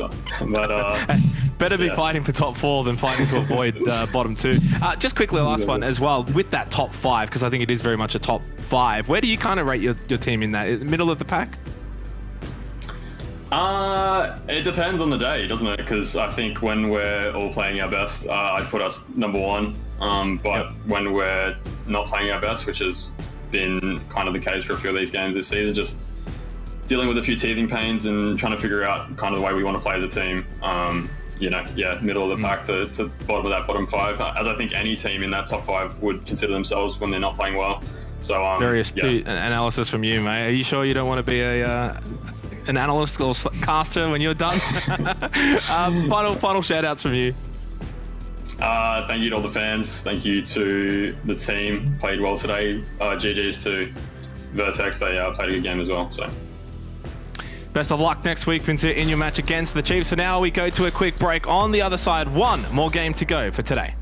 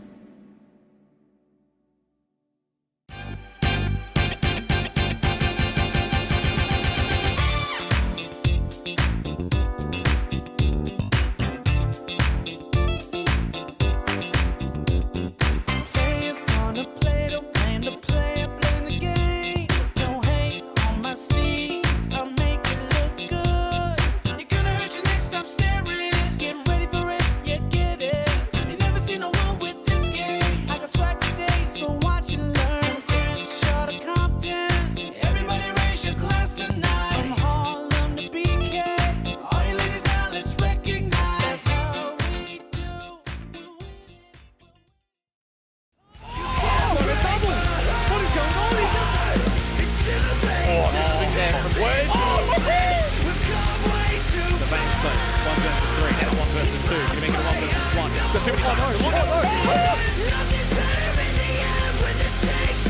Champions, you never count them out. Both players are going to swing it right now. What have they done? They just didn't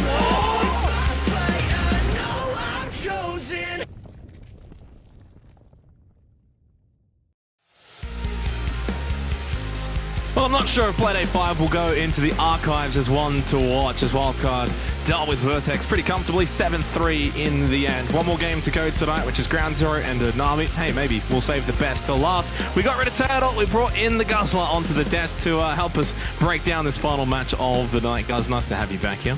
Well, you did just say save the best till last, so...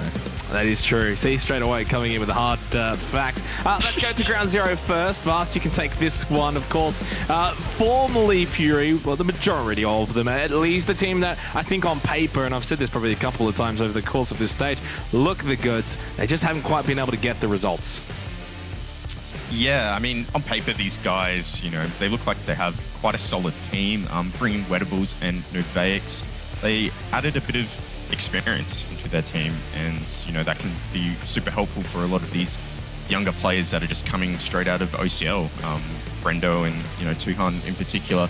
For Ground Zero, they're sitting in the 6th place, so you know it's not the worst situation. I mean, you know, get a couple wins and you know brings them straight back up the table. It seems like you know everyone's quite even, but yeah, their kind of start of OCN so far has been quite lackluster. We've seen a few glimpses of you know some good plays, but overall I think you know they have a lot of work to do.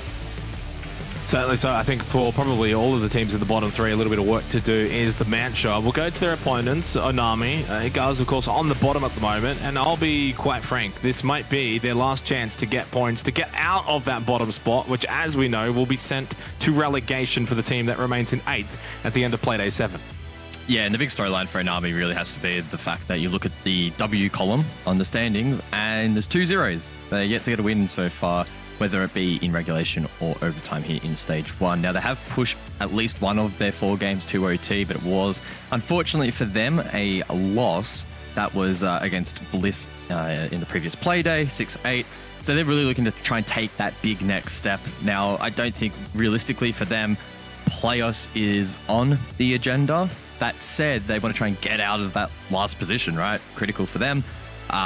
They want to stick around for the next couple of stages, obviously, and that starts here by getting a win. As you mentioned, probably their best opportunity to do so. So hopefully for them, they've put in the prep, put in the work, and they're ready to go.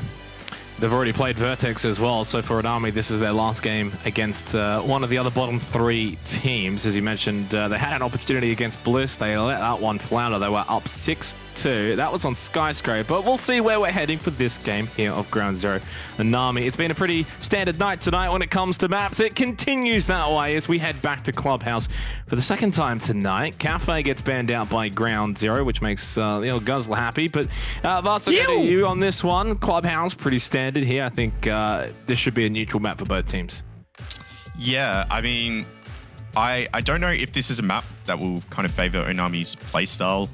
Clubhouse, it's very, you know, it's a map that's, you just see a lot of the same thing, but there's a lot of, you know, util clears and mini games that you have to play. So I think Ground Zero will be a lot more suited for this map. Guys, I'll get your fantastic thoughts here. Clubhouse, better than Cafe. Second time we're going to see it tonight. Surprisingly, we hadn't seen it at all up until tonight. Do you take anything away from the vetoes here? Well, the big thing really is that the fact that neither of these teams have played at this stage, so we don't really have much to go off. The pools for both of the teams have been relatively varied. The one thing I guess that does stand out to me in terms of just what's been banned out, I'm gravitating towards that Chalet ban from Ground Zero. It's their most played map. They've played it twice. They didn't get a win in either of those, though. A loss against Wildcard, one against Ludovica as well. Now, obviously, Odium, so not wanting to go there, maybe sensing a little bit of danger. But in terms of where we've ended up, I mean, relatively neutral territory, really don't have much to go off. So, well, what about the Cafe, though? Ground Zero found victory against Vertex on Cafe, whereas Onami couldn't, who actually also played Vertex on Cafe.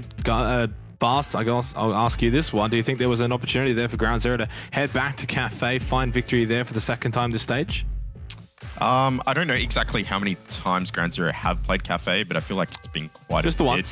once. Just the once. I mean, you know, they probably want to just mix things up, right? You know, Yep. Clubhouse, neutral territory, no VODs on either team. They probably feel more confident in their ability to, you know, play and adapt than, you know, Onami.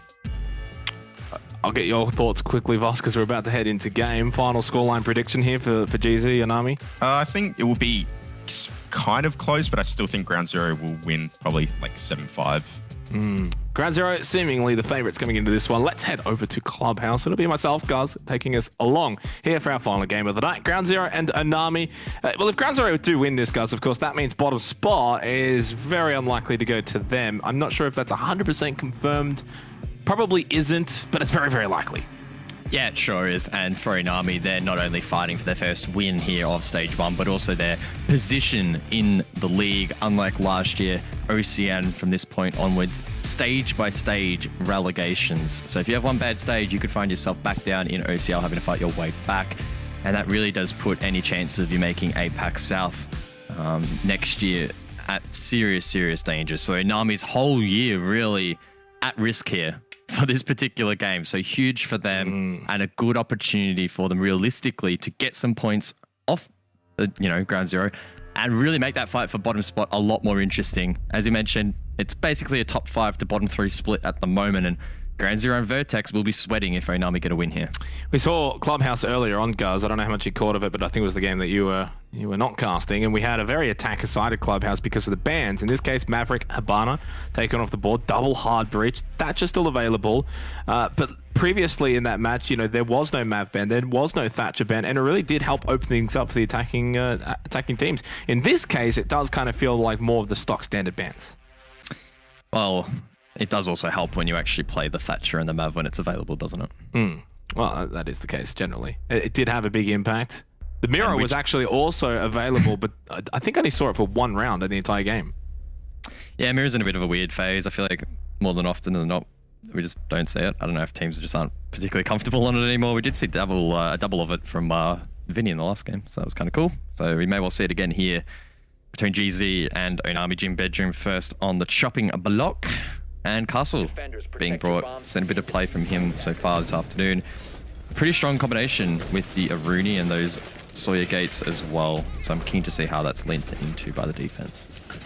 Speaking of leaning into, well, the community has lent into a favorable 72% in favor of Ground Zero. Onami down to just 28%. Remembering, of course, the last game that Onami played, guys, they were up 6-2 on Team Bliss. That was on Skyscraper, and that also could have been a confirmed 7-2 had Repix not pulled out a 2v4 flank clutch. That's how close Onami was to a 7-2 victory over Team Bliss last week in Playday 4. So a big let up for Team Bliss and a big opportunity that was missed by Onami. They did get a singular point out of that because it did go to overtime, of course, but yeah, you do wonder if they can play anything close to that kind of standard. And Havix was one that definitely stood out in that game. We saw some plays from Smacker as well. Even Yui, Gul, Archie, they all had good plays, but it was definitely Havix and Smacker. I don't know, maybe they should be favored a little bit more against Ground Zero here. Maybe, but again, that big cloud looming over them at the moment is the fact that they've been unable to get a win thus far. And surely that's been a dent in their confidence throughout this stage. We'll have to see whether or not that translates, though, here into this particular matchup. Again, a great opportunity for them to launch pad themselves out of that bottom position, or at least set themselves up to not fall in that last spot. Relegation's looming for the team that does find themselves last in this first stage. Ground Zero looking to launch their attack from the garage side of the map. Pretty quick control. Havix, though. This is quite aggressive, and he has been droned. Reloading. That's the Banshee there as well to try and slow down any potential push into Cash. Takes a bit of unnecessary damage through the soft wall. Keep getting those pings out. Havix is very much playing this aggressive angle. Try and help buy some time. We have seen teams kind of moving away from Cash and CCTV a little bit as attackers seemingly have been able to get advantage on it here on Clubhouse. So Gym Bedroom has become a bit more of a staple for defenders, hence why we are seeing it first. Obviously, Church Arsenal still has its eye with a lot of defenders. Minute 25 left in the round. No real engagement. And Army have done well at least to be sort of aggressive in the front-facing area of Cash and around top red, but pretty standard so far. Yeah, fairly neutral for both teams. I think it's probably going to come down now to who wins out the util battles and whether or not the utility placed by the defenders in the prep phase should be denied. Smacker, though, down below in stock on the first floor. Tries to find some feet, sees them but can't find a pick nor do much damage. Pretty aggressive position here that could make or break the round for the defense. If Smacker hits the flank of his life, he'll probably win the round, but if he is shut down, well, that could spell disaster for the 4 defenders left on site. And obviously, this still needs to be careful because it doesn't take that much for someone on ground zero to go down bot red and try and clear him out from stock. So it's an aggressive position in the sense that he could get cleared out. If he does, then it's a 5 versus 4 in favor of ground zero, but I do not mind it. Although Brendo just peeks straight into bedroom, found one onto Havix. Archie falls immediately as well at the same time to Tuhan. And we've got a 4 versus 2 in about the last 10 seconds as Yui over towards main stairs trying to hold on, but he can't deny anyone else pushing in. President already getting the plant down, and sitting in the back corner is Wettables. A pretty clean round to open things up here. Yeah, not really much that the attack can complain about. Ground Zero doing a good job and going for the map sweep across. Relatively quick control over towards the likes of CC and Cash. Most importantly, though, they shut down any potential flank. They also ensured that they had members left for the trade. And from that point onwards, they kind of backed an army in towards the corner, and it gets to a point on that particular objective where you just don't really have much real estate that you can actually sit on that's safe. Ground Zero doing a really good job in manipulating those players in such a way that Minami felt the backs against the wall really and didn't have an opportunity to find picks back. So solid work there from GZ, and they'll be looking to continue that momentum forward in this match. Went some bad signs though from an army. Didn't mind Havoc's aggression over towards Cash. I think the player, and there was one at top red, didn't really last there for all that long. And by the way, with only 2 hours to go, for 2400, your chance to get 10% off. Discount code of OCN10 at the checkout for your favorite band merchandise. And I repeat, you've got about 2 hours because in 2 hours time, it's going to be April 12th. And as you can see, they will not accept that code. So get on in. Guys, I know you've just gone and collected some. What? Checked out your cart, used your code.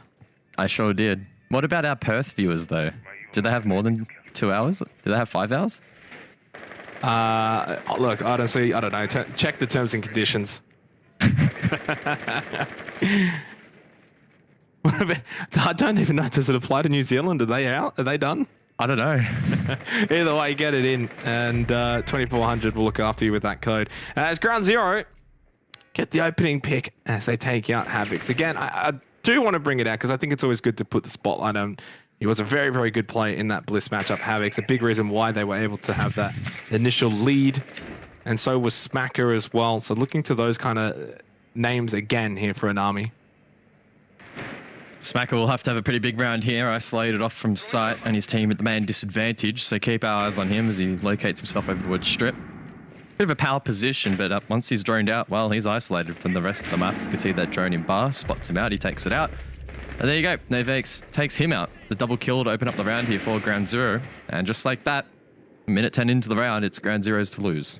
Yeah, and for those that maybe did catch the earlier match of Knights and Bliss here on Clubhouse, this is actually kind of a familiar scene where Knights just continue to get 5v3 advantages very early on, especially on the attacking side of Clubhouse, and it just made it almost impossible for Bliss to then defend onwards from there. So I'm getting a sense of almost deja vu as to how this is playing out. Apparently Clubhouse is now super attacker-sided, guys.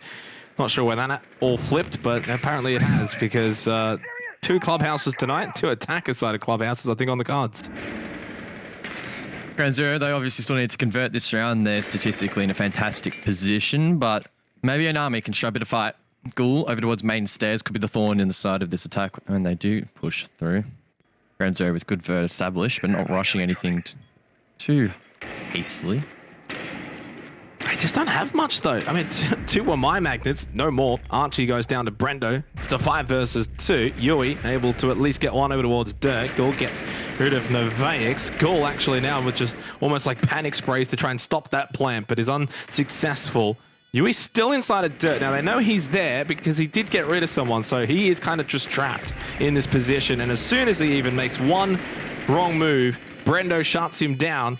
A quick start for Brendo, 4-0. Can he make it 5-0 if he gets through to goal? He does just do that. A 5-0 start for Brendo, and it's a 2-0 start for Ground Zero. Yeah, really unfortunate there from Ghoul. For the most part in that round, did a decent job being a distraction, was playing a couple of off-meta positions to potentially find picks. He had a perfect ping there onto the plant, and I think he probably just rushed it a little bit. Yes, that shotgun has a bit of a kick to it, but if he had have just maybe taken half a breath, obviously didn't have long to mess around, but just showed a bit of poise, may have been able to deny that plant. Now, if it was denied, could have thrown the entire pattern off. Another player likely would have had to drop the hatch. Maybe that would have receded a bit of pressure over towards that dirt position, and it could have actually concluded quite differently. So obviously it's not Ghoul's fault that they lost that round. He wasn't the only player making mistakes there, whatever the case may be, but just a small little mistake like that, sort of compounding the round there. And a round that potentially could have been brought back from that position onwards really couldn't, because once it's stuck, it's such a hard retake.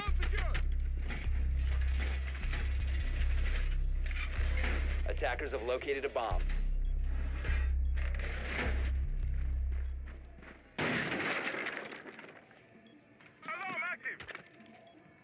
Well, it was at this point, though, where Bliss did get at least one round back. It was actually Bar Stage, and we saw that twice in the earlier match in Clubhouse. But Anami electing to go to Cash CCTV, and it does mean Ground Zero on the verge of doing the World Tour on the attack.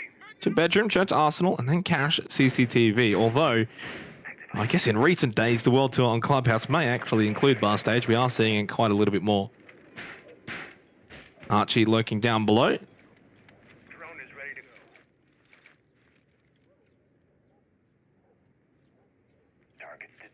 Bomb located by attackers. There may have been an engagement, but won't be the case. The lights go out, the EMP deployed up above to help open up the cannon's wall, and if the EMP is available, well, it's not all that hard. The attack able to get that essentially for free, and this site, once that wall's open, very tricky to defend. So honestly wouldn't have been too surprised if we did see that tertiary site brought out. And there we go, straight off the bat, Brendo with the nade onto Yui. That's a 5v4 already. Once again, unfortunate for Anami. Havoc still over towards Rafters. Has a couple of ADSs at the very least. Archie still down below. But has opened up this con side, unless Smacker finds a flanking opportunity. And very well may, if Tuhan is not careful and doesn't really clear out this position, and has not, and has just run straight past it, a big opportunity for Smacker, and will succeed.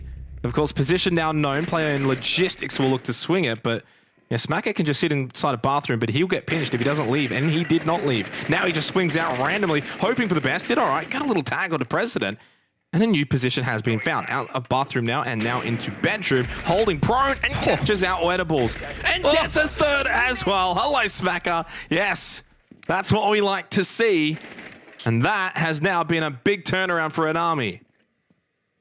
Smacker looking for more, can now play into the kit. Low on HP. Novak tries to find the pick, but eventually will be forced back. Smacker prone once more. This has been the play so far, but Novak finally shuts it down. Plenty of time here for Ground Zero, but the damage already been done. A lot to recover here. I just wonder if there was a chance. I can't quite see all of the positioning. If maybe we could have had an Anami player actually push over and try and pinch Nevaix there coming in through con. Well, Nevaix now just comes in through a window, tries to clear out the player over towards Rafters, but Archie wins that, has the soft wall to use for cover. Brendo 7-0, now has to make it 9-0 if he is to win the round here for Ground Zero. 15 seconds left in the round. Diffuser on the ground, knows there's a player to his left side, but has Havocs on the other side. So it's 7-1 for Brendo, and Anami also get their first one.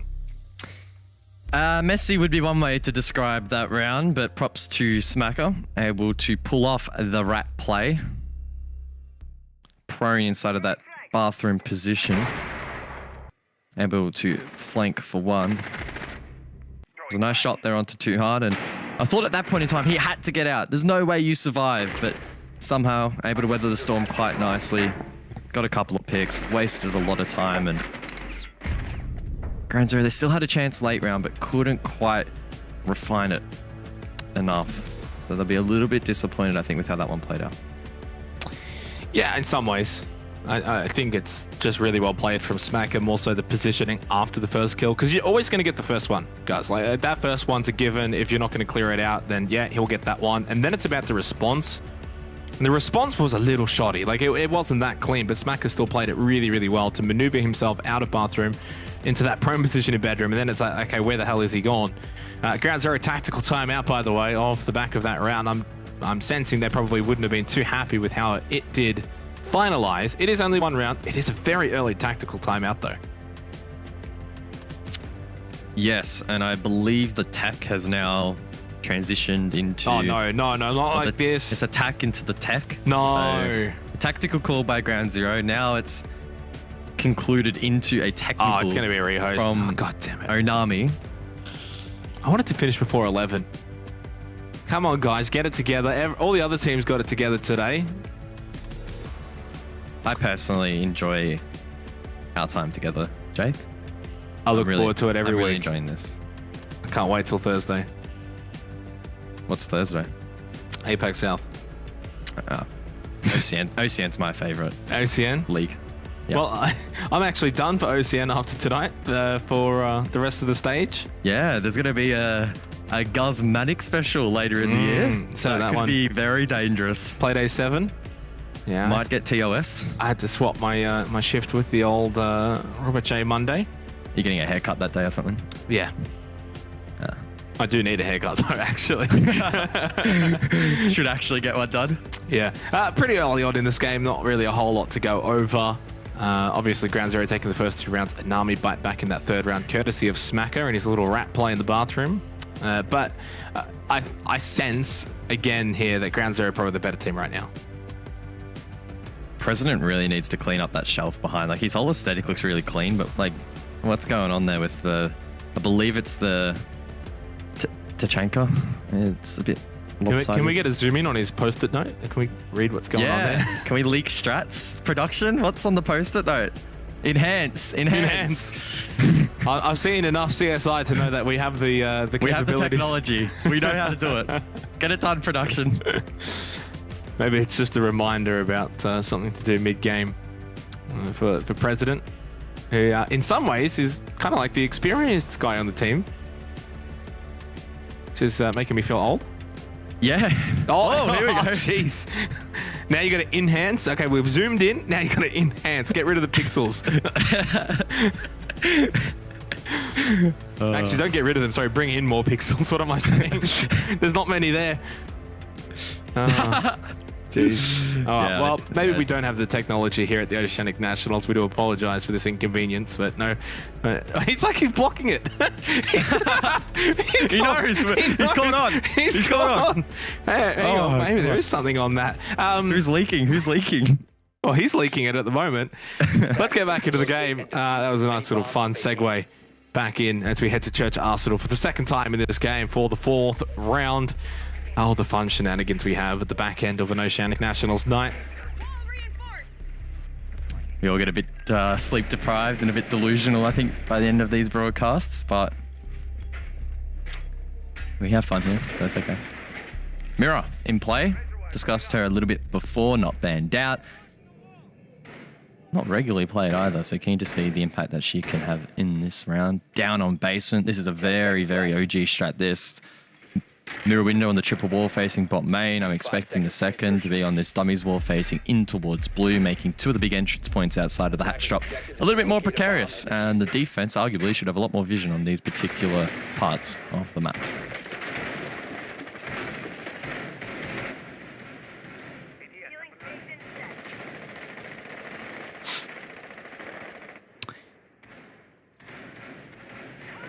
I definitely think an army is good enough here to take that 3rd round clutch, if you want to call it that, or just the play from Smacker and snowball it. Especially down in Church Arsenal, you kind of hope that they're able to defend this one. And Smacker has he's just about to launch off into space. If he keeps spinning like that. Still celebrating after the last round. Such is the life when if you go for a 5 turtle defense down in Church Arsenal. There's not a whole lot to do for 2 minutes, guys. No. It's a bit like redacted title. You're just waiting for the circle to come in. Oh, Jesus. Just post up your positions. Wait for the zone. Wait for the attackers to push through. That could be a lot of different redacted titles, to be fair, with the way that you Bomb located by attackers. explained it, so it's not too bad. Well, he has to shoot that drone, and I don't think he did actually. So Smacker, Too busy meanwhile, spinning. Too busy spinning around. I don't know if he found it in the end, actually, so it's a little bit of a concern.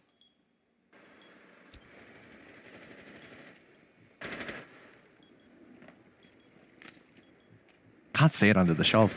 I don't know. He might have got it. Well, this is just going to be coming down to late round execute. I hope for Ground Zero's sake they don't just do a kitchen drop down. Surely you've got so much time. Go and clear out other positions. Push through blue. Maybe even Well, the mirror's Moto up. hatch. The mirror's up though, right? So I think that I don't know if that's what's causing them directly to go for this kind of push, right? Are they being forced into this because they don't want to approach the mirror or not? Right? Okay, Like blue's yeah, tough. yeah. What about Moto? Go down main, that's hard as well. Moto and Kit Shop are probably where you want to be. Good observation, Gus. That's why you're the colour. Motorball's getting the opening pick on Ghoul, so main and blue proving to be difficult to push into due to the mirror windows. President should be able to now open up this hatch and does not. That one gets tricked as well. Is this hatch staying closed now? I think. There's no more Selmas, no more exothermics, so no kitchen available, which means it's going to have to be, what? Is Moto even opened? I don't think it really matters. It doesn't even matter. 5v3. Yeah, They're why just going not? to push through and find kills. Push through dirt, finds kills. Archie gets one onto Brando. Two-harm. That was just sharp up close on the ace. Why not? Can now just push through. Couple on site here on Arsenal. Yumi loses out. Archie still holding on and is now the only one in the 1v1. No Vax though. Well, that was a very intriguing round. I just don't know what else to say. Yeah. Pretty interesting final circle on that one as the zone closes in. That was really scrappy. messy. Yeah. Honestly, the util game, the fact that it was so weak from the attack and the defense doing a decent job in countering it, no kitchen hatch open. But in the meantime, two leaked picks by the defense, which ultimately was make or break it for the round because it did eventually come down to that 1v1. Ground Zero able to win it out. Strong dirt push, particularly headed by Tuhan here, as we saw that with 10 seconds to go. And then it kind of started to fall apart just a wee bit. But then Archie, 5 seconds left, forced into the peak, shut down. Nicely done by GZ.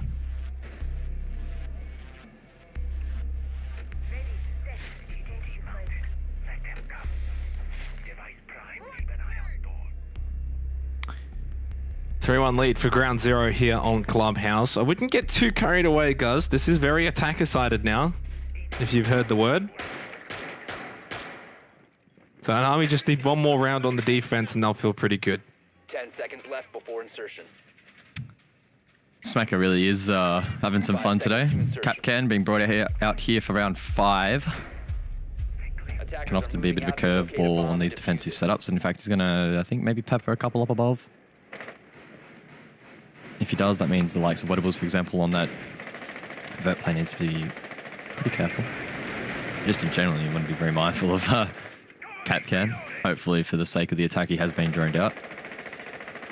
I think GZ, they're going to go for Kitsch again. I mean, that was their play last round, and I'm assuming based on their drones at the moment, they're going to go for it once more. Obviously, didn't get the hatch open last time, but they also showed that they didn't need it open, so I don't really know what to make of it at the moment. Yeah, it's a weird round because I'm sitting here, I'm like, why is an Army not bringing the mirror back? Because that kind of worked. There was no blue play, there was no main play. And then I remembered they still lost anyway, so did it really make a difference? It was the kind of round where an Army, for all intents and purposes, they didn't really do much, but the things they did do were good. You know, they stopped, the good impacts and they stopped the kitchen hatch from being opened. The mirror positioning was really good. Yes, they still just lost to a dirt push, but yeah, I don't know. Why? Like now, I feel like this actually might be easier for Ground Zero now. Well, Prez lit up by the... No, it wasn't a Nitro. It must have been actually a Capcan trap of all things. No, maybe it was a Nitro from Smacker, unless he deployed it after the fact. I don't know. Again, my brain's a little bit mushy at the moment. What I do know, though, Prez taken low, able to make his way, though, over towards the Moto hatch and pop that open for free, as Kaid is banned out. So at least they have an entry point. I don't know if Kitchen though is that on the agenda, right? Last time they were relatively Still happy got in Selmas. to forfeit it. But never. Okay. Well, never mind. Okay, we're just going to go straight down. President is just going to drop straight into Moto. I mean, it kind of worked in the last round, pushing through dirt. Drop down, Havocs, 1 and 4. I almost feel awful because I put such a hype on him coming into this game. Smacker gets one back though. Well, I put hype on him too, and he's kind of living up to it. Brendo, big engagement here, and he wins it. You could see it. You knew he'd just dragged down, click that head onto Archie.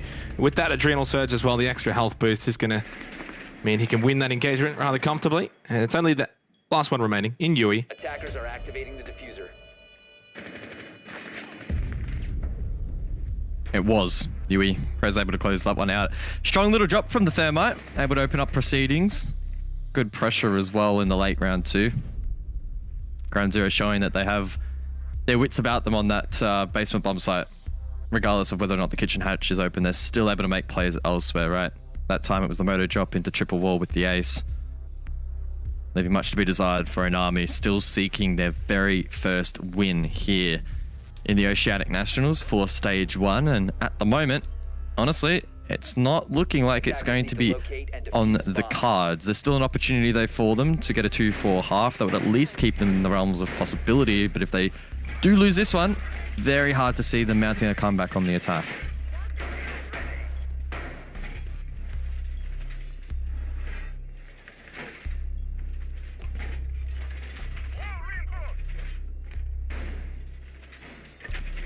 Yeah, it's hard to be positive here for an army. It really is.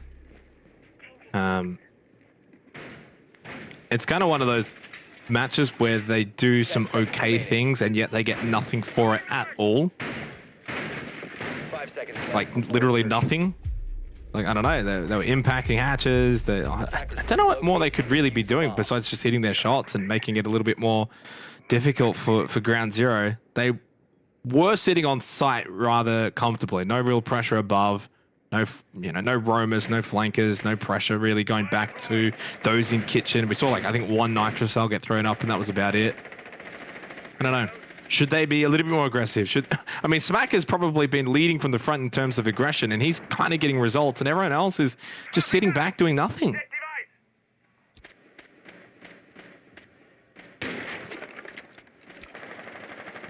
They need to produce something here.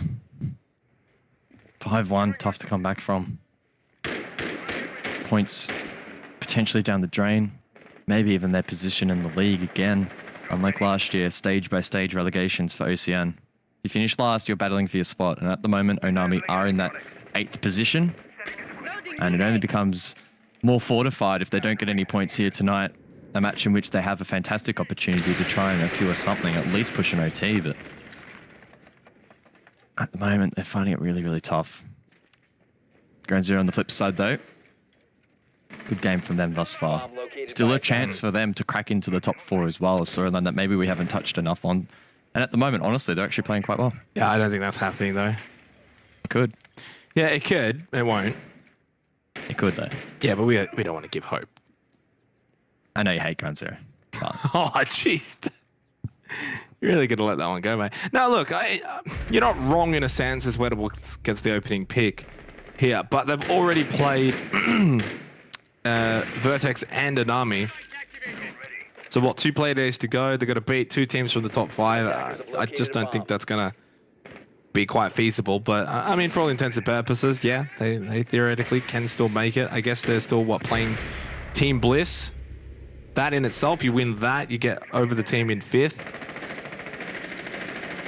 I think for Ground Zero, it's less about making top 4 and more so just making sure they're as far away from that bottom spot as possible and continue to spend as much time in the Oceanic Nationals as possible and improve. Nice shot from Brendo. He has been on something in this game. Yeah, flawless round. It's really hard to get into this game. 5-1. It's a bit of a no contest, which is a shame because when we saw Anami up 6-2 against Bliss, it was so exciting for the team on the bottom that hadn't won a game, absolutely tearing apart Team Bliss. And since 6-2, they've only won 1 round in 2 games.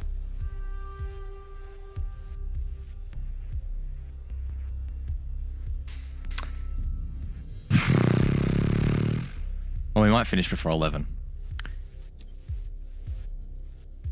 Attackers need to locate and defuse. They comment. Wow. It's just been such a tough one for an army. Ground Zero, that last round for them, absolutely relentless in terms of their aggression and their ability to clear out positions. The last 3 picks in particular, a fantastic showing of that main breach. The angle into towards rafters to find one, and then immediately just snapping over towards top red, shield down, players cleared. It was just a no contest, like you mentioned. And that was not what we expected. GZ looking good though. It is nice to see them playing in this fashion against a team that, I mean, I don't really consider Anami and Ground Zero sort of on the same level. I do consider Ground Zero probably above Anami. I think Ground Zero is the kind of team that by stage 2, you would like to see them competing for top 4. Didn't have to be for stage 1, and I know you threw it out there that they can still mathematically make it. I'm not sure if that will end up happening, but I think they're a team that has the quality to be fighting for top 4 next stage. If they don't get it this stage, of course, that is. So, and getting these kind of wins and dismantling an opponent like Anami and getting as many games as they can against those in the top 5, and just that good practice that comes with that, the VOD reviews, the learnings. You know, you think back to Playday 1, they got smacked by Wildcard 7-1, so, I mean, that was not ideal. They lost to Odium 7-4. That was probably the kind of game they would have, at the start of the stage, considered almost equal to them. Lost 7-3 to the Knights, so they haven't been able to beat any of the teams in the top 5. They've got 2 more opportunities. They're not going to be in that bottom spot. That's probably Anami's now. So the pressure's off in those games. So it'll be really good to see how Ground Zero close out this stage.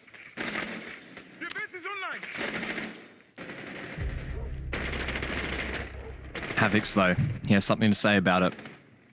Good opening pick there onto Novaix, and that's a good operator to deal with as well. That means that no more discs regenerating for the remainder of the round. Some of that projectile denial now weakened for Ground Zero on the defense. Response, though, from Brendo with the Nitro onto Havix. Snappy at that, and again, another good operator to deal with. Smacker, though, elsewhere, roaming with the Nook. Finds one back, so a lot of action away from sight here as Anami look to progress forward inside of CC Cash to transfer this across through Con. Attackers have located a bomb.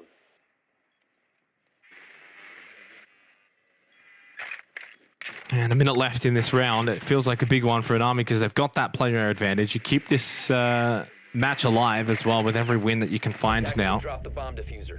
Ightable, speaking of finding things, finds a frag onto Ghoul, who's had a rough one tonight, 1-7. It's been a pretty even spread of kills for Ground Zero outside of Brendo at 11-3. Oh, that nade. Smacker, well, times it and places it perfectly. Smacker by far and away the best player on Anami tonight and continues even in the second half. Archie almost lost that one to President, which could have maybe lost them the round. He is still quite low, but Tuhan now in the 1 versus 3. Okay, you get rid of the low HP Archie, but now you give your position away, and Yui is watching and waiting. Anami get their second round here on Clubhouse, and they keep their chances alive. They prevent the match point, which is important. And Army seeking the full 3 in this one. Now, there's still a long way to go. They'll need 4 straight to push it to match point themselves, but not a bad little start. Good ability to trade out picks in the early round. And as you mentioned, Smacker by far and away the standout currently for Onami, having a strong one as well. Archie there as well. I don't know how he managed to win that flick, but he did. Well played by him, but Tuhan tried to put up a bit of a fight, had the diffuser to play with, but clearly just overwhelmed. And yeah, Onami not going down without a fight.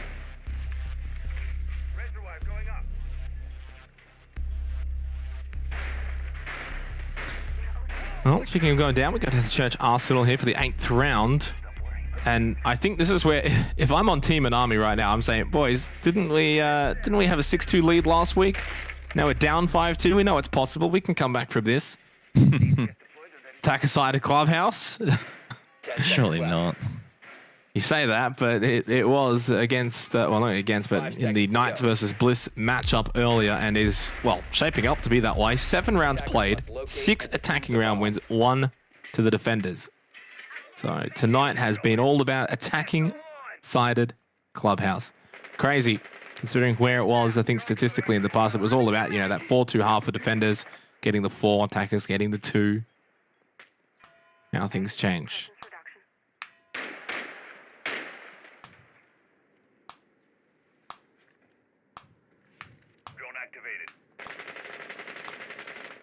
Back down to basement here for the 8th round.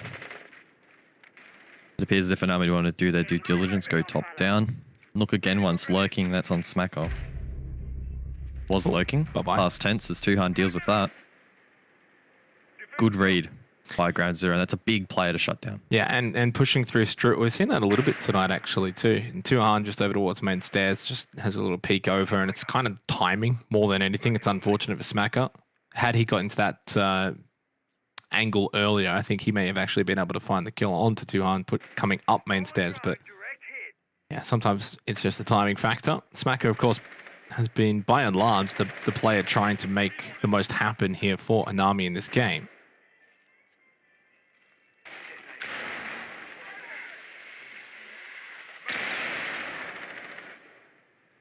Moto Hatch again opened up. Much like their counterparts in Ground Zero, it doesn't seem like Kitchen Hatch is top priority, and in fact may not even be open at all in this round. Havoc's already with a foothold over towards bot main. He can hold this cross, maybe enable the team to open up triple wall if they so desire. I don't know if Yui still has an exothermic. In fact, he does. Scouts out that position and may well look to open up that line of sight. In the meantime, though, Tuhan doubles down on his impact in this round. Archie and Smack are both feeling his wrath. I think match point looming here. Havoc's peeking from main, but now only with 3 players versus the 5 defenders. They just don't really have much that they can do. Yui inside of Moto. It is essential that he finds probably 2 kills pushing out of this.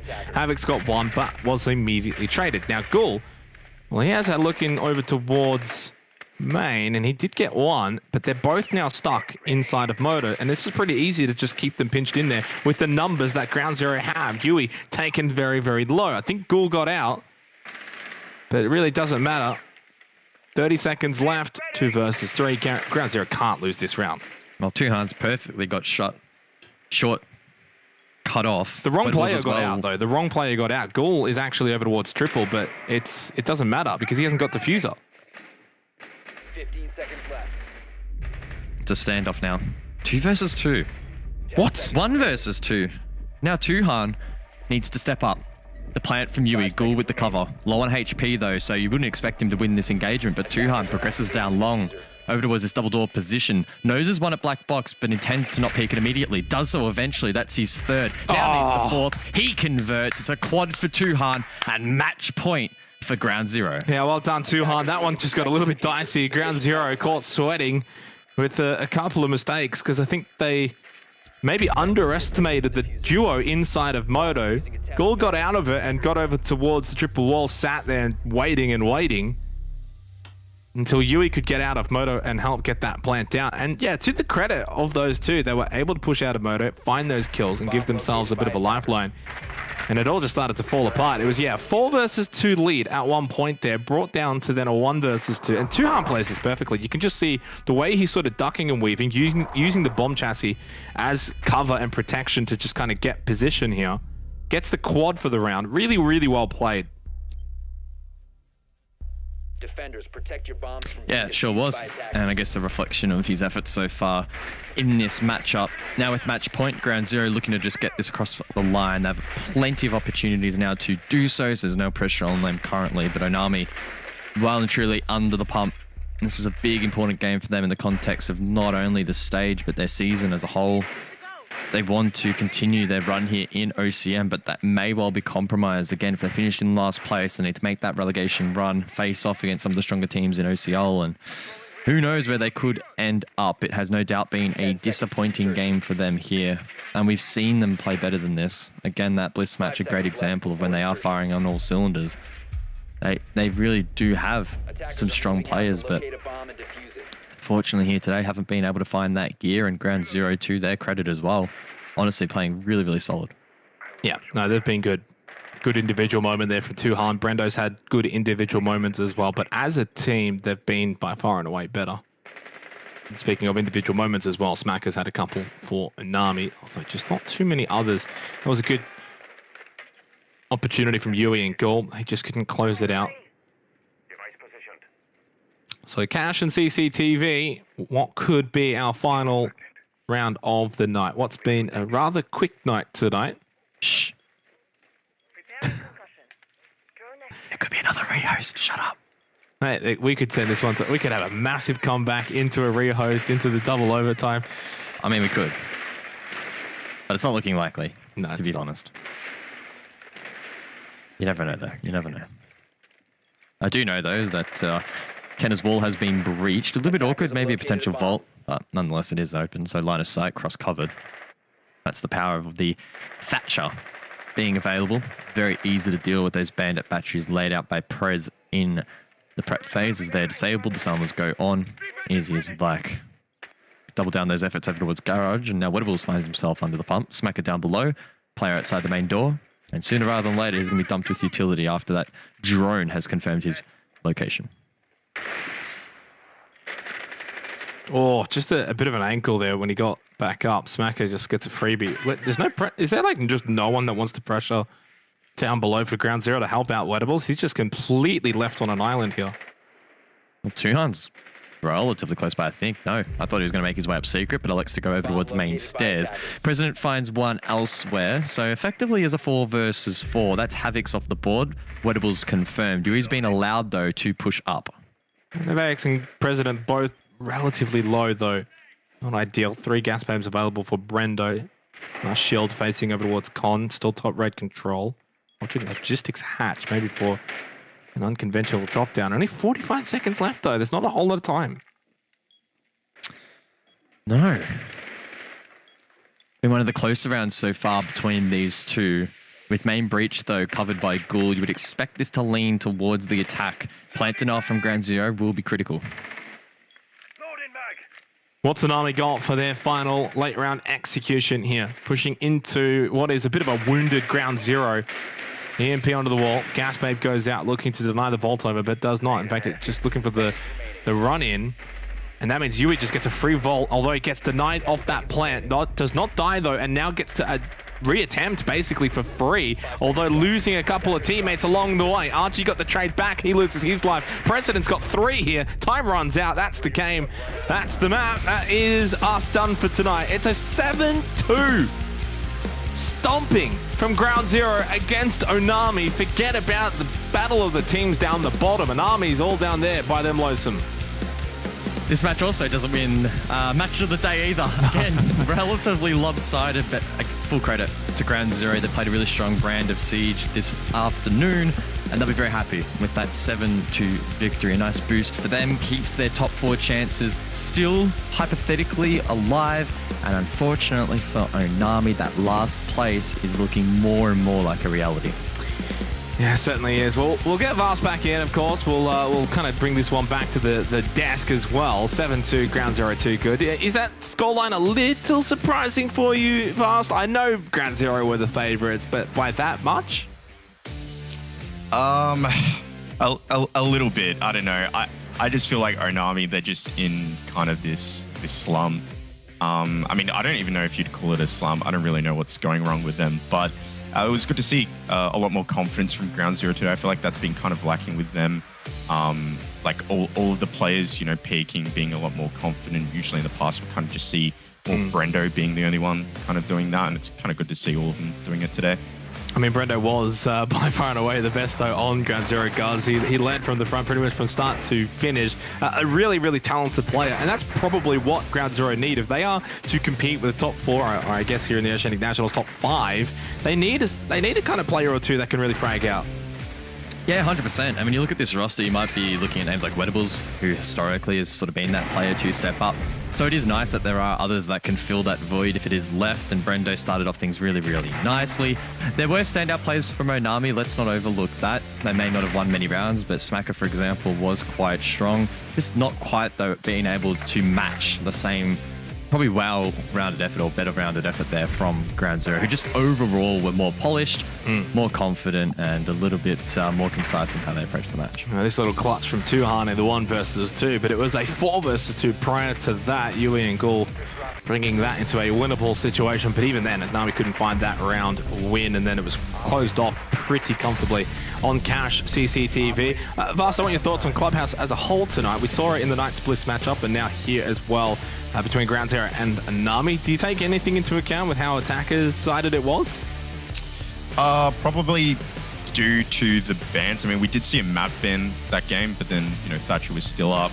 I think, the bans definitely had an influence on how it was played, but I feel like this game that we just saw was quite default Club. I mean, Club is that map that you don't really see a whole lot of innovation, but I don't know, it just felt like a really passive Clubhouse on the defense, and maybe that's why it was a lot more attacker-sided.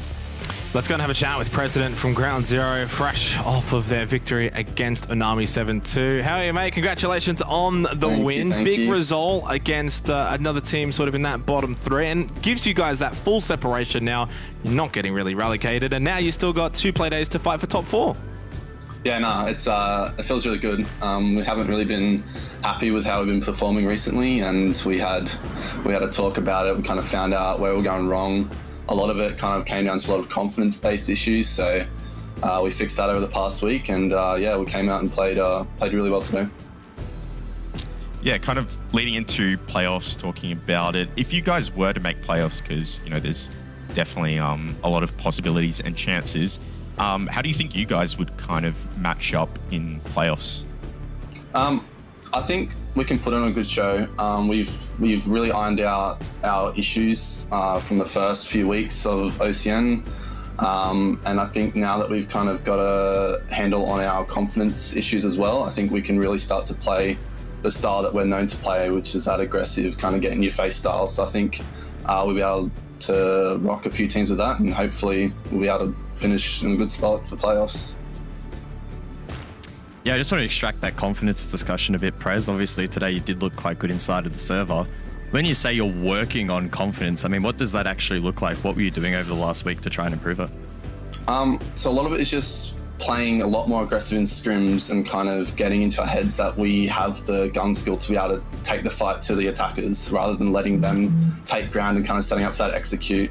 A lot of teams do thrive off being able to set up for an execute, so we've kind of just talked about being able to get like 1, maybe 2 picks, even if that's traded back. It really helps when you're on defense and you can play a 3v3 or a 4v4 to execute, because a lot of the time attacks really come down to a 5-man or a 4-man based execute. Now, Prez, when I look at your roster, I look at you guys, I think coming into stage 1, it was all about making sure you, A, don't get relegated, and B, actually put on a good showing. I think you've put on a good showing, and the fact that you even have a chance for top 4 is big, because you've still got 2 big games. And then I would have thought stage 2 is when this roster really would have started to flex its muscles a bit and go for a top 4 push. Would you kind of agree with that sentiment? Yeah, coming into the year, we were kind of expecting our stage 1 to be a bit slow, kind of get our bearings, get a bit more experience under our belts, but I don't know. We came out today and played really well, so I really think we can push for top 4 stage 1, and then hopefully even better come stage 2. Definitely agree with you there. All right, final shout outs and thoughts here from you before we let you go.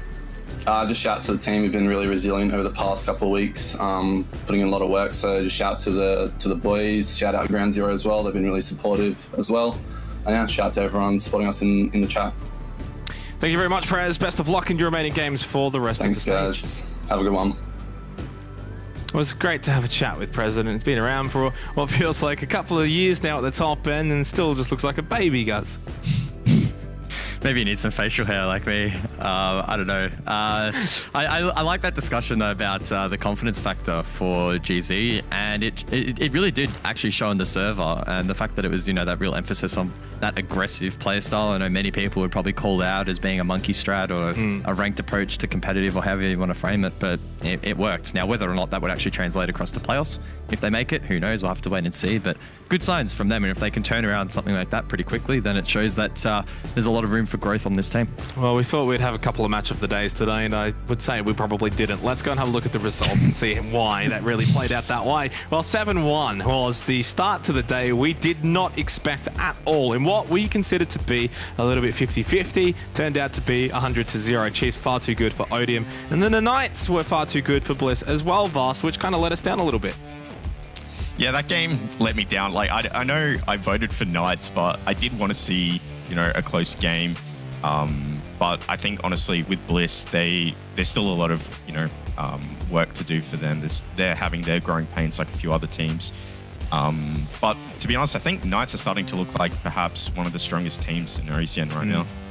And it goes 7-3, 7-2. It actually meant we had a 7-4, 7-3, 7-2, 7-1 today. But yeah, really not much to talk about in the last two games, right?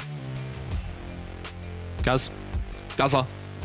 Oh no! Does that not answer your question? There was nothing to say, so I didn't say anything. Okay, we'll go to the predictions then. Let's go there instead. Oh man is just throwing me under the bus, but I deserve it. All right, let's look at this because I think I did pretty well tonight. In fact, I got all 4. Let's go up to Xenox.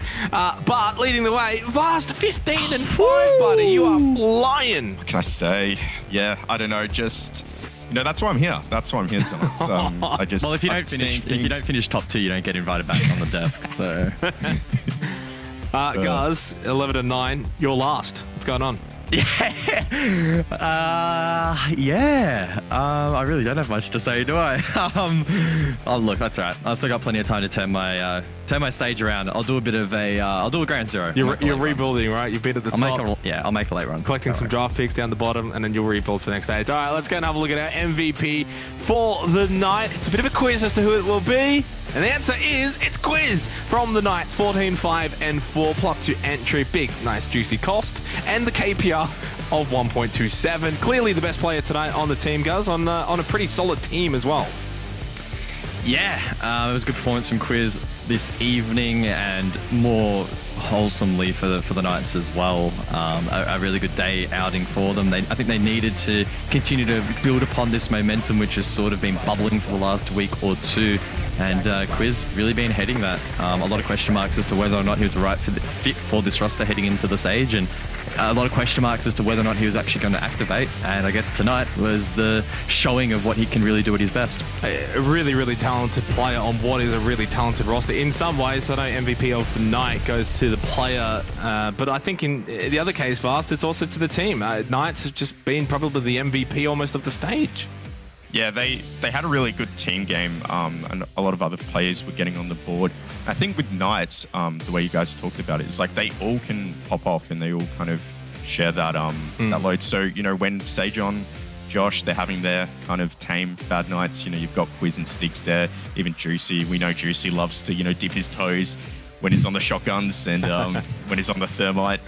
Loves the swing, does the Don. All right, let's go and have a look at the standings. And no surprise, we've been talking about the Knights. We'll continue just that. They are on the top of the standings after 5 playdays, 12 points. Only just the 1 point separating them from Odium, who has now suffered their first loss of the stage. And it was a mighty loss at that to the Chiefs, of course, who now find themselves into the top 4. And as kind of has been the discussion, guys, over the last few playdays, that top 5, someone has to miss out. Right now, it's Team Bliss. Yeah, really close battle as we come to the end of the stage. The only team, I believe, mathematically that can't make it now is Onami, who will still be battling to get out of that last place. Ground Zero and Vertex obviously now find themselves in a bit of a no man's land position. Ground Zero still, I think, if they win the next couple of playdays and play as well as they have been as of recent, could well be a shout for the top 4, but still will be tough. And Vertex obviously trailing by a fair amount. So you are right, top 5, that's what we're looking at. And obviously 5 doesn't fit into 4, right? So one of these teams is unfortunately going to miss out. If you had to take a guess, Vast, I'm not sure if you've got the schedule in front of you to help you out here, but do you sense Bliss will be the team to miss out? I think so. I think the top 4 right now are playing way better Siege. But again, things can dramatically change. There's not a big point difference between top 5. And things could go completely sideways for other teams. Bliss, they probably have 2 weeks to sort out their issues. That's plenty of time. I'm sure they're going to work hard. So in 2 weeks' time, it could completely change, be another discussion. But I think right now they're the team that probably don't look top 4 material right now. Guys, I'll get your final thoughts on what's been a rather quick day today here. Look, I'm still trying to contemplate as to what the actual match of the day was. That was the discussion. Nice, well, it was going to be the first game, right? Then it was a 7-1. So for every other preceding match, we're like, this could be the one. No, this could be the one. No, this could be the one. And unfortunately, I don't think we really got there. So unfortunately, a little bit sleeper in that regard, but nonetheless, still some really interesting storylines. I think overall, the standings are shaping up really nicely, right? We've got that top 5 basically locked in. Ground Zero, very outside chance. So now the question is, right, can Bliss bounce back? Are they maybe a little bit weaker than we anticipated? Can Ground Zero make that run? Either way, those last 2 Playdays are going to be banging. Well, there is, of course, 2 Playdays to go, but there is also a bit of a gap until Playday 6. It's the Easter break coming up, so it's 11 days until we come back for Playday 6. But, of course, as always, this wonderful crew will be there waiting to greet you. When we do come back for Playday 6, we hope to see you there. Boys, again, continuing this rampage at 9-1. Another drone in towards washrooms. Oh my god, Logic has been absolutely destroyed. So you would expect Knights to be able to just throw bodies at the line if they need to. This will be the final push. Oh, wow, never mind. There is no final push. It's just 3 kills literally back to back to back instantaneously. That vision starting to come to fruition here. Oda does okay. In fact, does well enough to get the first, then the second, maybe even the third. Quiz is down, and suddenly Bliss turn it around. Courtesy of Oda. Stiggs pushing up main stairs. He knows he has to clear it, but Fisher guy's waiting, and he gets the ace! Fisho gets an ace, and Bliss once again win bar stage from a 2 versus 4 deficit. It will be the same over towards Bricks. Wildcard will no doubt now look to progress in this position, get a little bit aggressive, and it's actually a 1-tap from Vinny. 2 Vertex members on the board. The diffuser will go down and that gap will close, and Wildcard will only have a 1-man advantage left. However, doesn't quite get that diffuser kill. Doesn't quite the diffuser kill. The diffuser is planted. Down in Church Arsenal, you kind of hope that they're able to defend this one. And Smacker has he's just about to launch off into space if he keeps spinning like that. The plant from Yui, Ghoul with the cover. Low on HP though, so you wouldn't expect him to win this engagement, but Tuhan progresses down long, over towards this double door position. Noses one at Black Box, but intends to not peek it immediately. Does so eventually, that's his 3rd. Now it's the 4th. He converts, it's a quad for Tuhan, and match point.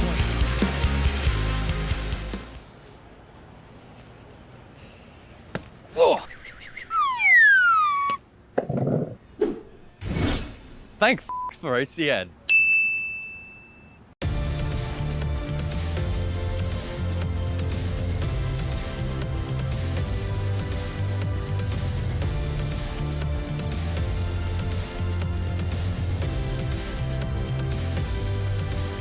The Foundation for National Parks and Wildlife safeguards our wilderness now and for the future.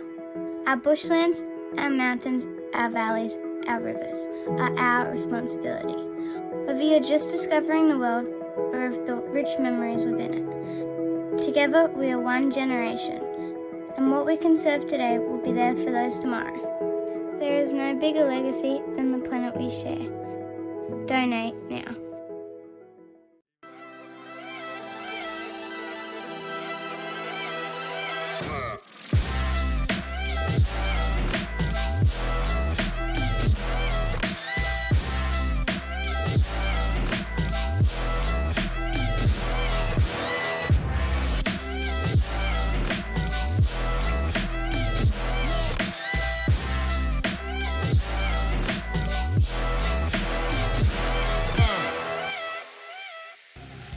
Hey guys, it's Joshua from Banks Arcade.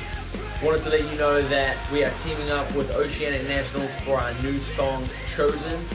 It is out now, and you can stream it on Spotify or any other streaming platform that you use.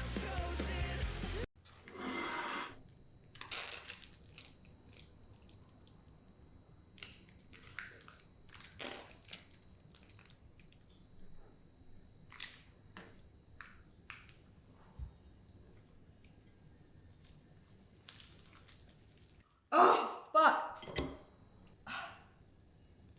Shit. Thank fuck for OCN.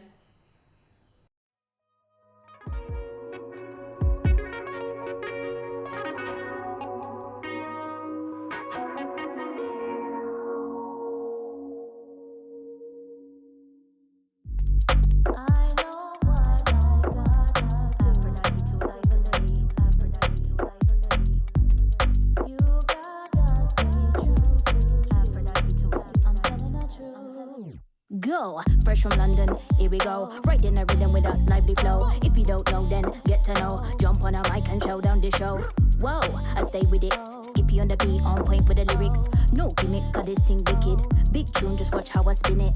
Growing up in the UK, man, I had lessons, teachers, parents, alongside my brethren. Now I'm in studio sessions, trying to take my dreams to a brand new direction. Work from the morning to the night, trying to see my name up in the lights. Big billboards, gonna reach new heights. For the youths, man, we gotta show them what's right. Reach into the world right now. This sound, voice of the streets, man, I hold it down. This sound, reach into the world right now. This sound, voice of the streets, man, I hold it down. This sound. Early days, channel you on the TV. Big MC showed me what I'm about to be. Videos and mega flow showed me the grime scene. That's when I knew this rap team was for me. Wrote bars at the back of the bus with the G's at my local youth club. Big respect, I gotta show them love. Believed in me when I was young. Now I know what I gotta do for the family. Now I gotta prove. After everything we've been through, you gotta stay true to you. As you only got one voice, it can't be heard above the noise. It's your time, gotta make your choice. It's your time. Reach into the world right now. This sound, voice of the streets, man, I hold it down. This sound, reach in.